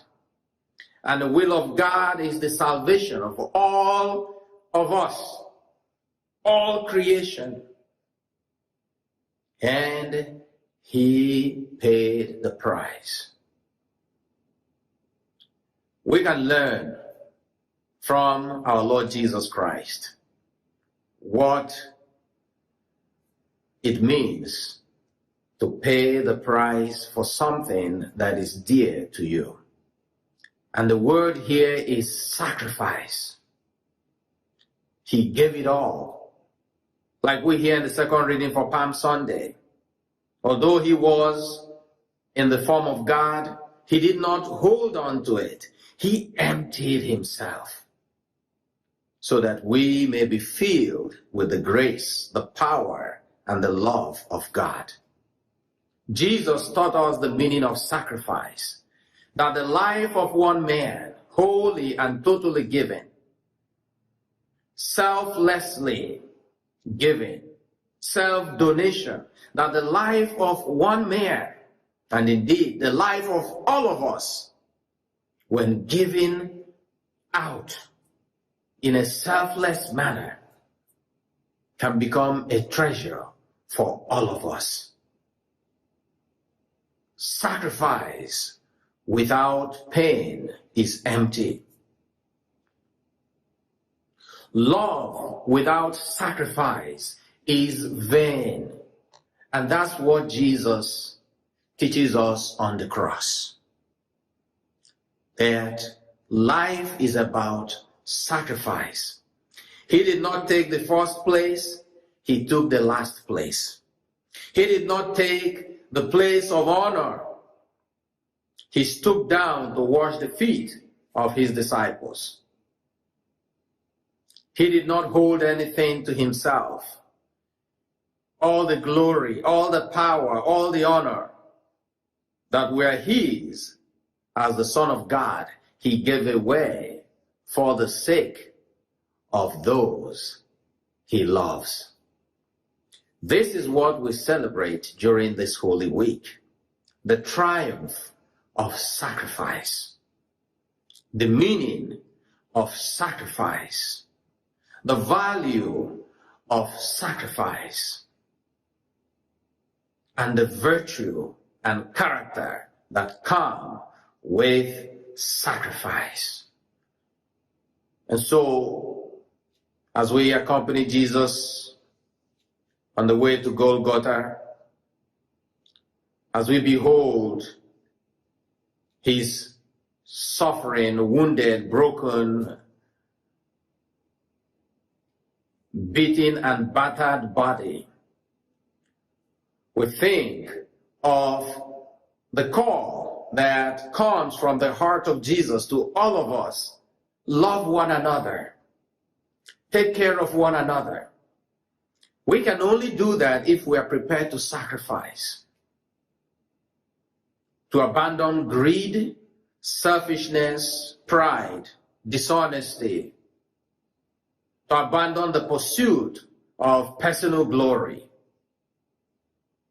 to go the extra mile for the sake of others. That's the path to our future. That's the mission given to us as a church of sacrifice, a church of love, a church where people are prepared to take blows for the sake of others, a church that is wounded because it is out there in the field sacrificing for the sake of all human beings and for the sake of the world.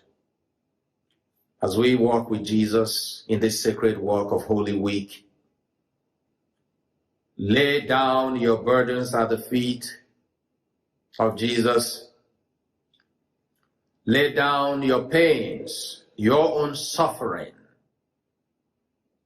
sometimes unmerited suffering, at the feet of Jesus. He committed no sin, but he suffered because of the sacrifice he paid, he made for the sake of those he loved. How lucky we are that we have in Jesus a Savior who heals, liberates, teaches, and saves us through this sacrificial way. To him be glory and honor forever and ever. All right, friends, thank you very much for joining us on this show. We'll meet you next time on this very wonderful show, Gospel Lounge. Till I come your way again, pray there is a God to answer. Be a reason why God will answer someone's prayer. Be a reason why someone will be happy. keep making melody to the Lord and keep praying because God answers prayers. My name is Victor Chief Judge. Shalom.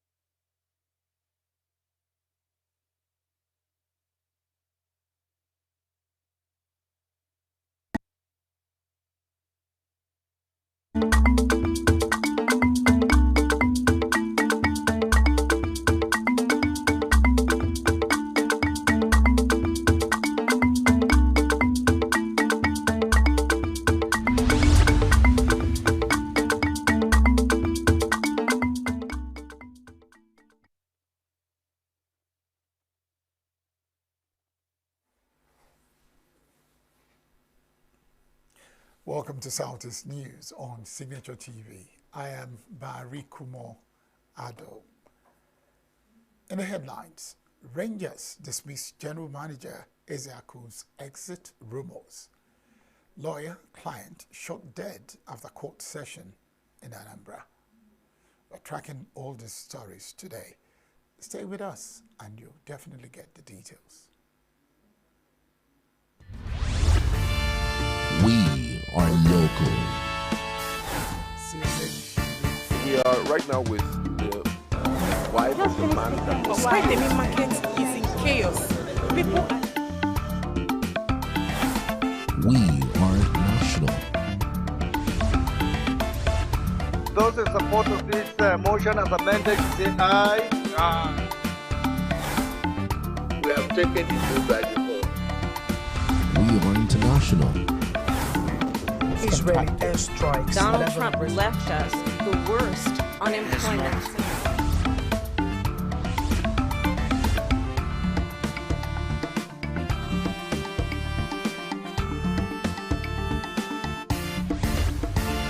Signature TV, news in your pocket.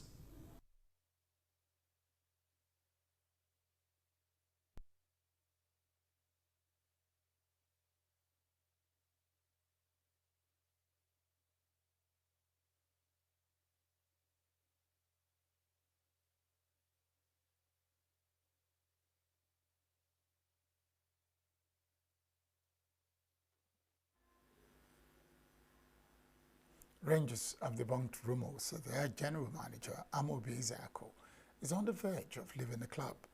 Speculations emerged last week that Ezeaku is considering stepping down from the role. Media director of the Flying Antelopes, Norbert Okole, however, claimed there is no truth in the report. Ezeaku rose from a position of team manager to become Rangers general manager in 2023. The young administrator masterminded Rangers' 8th National Premier Football League NPFL title success last season. That's one of the stories we are tracking, and of course you hear from us later. In line with your monthly Community Development Service, CDS, some members of the National Youth Service Corps 7 in Obingwa local government area of Abia State were seen as strategic locations within the Aba metropolis, especially around the area market, Opobo Junction area of Obo Hill, Aba, cleaning up the environment. The Corps members were seen in numbers, picking up debris along the road, gutters, and disposing the refuse in order to ensure the cleanliness of the environment. Speaking to Signature TV, they explained that they were elated to be part of a call to serve the nation, explained that environmental sanitation was one of the key requirements for the prevention of diseases and their escalation to epidemic proportion. For sanitation, stop to clear the environment and then some things for the market women and then the market men also. So that's why we're at Opobo Junction. And that's our, is a deal that we can, is something that we can do. That is a compulsory something that we can do every month and every Thursday of the month, of the week also. So we come out to perform our CDS, the community development to the society and then to the Abia State and Obingwa to be precise. We came here to do our monthly CDS, Community Development Service, and I'm under the Disaster Management CDS. And we are here at Opobo Market to also advise the women on the dangers of flood and also how to keep the environment clean. As Alex Oakley is already trying to make Abia clean, so we try to put our quotas into this. My experience in Abia as a core member, it has not been easy, but thank God, especially with the language barrier. As a Yoruba girl, I'm trying to use pidgin English to rock everywhere, but small with the learn Igbo. They will. Reacting on the exercise, Zone B Aba Zone Coordinator of Abia Harmonized Task Force, Kalu William Tinyeka, appreciated the court members for their effort, but also citing constructive engagement with residents of Aba to have contributed in the cleanliness of the city. Residents of Nanka were thrown in shock after they witnessed a broad-day murder of 2 men in Anambra State. Gunmen suspected to be assassins attacked a vehicle and killed a man identified as Ifeanyi Iluakasia, a lawyer, and also the President General of Aguleri Autonomous Community, and his friend, who happened to be his client on Thursday, were returning from a court session. An eyewitness told Signature TV that the incident happened at a boundary between Nanka and Agulu Nanka Ekulobia, Uga Akokwa Road. According to our source, Iluakasia was handling a highly sensitive case for his client. Such further revealed that the assassins first shot and killed their target before killing the victim's client, who came out of a car and was running for safety. The assassins immediately left the scene of the incident. Police in a statement said they are investigating the matter. 2 members of an armed gang yesterday lost their lives as joint security operatives resisted attack on a checkpoint in Usofia community, Agwata local government area of Anambra State. Usofia, the community where Governor Chukwuma Soludo hails from. A press release by the State Police Command Public Relations Officer SP Tochukwu Ikenga said that even though 2 of the attackers were killed, 1 police operative paid the supreme price, while a patrol van was burnt. Ikenga added that the Commissioner of Police in the state, CP Oturugu, had assured that the command would apprehend the perpetrators, as the act was viewed as a test of a collective resolve of the Anambra people working with security forces to dislodge the criminal elements in the state. 4 persons, including the cousin to the chairman of Oaku local government area, have been sentenced to death by hanging by the Ebonyi State High Court, Oaku Judicial Division, after being found guilty of conspiracy and murder of a 26-year-old young man, Chinonso Elom Oscar, on 6th of February 2023. The deceased and the 4 convicted murderers hail from Oaku local government area. Convicted persons who the judge said would die by hanging are Anthony Elom, Chibueze Onwe, Chief Chukwemeka Uga, and Uchenna Odono.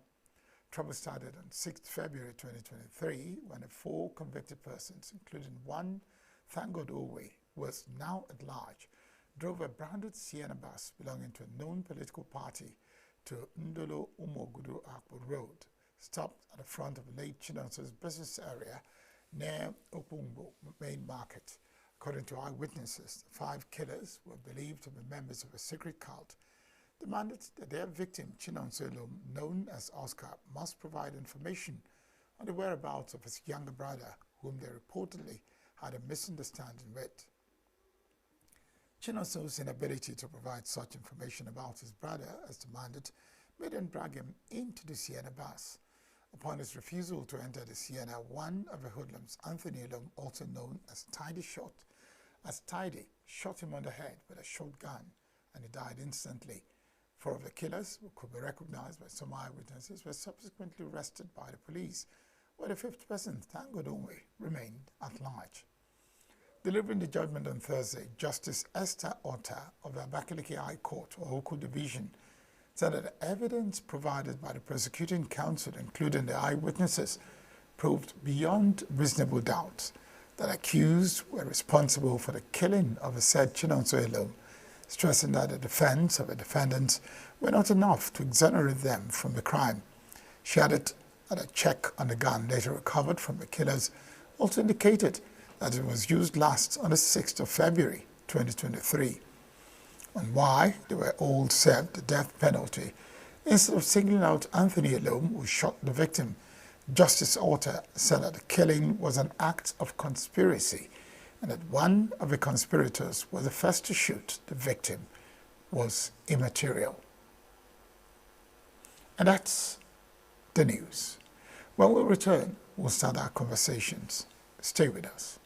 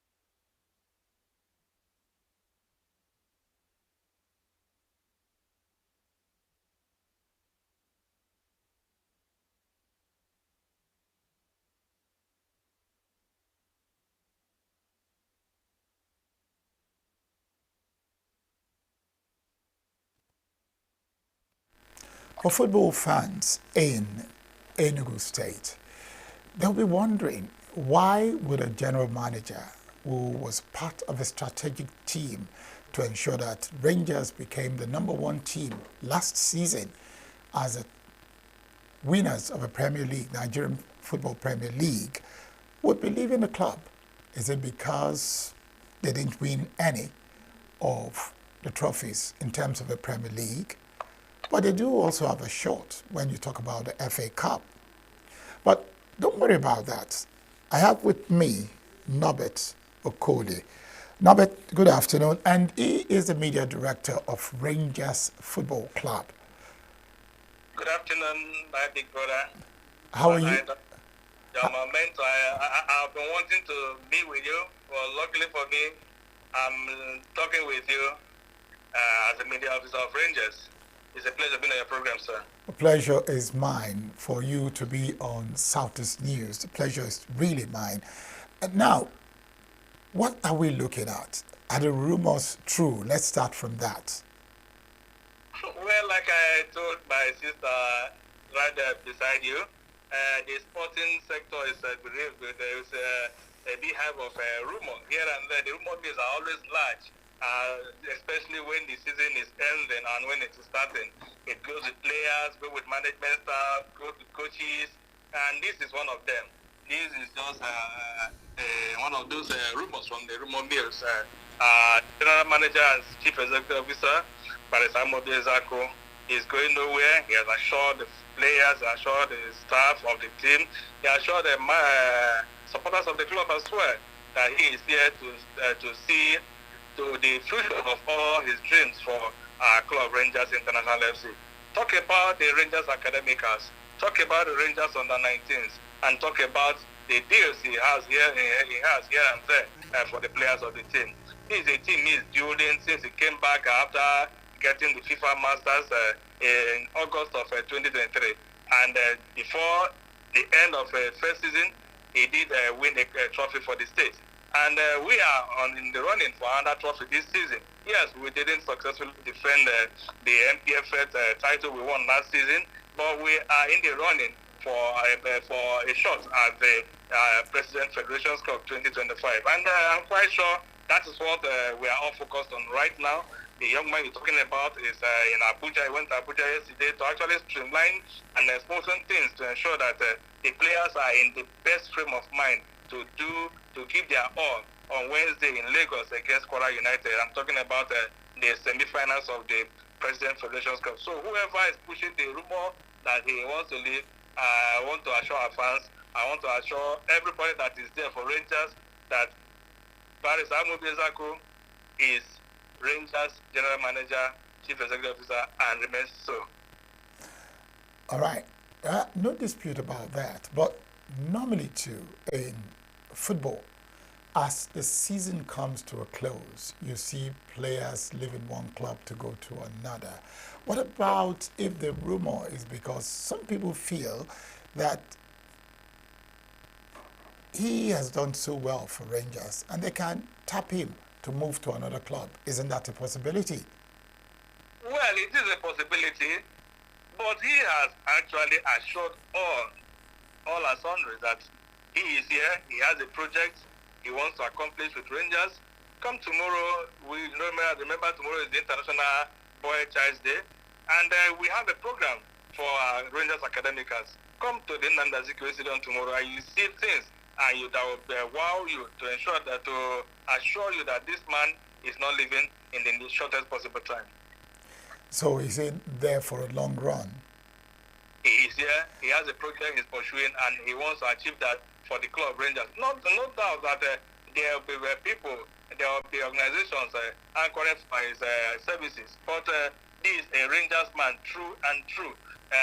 If you listen to his resume, if you listen to how he came into contact with the club, his father was a former referee, so he is Rangers too, and like I said earlier on. And luckily for us, he went, enhanced his academic knowledge of the game of football, managerially and otherwise. He is also a player. So you see, these are things we Rangers we have to tap into. This is something we the supporters of the club will tap into. This is what we, government of Enugu State, are also tapping into. And I'm quite sure we don't want to live in the shortest while, like I said earlier on. Okay, but from some of the things you reeled out, it does appear as if there's a long-time dream. And in putting that together, for the fans, this season was not Rangers' season. Sure.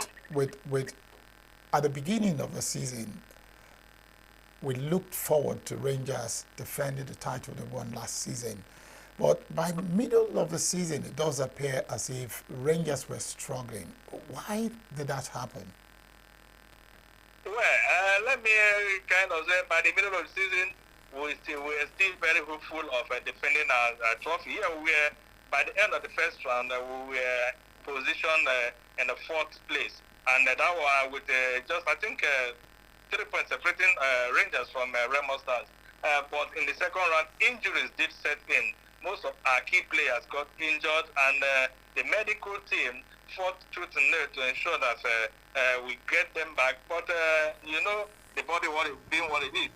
Players that have done 19 straight games, some of them you couldn't patch them up immediately to come and do the needful. But as the team, as the season lingered on, we are gradually getting some of them back, and that is why we are in the running for the President Federation Cup, which by God's special grace and with the motivational level that is at its peak, as I speak with you, I'm quite sure that we will make our fans happy. I will make the government of Enugu State that have been so supportive of the team happy at the end of the President Federation Cup campaign. Well, you are targeting the Federation Cup, given that that is an opportunity to go continental. Sure. So what are the projections? As it stands, Rangers will be taking on Quora United. By no means we are not underrating Quora United for any reason. By dint of hard work, they got to this stage just like we are. But we have encountered more tougher teams coming to this very stage. From the round of 64, we dispatched Kano Pillars, went ahead to dismantle Heartland. Insurance came and they were kissed goodbye. And then Plate United was the last that actually beat the competition farewell through the calculations for Rangers. And we are banking on this to actually push ahead. Yes, like I said, we are not underrating Quora United, but in that game on Wednesday, May 21st, in the Mobility Johnson Arena, Nikon Lagos, we are sure going to do our things, and at the end, like we always sing, holy, holy, holy, Enugu Rangers, another champion. Okay, the Flying Antelopes have done quite well for themselves over the years, but the big thing about the Federation Cup, or the Challenge Cup as it was called originally, is that it is a tournament where there's an opportunity for unknown teams to knock out favorite teams. And I'm sure you're aware of that. Sure, we're correct. So, you're correct. An unknown input, Abakaliki United did send out Almighty Imba. So that's one of the trademarks of the Federation Cup. And by 2-0. Sure. And they are still in the run, and are still running for the cup as well. They are one of the semi-finalists, if you understand. So the Giant Killers are still very much around the scene. Now, Norbert, given this scenario, I know that fans and football lovers, especially from the Southeast, would love to see Rangers come away with a trophy.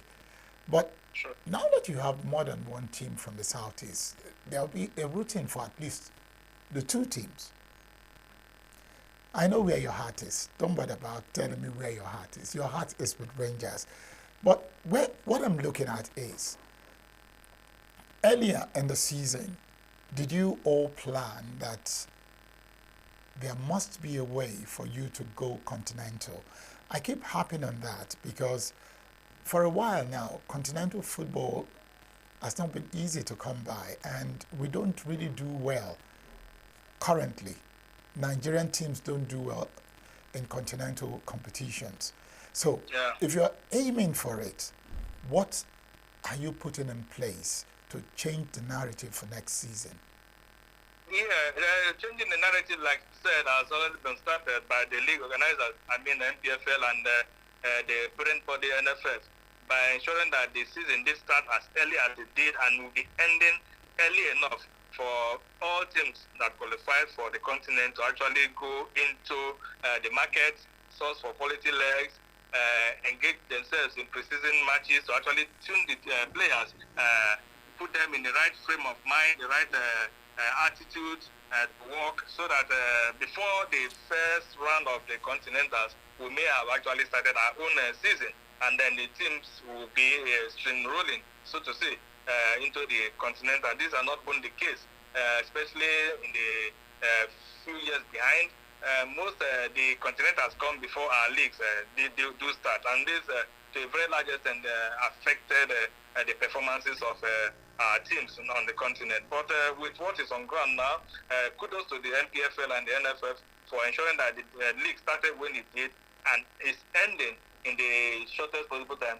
And 25th of May will be the ending of the 2024-2025 season, and that gives an ample room for league teams to actually work on themselves, work on the players they want, to actually rejig their team, and then have some friendly matches before the continental showpiece kicks off. Thank you very much, Comrade Okolie Norbert, is the Media and Communication Officer of Rangers International Football Club, ENUGU. Thank you for coming on to Southeast News. It's been my pleasure having you here. Thank you so much, Barakomo. I appreciate it. All right, then. Have a great day. When we return, we'll be taking you somewhere, still in the Southeast, of course. Stay with us.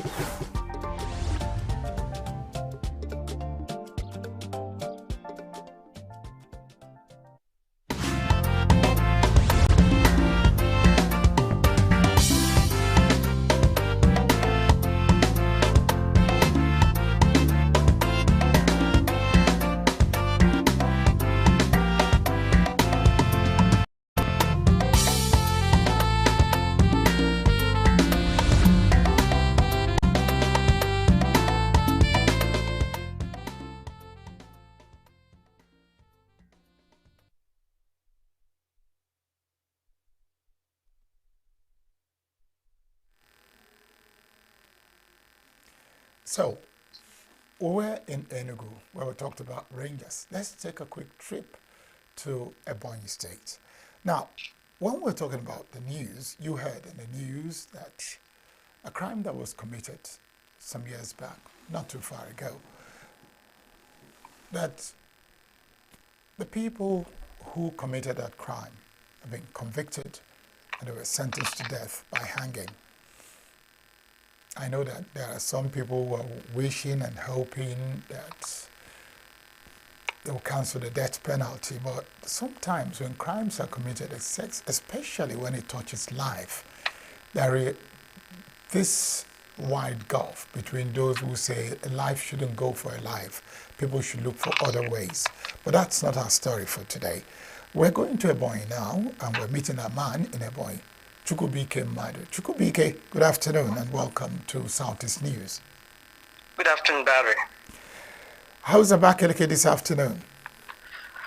Abakaliki is cool and sunny. All right, and how are people taking the news from the court from Ohoku local government area?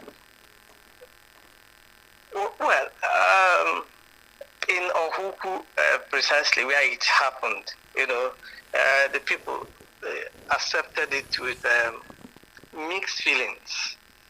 Mixed feelings in the sense that this is a crime committed by 4 people or 5. One is at large. 4 people were sentenced to death.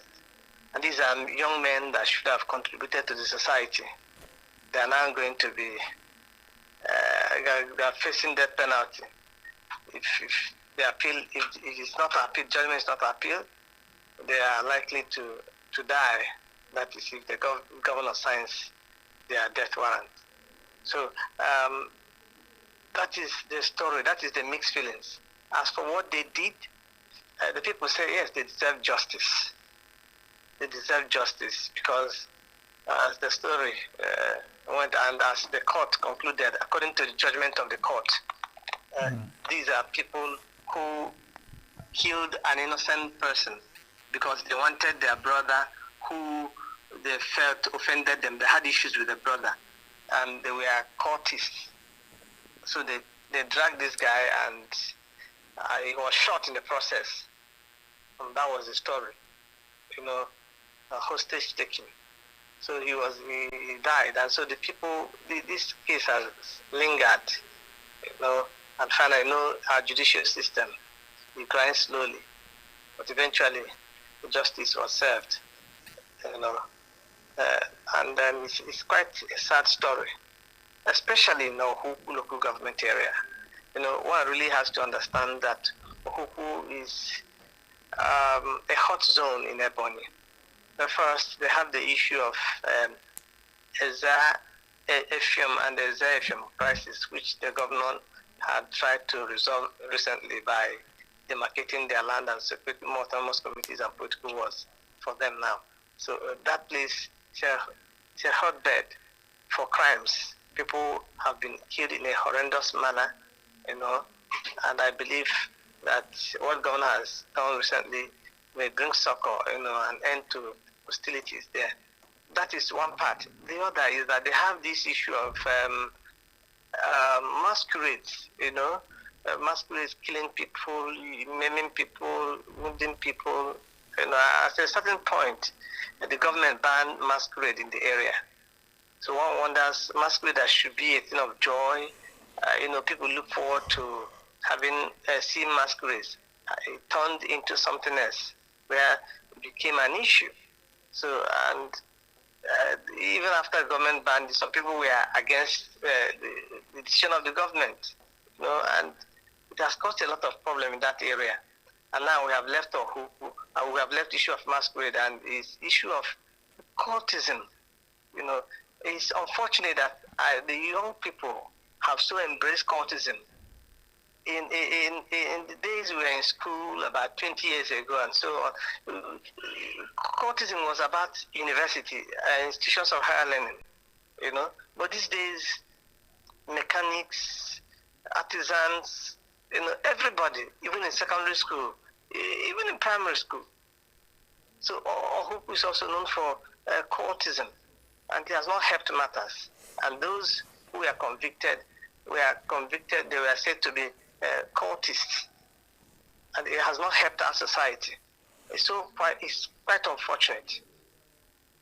Yeah, Chukwuemadu, there is something that bothers me in your narrative, not what you are saying, but the fact that an area is known for encouraging cultism, and that same area is known for providing a conducive environment for community clashes. And you started by saying that young men who should have contributed to the society have been sentenced to death, which means whatever their goals and dreams were will be cut short.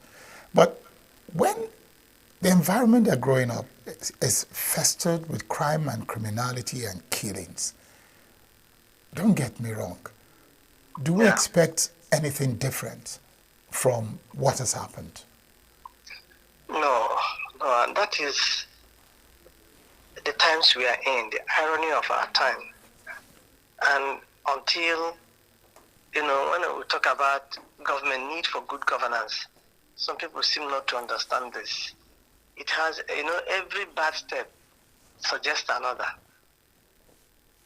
So if we have conscientious people in government, we begin to build the morals of the society. One of the major issues we have is that we have seemingly lost the moral values we cherish as a people. Things that are considered taboo, things that are considered heinous these days are now everyday occurrence. We don't take them seriously because politicians empower people, give them guns, arm them. If you have a community crisis, get people, arm them. So when you arm people and when people have killed, blood is spilled, it's not so easy for crime to stop in such area. And that is why we should teach our children the need for peace, the need for tolerance, the need for contentment. I wish to say, tell me you're a friend, I'll tell you who you are. So we should look at who are our children's friends. Do we know them? These things are part of our culture. But today, it's unfortunate, I'm sorry, they seem not to exist. A lot of things have gone haywire and it is affecting our society. Until we begin to address morals by society, deeply by churches, by parents, or you can ask me today who are parents. So these politicians, they don't care. They don't care. Their children are not killed. They get people to do this. They become court members. They are recruited. If you are not a court member, you won't, or you are not a hard man or known for crime, you will not benefit from one thing or the other. These are things they do. They lure them into into courtesan. And it is not helping our society. Until we begin to see these things, that every bad step will suggest another and another, and there will be multifarious crimes in the society. That is what we are witnessing. It is quite unfortunate. And I don't know where we are going. Let me ask a question that is related, but not totally out of the picture. The vehicle the young men took to abduct Chinonso was said to be a branded vehicle. Yes. During the investigation and when they were talking in court, did they ever mention how they got that vehicle? Because while we're talking about politicians arming young men, it occurred to me that for somebody to use a branded vehicle to commit a crime lends credence to that proverb where somebody said that if a father sends the son to go and steal, he will go there boldly to break the door. Yes. So was anything said about how they acquired the branded vehicle and who gave them the branded vehicle? Because if you are talking about a conspiratory action or an event, it goes beyond more than the 5 people that were in that vehicle at that given time. Well, from what I know and what I gathered, much was not said about that. You also understand that sometimes people use name of maybe political parties or their name in government, they take advantage of it. They drop names, to do one thing or the other. And it will sound as if when they are dropping names, that such persons have sanctioned their action. But they may be on their own, exuberance. They just want to show off. Now my brother is local government chairman. Now my brother is governor. And some people will be afraid because the link. And you know that sometimes in Igbo land we say that the cockroach will not get justice in the court of fowl. Never. Never get justice in the court of fowl, because the fowls will devour them. They are their meat. So people are afraid. But the issue of vehicle may not be the issue, because somebody that gave vehicle may not have given the vehicle for such crime. Maybe for just other things that they will use to do things. Unfortunately, that is the means of transportation. So, but I understand your sentiments, feeling that sometimes these people are emboldened, giving vehicles to commit one heinous crime or the other. But one wouldn't say whether this is an isolated case. Okay, then. So, all right, let's move away from the judgment of the courts while we see how it would affect what the society would do in terms of cleaning up the society, ridding it of cultists, and ensuring that we have young people who contribute more positively to the society, to other issues in Ebonyi. It does appear as if it's good news. The last time we spoke, we talked about the issues at the airport after the industrial city was inaugurated. The foundation laying stone for the industrial city. Yes. I hear, I don't know if it's true, you are on the ground, that the airport is good to go again. Are we on the right track here? Yes. Recently, a day ago or two, I know that the governor was there at the airport, and they inspected the facilities. I also know that there's arrangement with what's the civil defense, the Joint Secretary of Civil Defense, to help provide security in the airport. Now, the government is planning that in June that there will be flight operations in the airport, to ensure that there will be flight operations, because the airport was due to commence flight operations about 2 years ago, but it didn't work out because of the tarmac, the runway had issues and other facilities. Now, that is, the government is making efforts to ensure that that airport is produced. If not, it would be simply a monumental waste because of huge amount of money sunk into the project. So a good government should make sure that the airport is alive. The aim, according to the former governor that conceived and initiated the project, now Minister of Works, Chief David Omai, his contemplation was that, or is that, people from Cross River, some people from Benue, some people from Abia, the neighboring states will use the airport. Those that are close to Ebonyi use the airport, since they don't really have functional airport in their areas, that they will make use of the airport. Because taking just Ebonyi, Ebonyi is close by to ENUGU, and we know that a lot of them make use of the ENUGU International Airport. Yeah. So the viability of the airport is in question, despite what the government had desired, the plans of government, the calculations of government. The patronage to that airport will be an issue, because what brings patronage is development, a huge development. Things like industries, functional industries that will bring people. A state that is bubbling with business activities will make good use of the airport. But we do not have that population here, that segment in Ebonyi State. But let's see how it pans out.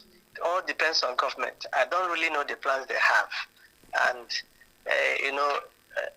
a good government should have ideas. It's ideation. Ideas, they say, rule the world. Maybe they have plans they are coming up with. to ensure that the airport is put to optimal use. But as it is, even the ENUGU International Airport, you can count how many flights operations, how many flights they have on a daily basis. So how much more here? So that's my worry, if I would say. But let's see what government does, because two flight operations or 4 have been planned. I think it is on the 16th that they want to launch the airport. So 2 flights a week? How it goes. Did you say 2 flights a week? No, that's okay. Two in a day. 2 a day. From what I saw, I think within that week it will be 4. Well, let's see how it goes, if they will maintain it. Because of course it creates job opportunities, for the locals. And if it's put to good use, but it is not actually a bad design, but I don't know how it pans out, because Ebonyi has many expatriates, who come to do business in terms of granites and other solid minerals. Yeah. But how often do they travel and all that? And if they have, in the southeast, Ebonyi has a free trade zone in Uburu, Ohozara local government area, precisely the hometown of the former governor of the state, now minister, and it has not come alive. So if that free trade zone comes alive, maybe they can make use of the airport. Okay, I think it's beginning to make sense now, because it does appear as if the free trade zone and the international airports should have been connected, so that once the free trade zone is functional, you discover that you'll have enough people flowing through the airport going to different directions. And you also did say that the former governor expected people from Abia, Cross River, and Benue. You notice that it's easier for people from Yala and those areas. They are closer to where the airport is sited than in Calabar. So that also makes sense. And even parts of the Vandekia in Benue, it's closer. So I think it makes sense. That's when you're just looking at it generally. But for the average individual, there are other factors that will determine where you're going to fly out from or where you're going to fly into. And I'm sure that would also form the basis of why that airport is sited where it is. But let's always look at the bright side and see what happened. Now, I heard, I have not seen, that where Vanco was, a huge construction work is going on there, and that it will change the face of that area entirely, bringing a new type of energy into urban area development in Ebonyi State. Can you tell us more about that? That is a bold, an ambitious project. It's an ambitious project because Vanco in Abakaliki, situated on old ENUGU-Abakaliki highway, is a very busy junction. That area is very busy, and a lot of people had, demanded there should be a flyover there, But what we are seeing is more than just a flyover, because they say there will be flyover, but it will be layers of flyover. That is what may happen, because there's a tunnel, a tunnel being constructed. Somehow it will get through that old Ababa market, that was relocated. Some houses have gone. Demolition of houses. Some were said to have been built against the master plan, and some were being compensated, whose buildings were demolished. Though that is another story for another day, because some were complaining of poor compensation. Again, there are others who have issues with the road, because the government is trying to expand that road and make it a 6-lane road that will go towards Easy area of the state. Okay. Trying to give access to the hinterland. The governor is from Easy, and everybody, feels that as an indigenous person, from Easy land, he should show some signs, have some signature projects in Easy land, which is the capital of the state. It's ambitious, and he's doing that in many fronts. So many houses have been marked for demolition, and that gives me worry. One of the issues we have in this country is rent, high cost of rent. Apart from people who have been displaced in Anambra State, all these Yahoo boys that are flocked in Ebonyi, which that had ordinarily taken rent so high, in Ebonyi State. But with this demolition, people are going to be displaced, and they are going to look for houses. Many more houses have been marked for demolition. And some people have argued, why demolish all these things? Why not just build ordinary flyover there and move to other sides of Abakaliki and have a new Abakaliki? Like where you have a new government house now. The old government house was left for that. The deputy governor stays there now, and the governor has started by David Umahi, a new government house, big, very big complex. So people were thinking that the governor should have moved to another place to have new, instead of the demolishing, what people have built over the time. I know that the modern societies also come with pains, but this kind of pain, some people say, is too much. It's too much to bear. And there are alternatives. I also heard that there was a discussion, with foreign construction company, where instead of demolishing people's houses, that they could build that tunnel under the houses, that they have the machine that could do that. That instead of paying part of the money for the compensation will be used to do that project, and without causing more pains to people. But that is the government. Every government decides what they want to do. Does. All right, then. Thank you very much, Chukwubike Madu. It's time for us to go. And I do know that by next week, Monday, we'll still continue this conversation. Why are we continuing it?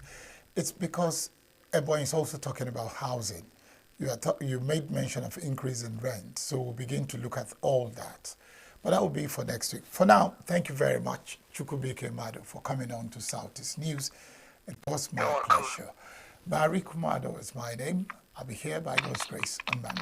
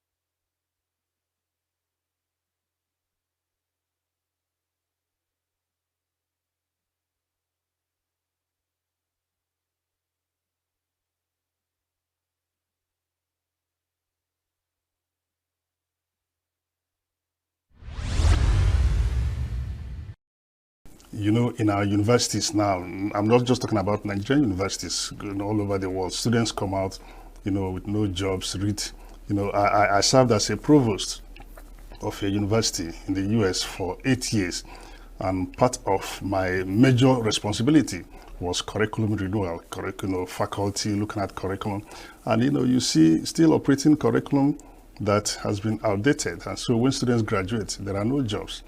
And so we put a number of things in place, which I can share, and which, that we can, part of the thing we said we will do was that, even if you're an English major, history, psychology, nursing major, before you graduate, you must have acquired a career-driven certificate program, a skills acquisition program. So you might be a nursing student, and by the time you graduate, you get a certificate in content creating, get a certificate in digital analysis, get something that, if you are not able to find jobs in your chosen field, you might start doing something, it will help you to assist. So you are employable immediately upon graduation. That is one thing that we tried to do. And then we went in and looked at, I told them then that I read English major, I teach African literature majorly, but I know when immigrants, when students come into the US, they want to get employment. I mean, the competition, if you are a PhD in English, from Harvard, from Medgar College, from City University of New York, the competition is so great, all right? However, if you get a degree in what is topical in the health sciences, then you are sure at the end of your educational career, you are employed. Very good paying job. And so we said, let us revamp our allied health program. We had no allied health program in the college then, but we had to start instituting programs in allied health, in collaboration. So these are things you need to do to recreate, to revamp, so that the curriculum will be at the service of the students at the end. But the question is, how is it being done in Nigerian universities? Are we even talking about it? That is the question. And that is really part of my goal to, just want to, give back to what I learned as provost. It should play a major role. I mean, when you look at it, the college, the world is technologically advanced now. I mean, everything has to do with technology. And like I said, I'm English major, read English. I have the cell phone, And when you look at these days now, when we went to school, at every semester, we read about 10, 15 novels in a course. Now, if you ask students to read 6, 7, 5, even 5 novels, I mean, you are wasting your time, even though we have to do it. So how do you create a curriculum that will make use of those novels, but digitize them? So students will learn. Number one, students will read the novels, even if they're not reading the novels. Students will apply the novels to a modern day world. Students will use the novels to learn content creating. Students will use the novels to do whatever they're doing on the internet. Students will use the novels for blogging, all right? And so how do you infuse that in the curriculum to make sure it happens? So what we are doing is kind of merging, for example, African literature with a curriculum in sciences.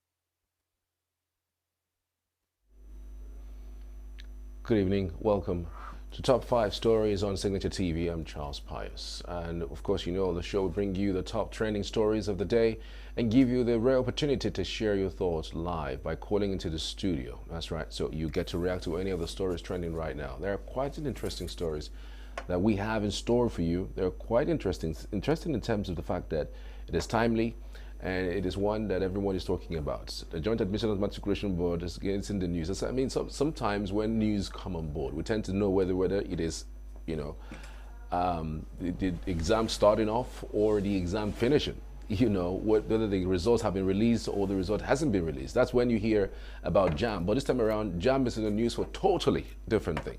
They've been accused of a lot of things. Some are even putting some tribal bigotry right inside of it. But we'll delve straight into the top stories on the top 5 trending stories today.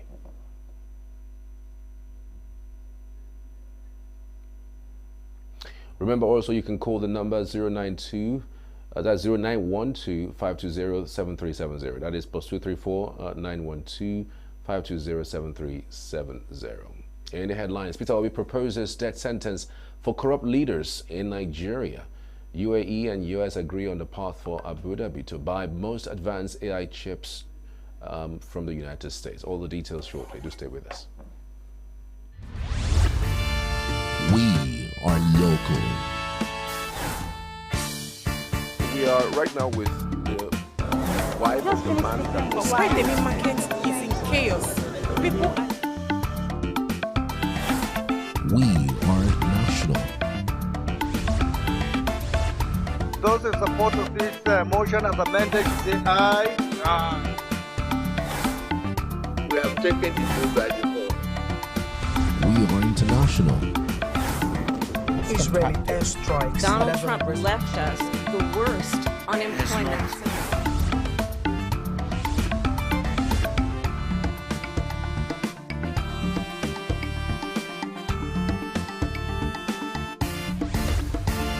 Signature TV, news in your pocket.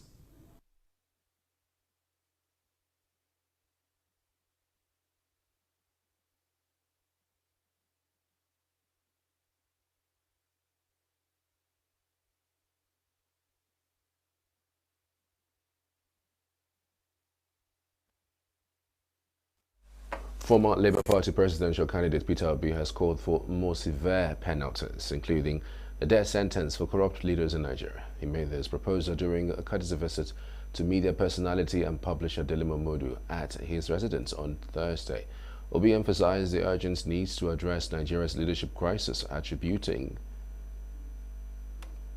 the country's long-standing challenges to a lack of quality, citizens-focused governance. He lamented the erosion of values such as hard work and productivity, stating that corruption has become deeply entrenched in public service. The former Anambra State governor also advocated for significant investment in key sectors of national development and stressed the importance of compassionate and accountable leadership. Obi's remarks come in a wake of an international watchdog's damning ranking in which Nigerian President Bola Tinubu was listed among the world's most corrupt leaders. Africa has no reason to be hungry. All we need to do is to do the right, and all these things are being affected by corruption. Because people no longer find value in hard work, in productivity, in entrepreneurship. You started your own business.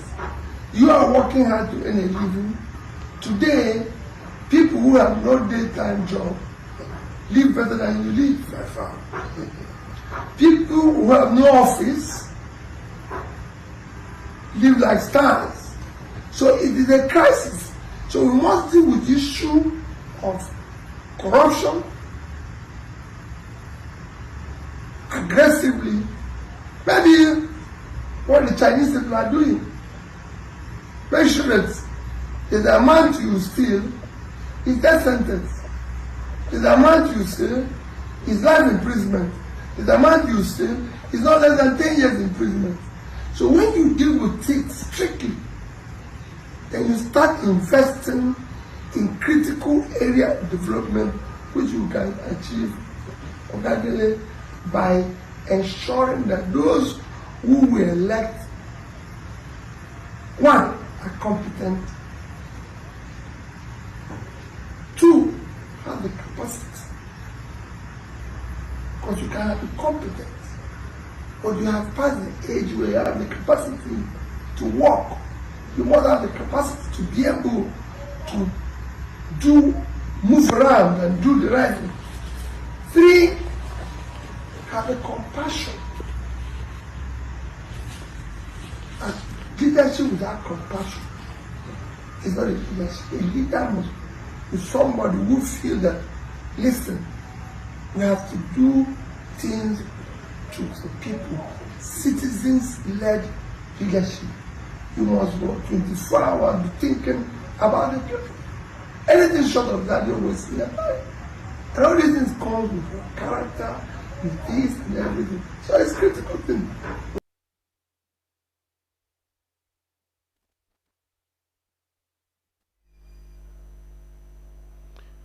The Organized Crime and Corruption Reporting Project, which gathers inputs from investigative journalists and activists globally, placed ENUGU third in the vote-driven list spotlighting leaders accused of fostering corruption and worsening poverty. Kenyan President William Ruto topped the list, followed by former Indonesian President Joko Widodo. Wow, stunning, really. Starting update. I'd like you to react to that though. Let's see where that takes us to. All right. The House of Representatives has opened an investigation into a technical error that allegedly compromised the 2025 UTME following widespread complaints from candidates. The motion, sponsored by Osun lawmaker Adewale Adebayo, called for urgent reforms and the establishment of a CBT centers in all local government areas. Lawmakers also urged JAM to release withheld results of candidates under 16. Meanwhile, former Anambra Governor Peter Obi commended JAM Registrar Professor Ishak Oloyede for openly acknowledging the glitches, describing it as a rare act of accountability. Obi, however, emphasized the need to prevent future failures, citing their heavy cost to the nation. JAM had announced that 379,997 candidates will retake the exam due to the disruptions. At a press briefing in Abuja, a visibly emotional Professor Oloyede accepted full responsibility and confirmed that 157 CBT centers, 65 in Lagos and 92 in the southeast, will be involved in the rescheduled exams. Meanwhile, the Lagos state government has expressed concern over the rising number of civil servants who failed to return to Nigeria after being sponsored for training abroad. According to the Commissioner for Establishments and Training, Afolabi Ayatayo, nearly 30% of government-sponsored trainees have absconded, leaving their post open upon completing their international programs. Ayatayo made this known during a press briefing held to mark the second anniversary of Governor Babajide Sanwo-Olu's second term in office. He attributed the growing trend to the popular Japa movement, a term widely used to describe the wave of Nigerians immigrating in search of better opportunities overseas. The Commissioner disclosed that between May 2022 and December 2024, a total of 23,420 civil servants had benefited from various training programs aimed at improving the efficiency of public service delivery. These included more than 185 capacity-building initiatives focusing on leadership, development, regulatory compliance, and sector-specific skills enhancements. Ayatayo emphasized the government's commitment to upscaling the workforce, but noted that the alarming rate of non-returning trainees poses a challenge to manpower development and governance continuity. Wow, it's interesting development, really. What I was going to say about this is it's stunning how this is, because it almost seems as if the government allowed it to happen. Because I know that if you are training for such kinds of training, some of them you don't have to go with your spouses. All right, you are supposed to also sign some sort of documents showing that you are going to return after the training. Okay.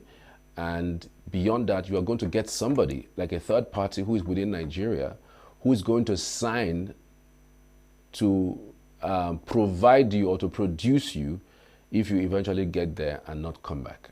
Yes, this is how it works, because we know how the situation is in the country, because Everybody is looking for a greener pasture, and if there is opportunity, fine, take it. But again, do not use the guise of going for training after being trained to use that expertise and leave the country. I mean, if the government is paying that heavy for you, and sometimes even for a spouse, it is not a good thing to go with that route, you know.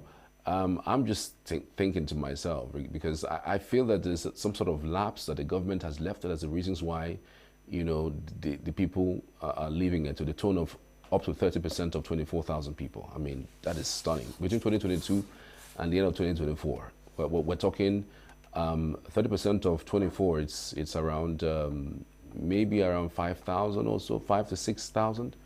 Or even more, really. So I'm just thinking, it means that the processes that they have signed, the documents that they have signed, really didn't contain some aspects of making sure that, you know, somebody is held accountable for you if you don't return. That's what it means.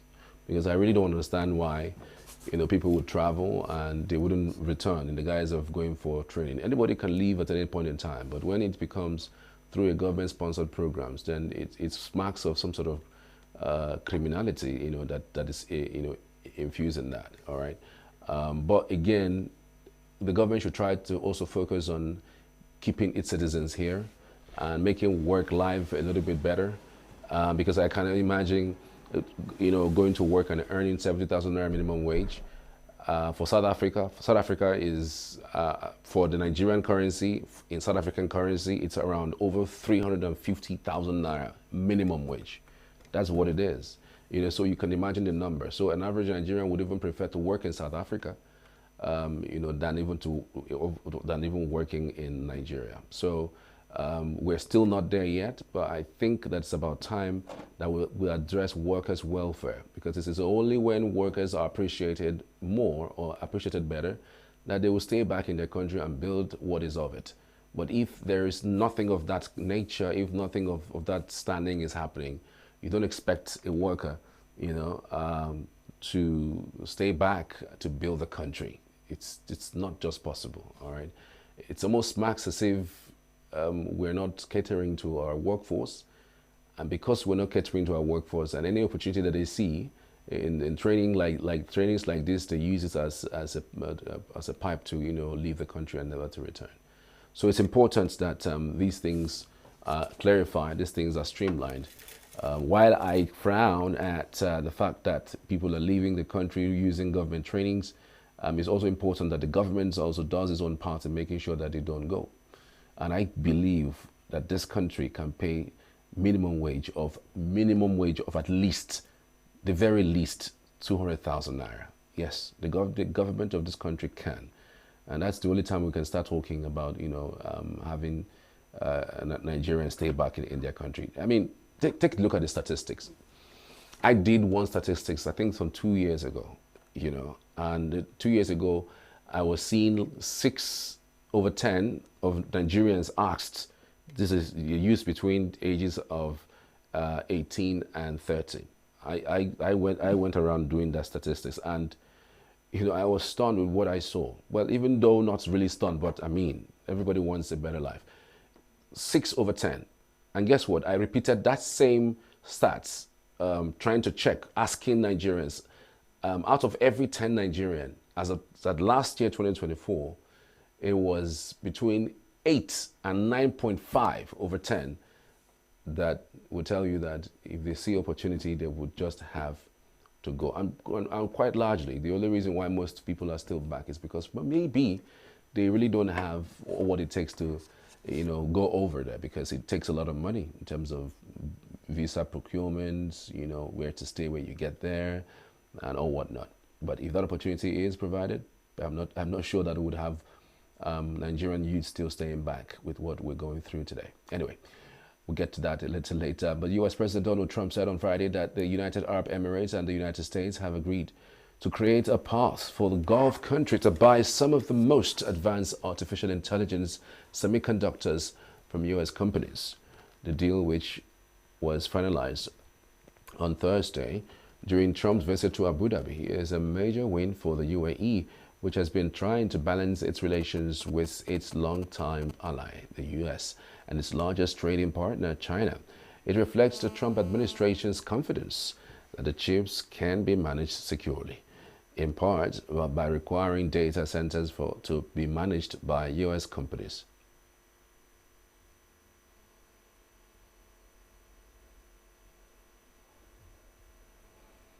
The UAE in March committed to a 10-year, that's $1.4 trillion investments framework in the United States in sectors including energy, AI, and manufacturing. Well, there is no country in the world that would want to commit that amount of money to your country that you will never be looking to visit. Apparently, Trump is visiting, it's the first time he's traveling out of the United States, and the only place he could pay the visit to is UAE, because of course they are bringing in some billions of dollars into his country, and we're talking trillions of dollars, and you don't blame him. I mean, you go where the money is. And since he actually took over office, he has been doing things directly speaking to the fact that it's going to be America first. All of its policies have changed towards America first. Whether it's working, it's left to be seen. He's just over 100 days in office, so fingers crossed. With all of the tariffs, I know the negotiations are still ongoing across board with Canada, China, Mexico, all on the table, asking for some sort of negotiations regarding tariffs. But anyway, who knows? It might work for him in the long run. Maybe in the short run, we might have a bit of an issues. Ukraine's delegation and upcoming Istanbul talks with Russia will be led by its defense minister, Rostem Umerov, and include the deputy heads of its intelligence services, the deputy chief of military general staff, and the deputy foreign minister, according to the presidential decree published online. Ukrainian President Volodymyr Zelensky said the failure of his Russian counterpart, Vladimir Putin, to meet him face-to-face showed Moscow did not want peace, but he nevertheless authorized the delegation to go to Istanbul.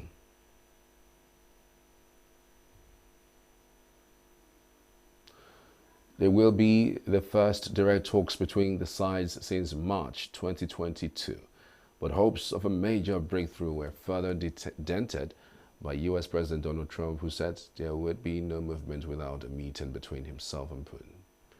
We'll go on a short break. When we come back, we'll have your say. Of course, the phone lines will be open for you to have your say. So do stay with us. We'll be back after this.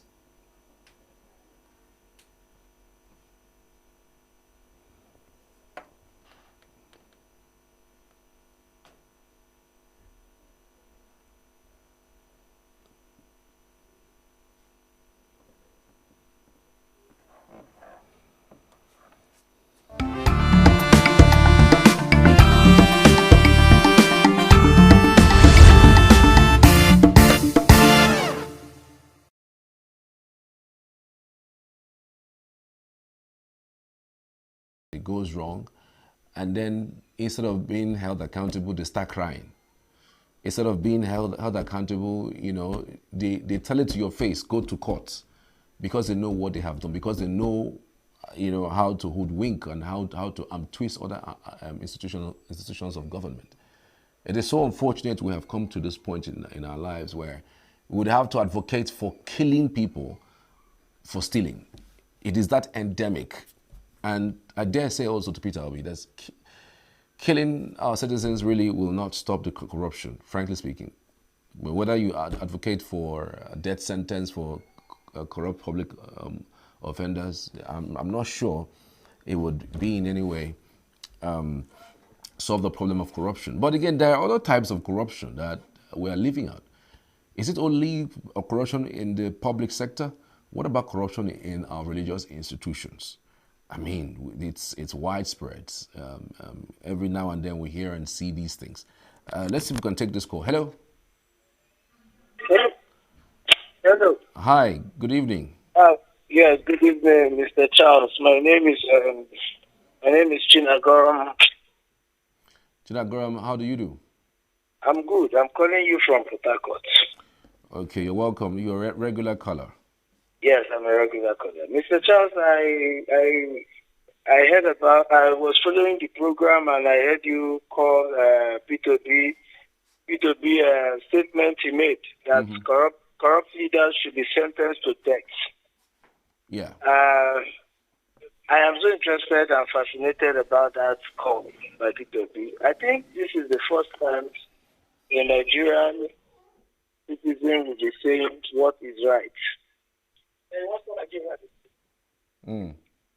How so, though? We have leaders in Nigeria who are so interested in winning election because of the national cake that they share at the federal level, the state and the local government. We don't more have leaders who are willing to lead Nigeria the way it's supposed to be. And I think with the way we are going, the Nigerian leaders have made the young ones believe that there is no more dignity in labor. It is now dignity in stealing public fund to enrich themselves. That's why you see young people go into Yahoo, do rituals, all in the name of they want to be big. Because when you have one politician, somebody who has never worked in his entire miserable life, wake up tomorrow, goes into politics, and the next thing you see him is flying here and there, living in mansions, driving luxury cars, then you begin to wonder as a young person, whom was told, you were told when you were in primary school that the future belongs to the young people. And today you are discovering that the future is no more in your hand, it's in the hands of 80 years old men, 70 years old men. You would want to help yourself by doing things that will help you. And what are those things? I don't blame the Yahoo boys who are doing Yahoo, because they are all trying to make ends meet based on what they have seen their leaders do. So if Nigeria citizens will come up together and we decide that enough is enough. Ghana did it and it worked. It was done somewhere, I think, in Kenya or one other country. It worked. It worked. So if it is possible, let death sentence be placed on anybody who is corrupt in this country. Let death sentence be placed on anybody who steals from Nigeria. Because enough is enough, Mr. Charles. Talking about the jam scandal that is going on, Mr. Charles, if I draw your attention back to some time last year when one young woman came out by name Mesoma, and she said that JAMB gave her a result, and that result was that she was the highest, she had the highest score in JAMB. And JAMB came out and refuted that information, and somehow, it went under the carpet. That is the Nigeria we find ourselves. Now, 1 year later, JAMB is also out again with another scandal, similar scandal, that students wrote exams and the result they gave was not the right result. So you begin to look at Nigeria. Are we really in a country? Because Chinua Achebe once said that there was a country, I think Nigeria died some years back. Nigeria died even before 1960. Because what we have now in Nigeria is something that I don't know. You can't find it anywhere in the world. The next thing you hear now, Python swallowed money, monkey stole money. This happened all in Nigeria. All in Nigeria. So, Mr. Charles, you see that what P2B is saying is the right thing. Corrupt people should die. Not just in the government sector. JAMB is also corrupt. Everybody in JAMB is corrupt. I know how JAMB punished me. I wrote JAMB to the point that JAMB almost sold a t-shirt for me to say that, thanks for coming. Because it's not easy. You go to write JAMB, you suffer, prepare as a student, and at the end of the day, JAMB will mess you up. I think Nigeria should scrap whatever is called JAMB. We need to scrap it out. We don't need it.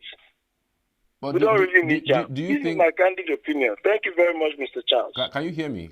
Can you hear me? Yeah, I can hear you. Yeah. I can hear you. Do you think that Peter Obi's comment might make him become unpopular